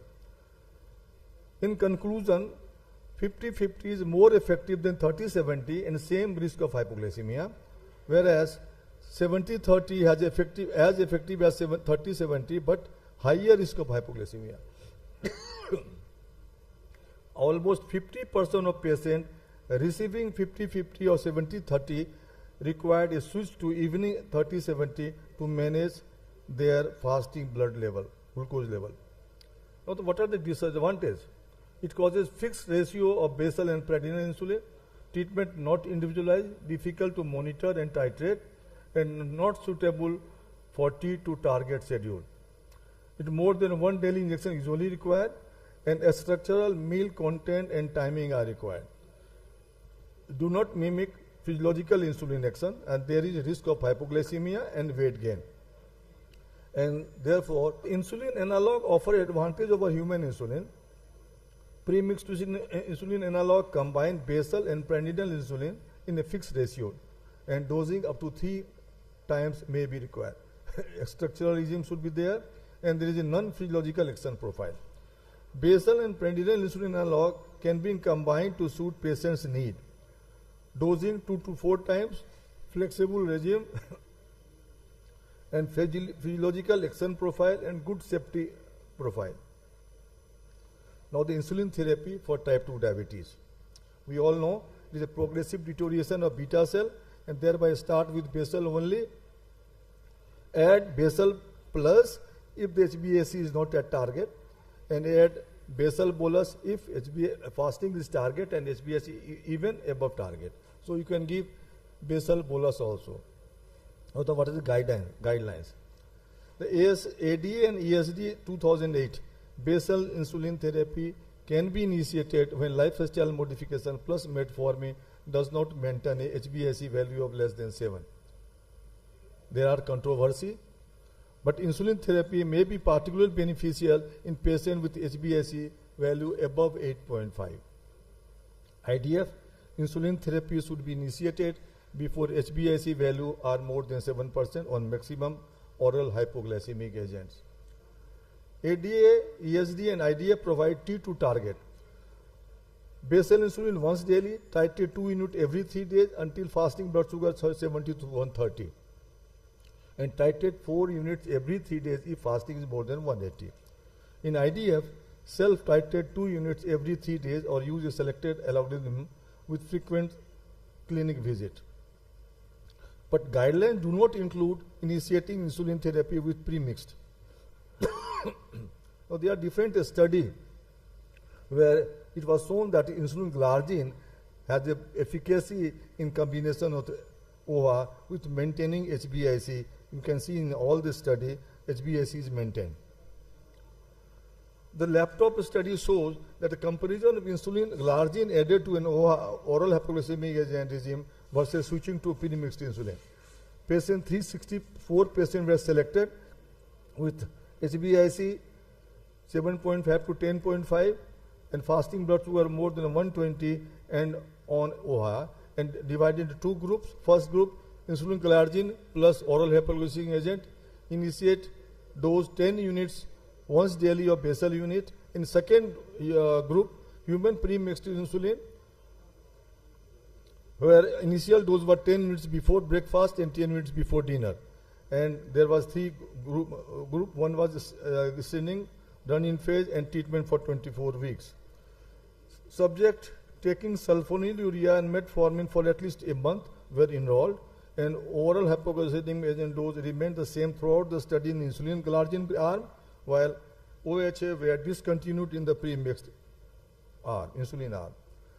Now it was shown that the insulin glargine provided better glycemic control and less weight gain than pre-mixed insulin. There was lower incidence of hypoglycemia with glargine than versus premix.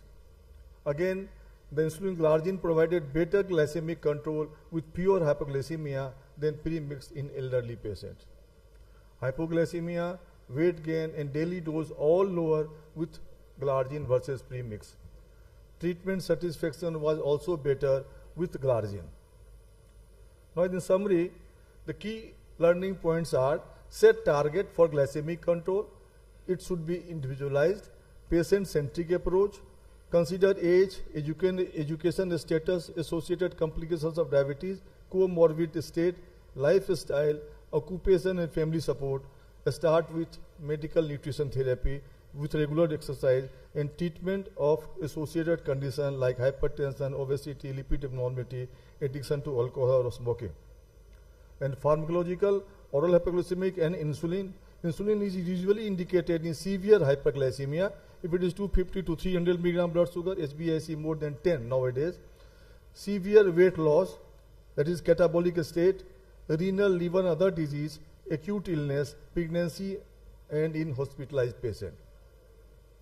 Basal bolus regime, this is physiological approach to diabetes management. Intensive physiological therapy combines separate and prandial insulin. Patient education needed, required by most type 1 and certain type 2 to improve PP blood sugar, allows tighter overall blood glucose and provide regime flexibility. Insulin glargine and glucine are an appropriate combination for basal bolus therapy. switching from pre-mixed insulin to basal bolus regime with insulin glargine and glucine improves glycemic control. Basal and pradinal insulin reduces HbA1c value, mimic physiological action, insulin action associated with low hypoglycemia rates, suitable for T2 target, required 1 to 4 times, can be easily progress a basal bolus regime if required, and provide meal plan and schedule flexibility. It can be individualized to suit a particular patient.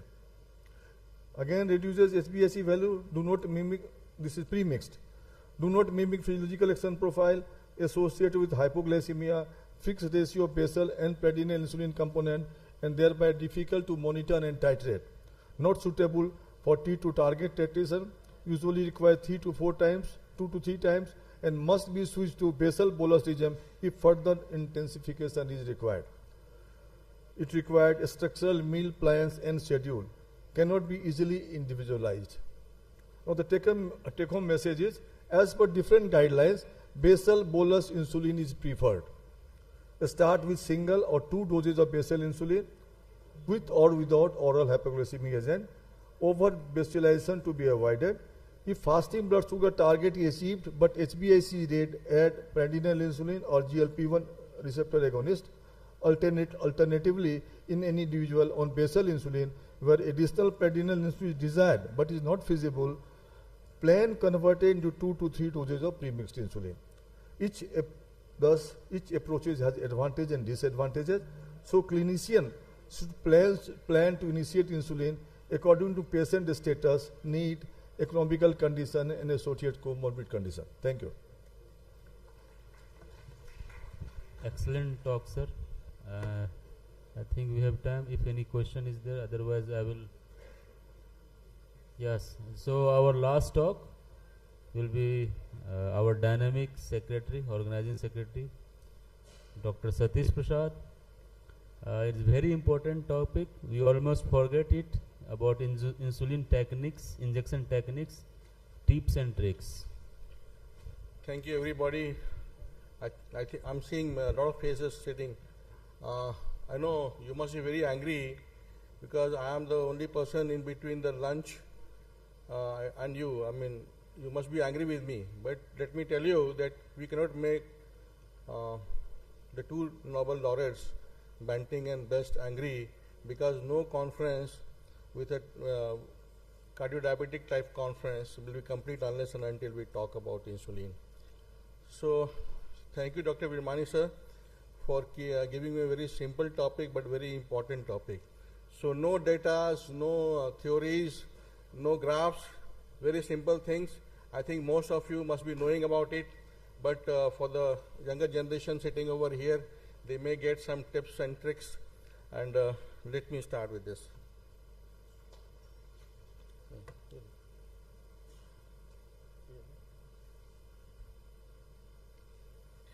So, subcutaneous insulin administration is the most popular route, no controversy. The area where you are going to inject should be clean and free from signs of infection or lipohypertrophy. Intramuscular insulin is more painful and absorption is more rapid, which we do not want. Delivery of insulin directly into the peritoneal cavity with implantable pump or via port mimics physiological insulin secretion, in that insulin bypasses the systemic circulation and directly enters the portal circulation. The advantage is rapid metabolism and avoiding peripheral hyperinsulinemia. Challenges in insulin self-injection. It can be harder than it sounds. People may experience bruising or scarring at injection sites. They might give themselves incorrect doses, and patient might inject in ways that lead to poor uptake of insulin in the body. They may find the process scary and uncomfortable. Few words about the absorption of subcutaneous insulin. Iodine 125 labeled insulin was used to measure the absorption part by using the gamma counter.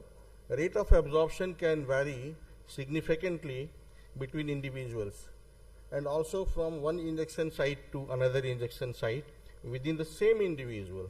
So in obese, absorption is slower than non-obese, and no clear difference between different injection sites in obese patients. In lean individuals, the absorption of rapid insulin and long-acting insulin does not appear to vary by injection site. In them, absorption of human insulin is faster from the abdomen than the arm. This can be used for advantage. For example, injecting isophane and pH insulin into the thigh or buttocks for slower absorption, and soluble meal-time insulin in the abdomen for a rapid absorption. The change of site is important because local hypertrophy can result in slower and erratic insulin absorption. Edema and local inflammation can influence the rate of absorption. Exercise, faster uptake because of greater blood flow to the skin. So individuals planning to run after injection should avoid legs and prefer arms or abdomen for injection. Hot climate or sitting in the sauna, rapid surge in insulin level occurs, and cooler climate leads to slower uptake. Hypoglycemia and smoking have been reported to reduce insulin absorption. Pre-injection assessment and counseling, this is very, very important. The environmental assessment you have to do, it should be ensure that correct type of insulin and device should be used. As insulin is sensitive to extreme of temperature, it is essential to inquire as to what kind of conditions the injection supplies have been stored at home. If injection cold storage facilities are not readily available, insulin pens can be used instead of vials. And then some socio-cultural assessment. Socio-cultural sensibilities should be respected. In Indian women, the choice of injection site should be discussed beforehand.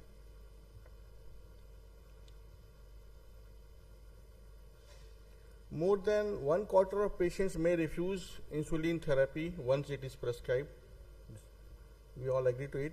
And this phenomena is termed as psychological insulin resistance, PIR, giving the patient a sense of control over their treatment plan, and uses of devices which help reduce pain improves acceptance. In adults, educate all new diagnosed patients about the course of diabetes, the need to start insulin therapy, interference with the quality of life, worsening of the diabetic condition, failure to self-manage the disease, guilt, daily injection, and hypoglycemia are some of the major factors that could pose challenge in ongoing diabetes care. In adolescents, a very, very troublesome group, peer pressure, lack of seriousness, pain, frustration may prevent them from adhering to injection schedule. Fear of weight gain, especially among girls, might lead to skipping of injections. It is important to help adolescents overcome any possible misconceptions regarding the insulin injection by sharing with them, and then positively reinforcing their commitment to diabetes care, help them realize their key role and ensure their active participation. A very practical thing, that is how to store the injection. Insulin pens and vials not in use to be refrigerated at a temperature of 4 to 8 degrees Celsius, but not frozen. If insulin is frozen, it should be discarded.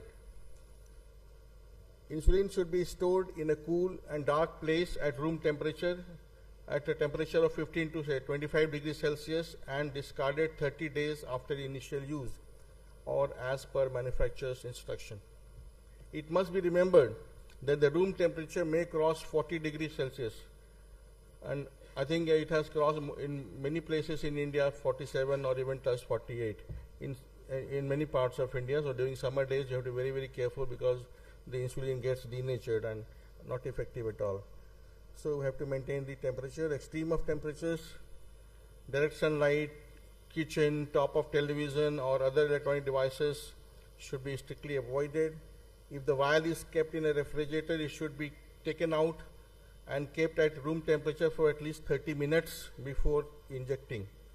Pens should never be stored with needles attached. If a refrigerator is not available, The vial can be labeled using waterproof stickers and placed in an water-filled earthen pitchers.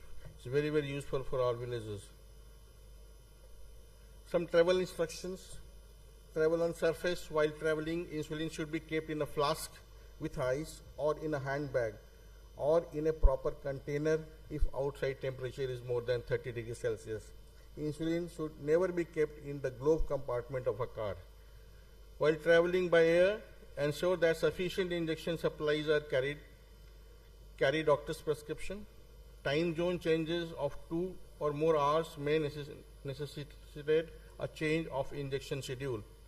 Never place insulin in the baggage hold of the plane to avoid freezing.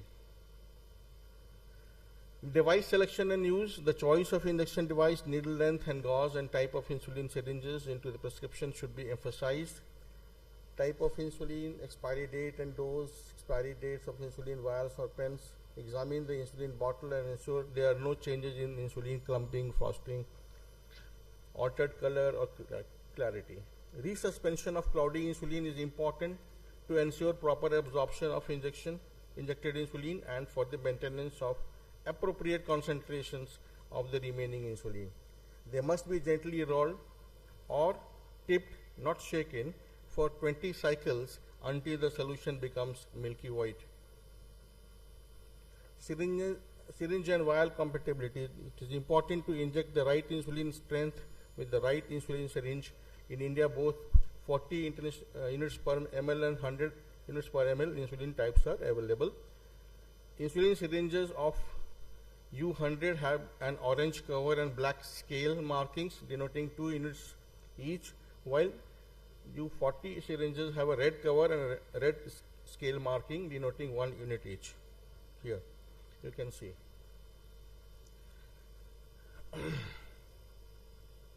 This is the insulin vial, 40 international unit.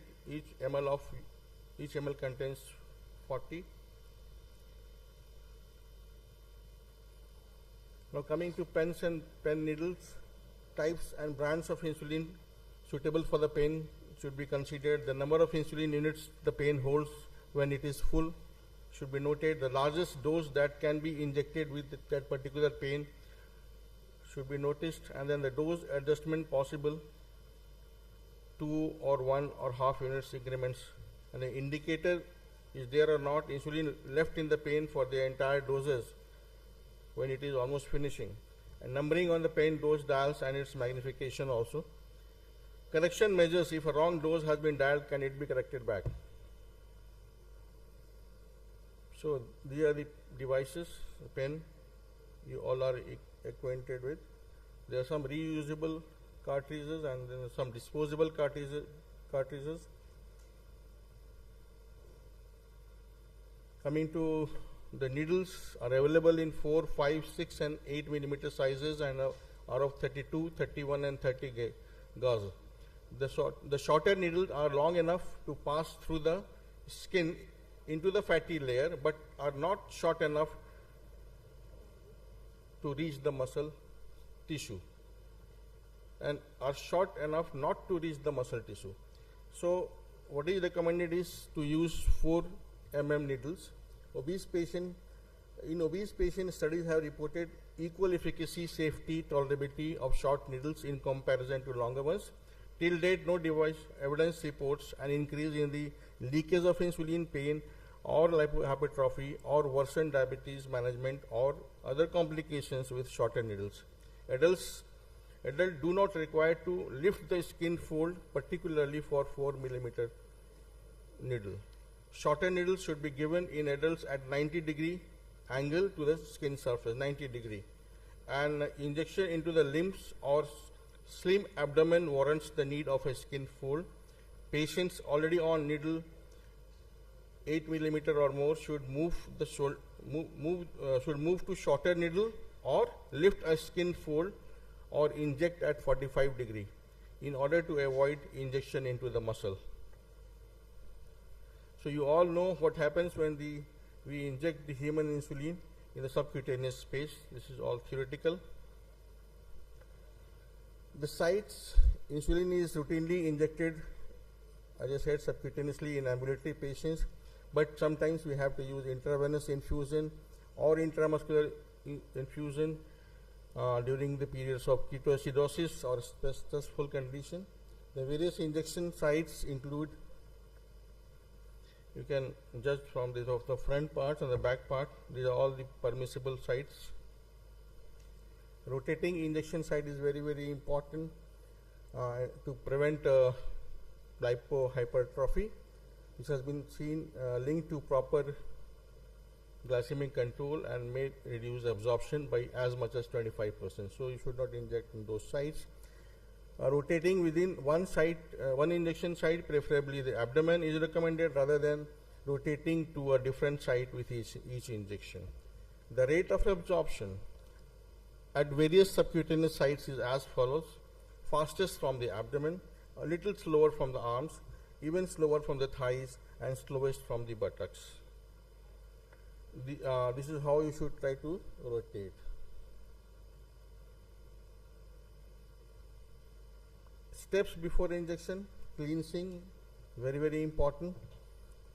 Should be socially clean before the injection, the site. And the cleansing is the single most important procedure for preventing health care associated infections. This can be done by using cotton balls dipped in water or with alcohol swabs. Don't use soap-based detergents. Start by cleansing your hand with soap and water, followed by cleansing the injection site in the middle and moving outwards in a circular motion, and make sure the skin is dry before injection. Injection speed: if you pull a syringe or open out too quickly, you may not get your full dose. If injecting with a syringe, hold it in place for 5 seconds after pushing the plunger all the way in. With an insulin pen, hold for 10 seconds because the injection itself takes longer period compared to the syringe. Your skin should not be wet afterwards, and do not rub the site after removing the needle. If you need to have skin fold, you should, the correct way of lifting is shown over here. And the incorrect way, because you want to inject in the fatty layer, not in the muscle. So this is the idea. Priming insulin devices: insulin pens need to be primed, meaning getting the air out of the cartridge and needle. This is very, very important. After putting on a new needle, hold the syringe needle up and tap the cartridge a few times to get any air or rise to the top. Then set the dose dial to 2 units and push the injection button. You should see a drop of insulin on the tip of the needle. If you do not see a drop, try it again so that you are not injecting air. The troubleshooting, nothing more, in it. Hardly anyone feels pain. If someone feels pain, then you have to take care of that. The size of the needle. Lipohypertrophy, I told about that. Any bleeding or bruising, you have to be a bit careful. Novel insulin, I think this has been discussed by the previous speakers. The connected pens are being developed that link to the smartphones, smartphone-based diabetes management. And such connected devices are not only able to record the time and amount of insulin delivered, but the apps can be connected to blood glucose and continuous blood glucose monitoring devices and help provide not only comprehensive diabetes management data, but in some cases also insulin dose recommendation. So these are the smart pens and pen caps. The insulin pump, I think this was discussed in detail by Dr. Purohit from Mumbai. I think he had a wonderful lecture on that. So nothing to say about that. And the other sites where the insulin pumps can be fitted. Thank you very much. I will just end. एक type 1 diabetes patient छोटा बच्चा था जो बच्चा insulin ले लेके थक गया, तो उसने मुझसे कहा मैंने, और मुझे बड़ा अजीब लगा सुन के, हंसी भी आई कि ये डॉक्टर बड़े 420 होते हैं, ये डॉक्टर बड़े 420 होते हैं, कहते हैं कि चीटी चीटी और इसके बाद इंजेक्शन घुसेड़ देते हैं. So let me tell you, till the inhalation insulin or the oral insulin is available in our hands, we have to, basically continue with the injection insulin and educate our patient. I don't kept any, take-home message slide, but this is the only message that we have to educate our patient and we have to follow the guidelines how to give insulin. This is very, simple thing, but there are many technicalities involved into it. So many patients do not achieve the blood glucose target because they are not following the correct technique. So education and to nurses, to the patients, to family members, very, very important. Thank you very much. Thank you, sir. Thank you, sir, for enlightening us with these wonderful practical aspects of insulin injection techniques. And we should always keep these techniques in mind whenever we are managing diabetic patients before jumping to the conclusion of uncontrolled diabetes. Any questions from the house? There is no question. Thank you. Thank you very much. So, wonderful 3 days of academic feast, and I would like any further? Yes. So thank you, chairpersons. Thank you, chairpersons, and thank you all our speakers. We have come to the end of a wonderful 3-day conference here, and I'm sure everybody has benefited from it. I request all the pharma companies to please come inside. All the pharma companies or their representatives to please come inside. These are the final 2-3 minutes. And requesting Dr. Virmani to please come on stage. Requesting Dr. Virmani to please come on stage.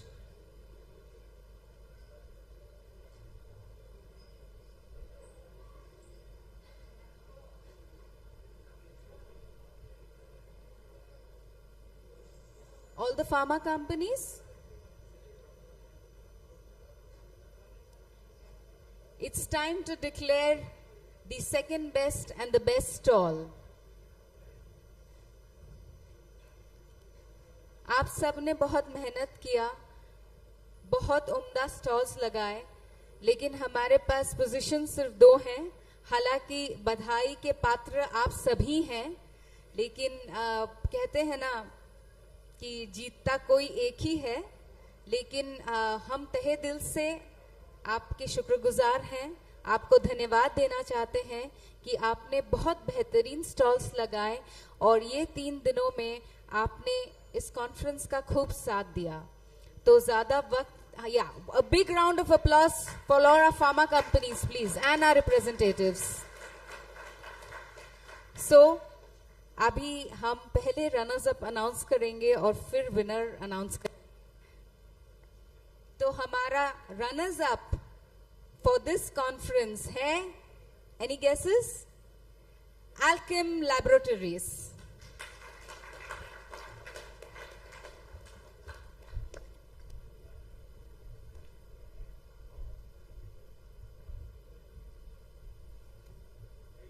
Representatives, please आइए, ये moment आपका है.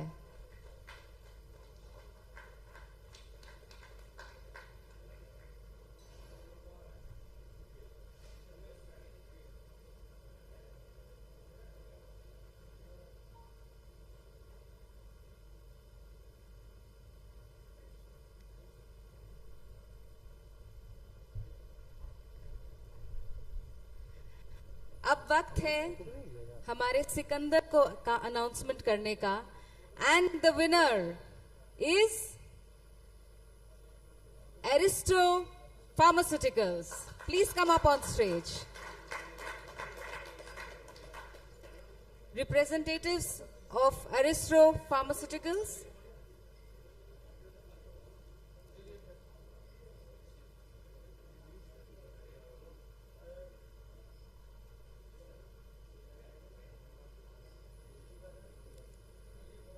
जितने representatives हैं please stage पे आ जाइए.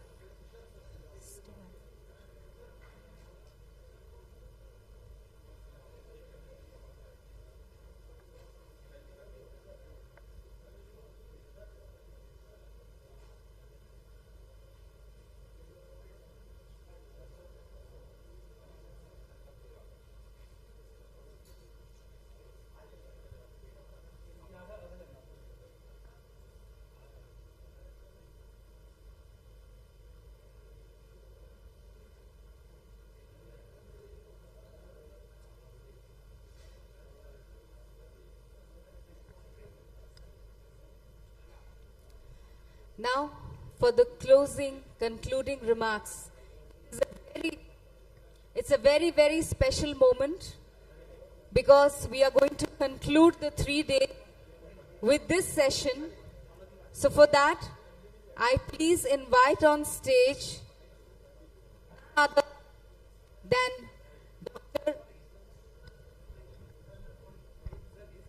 Professor A.N. Rai.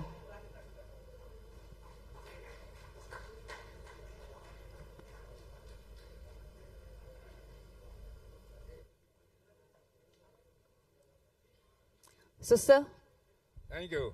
I think I have nothing to say, no word to praise. The arrangement, the hospitality, the scientific program has been beyond our expectation. And I think that could not have been better what we expected today.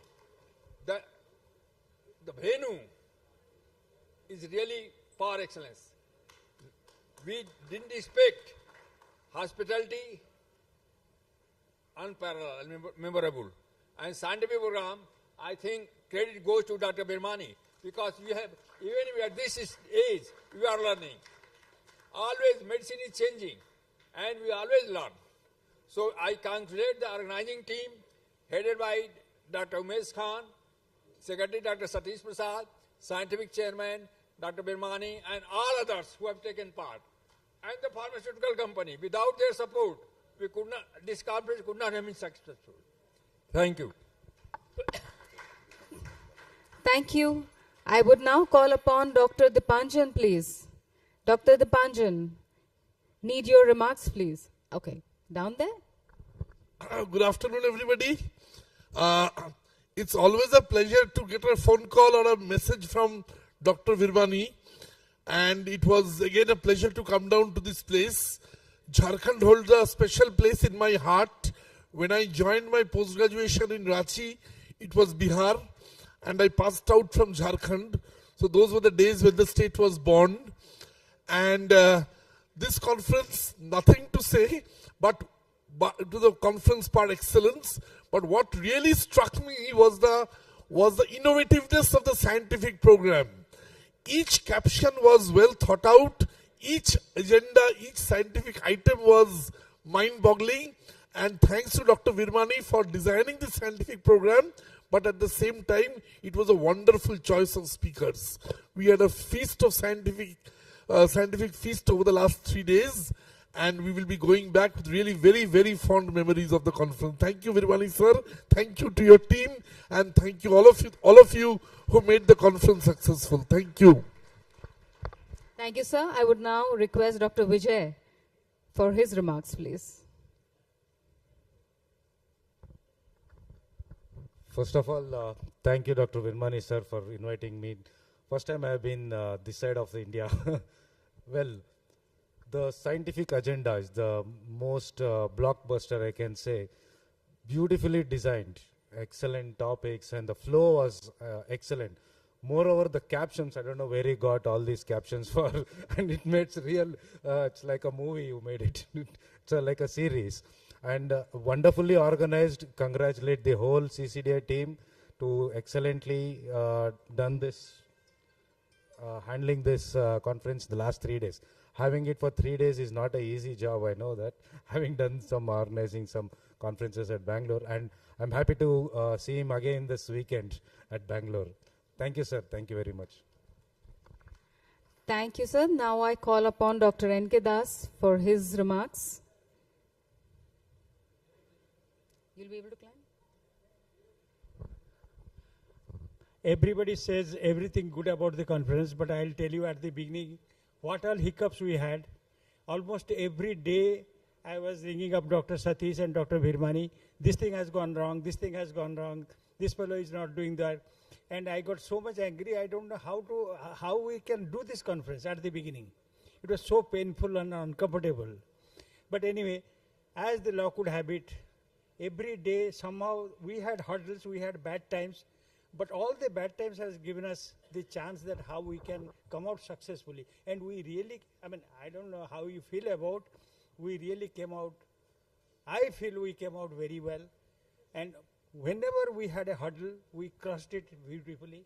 And I am very happy with working in this group, particularly Dr. Virmani, Dr. Umesh Khan, and Dr. Satish. Thank you. I would also call upon Dr. Lohani now. Dr. Lohani, for your remarks, please.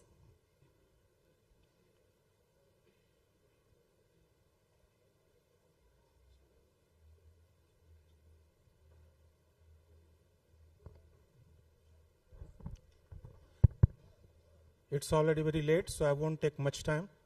This is a great coincidence that I'm part of this conference where 3 persons who are at the helm of affairs are very closely associated with me. Dr. Virmani was my contemporary in post-graduation at RMCH Ranchi. Dr. Umesh Khan is my batchmate, and Dr. Satish was my junior, and I have taught him a lot in the ward. I won't say much, but for Dr. Virmani, Dr. Umesh, Dr. Satish, and the entire team, I've got only one comment. कौन कहता है आसमां में सुराग नहीं होता? कौन कहता है आसमां में सुराग नहीं होता? एक पत्थर तो जरा दिल से उछालो यारो. And they have proved it. Thank you, sir. Now I would call upon Dr. Mrityunjay, please.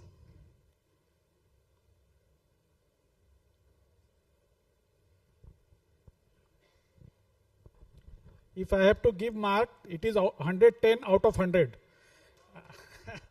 As far as academic part is concerned, it is as par with any national conference. And we have seen the yesterday cultural program. It is quite innovative, where they have involved their family members, doctors have involved their family members. I have not seen such a program for a long time.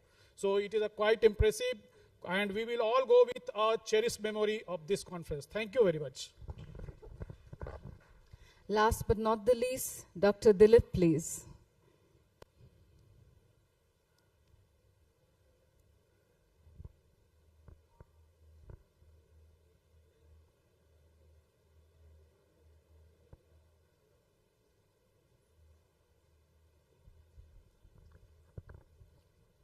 Hearing so much applause from so many persons and dignitaries from the outside, I am overwhelmed. Only because everybody said it is more than 100% or 110%, and we are really very, very impressed with your presence and your guidance, and we hope that this type of opportunity will come and again, and you will be here as our guest. Really, it is wonderful moment for all of us to hear the so good things from you, and God bless that we are successful in organizing such an event. Thank you so much. Now the final remarks from Dr. Virmani. First of all, I'm sure all of you agree that my daughter and his daughter, Sukanya Das, has done a wonderful job right from day one, including culture. So please give her a standing ovation. I want you to give her a standing ovation. for this wonderful job. And everything that ends well is going to be fantastic, the ending. I'll request all of you in this hall, including my pharma colleagues, please have beer with us and then lunch. And then don't miss the lunch and beer. Thank you very much. Thank you. It has been wonderful seeing you here, and we expect to have another session soon. Thank you. God bless.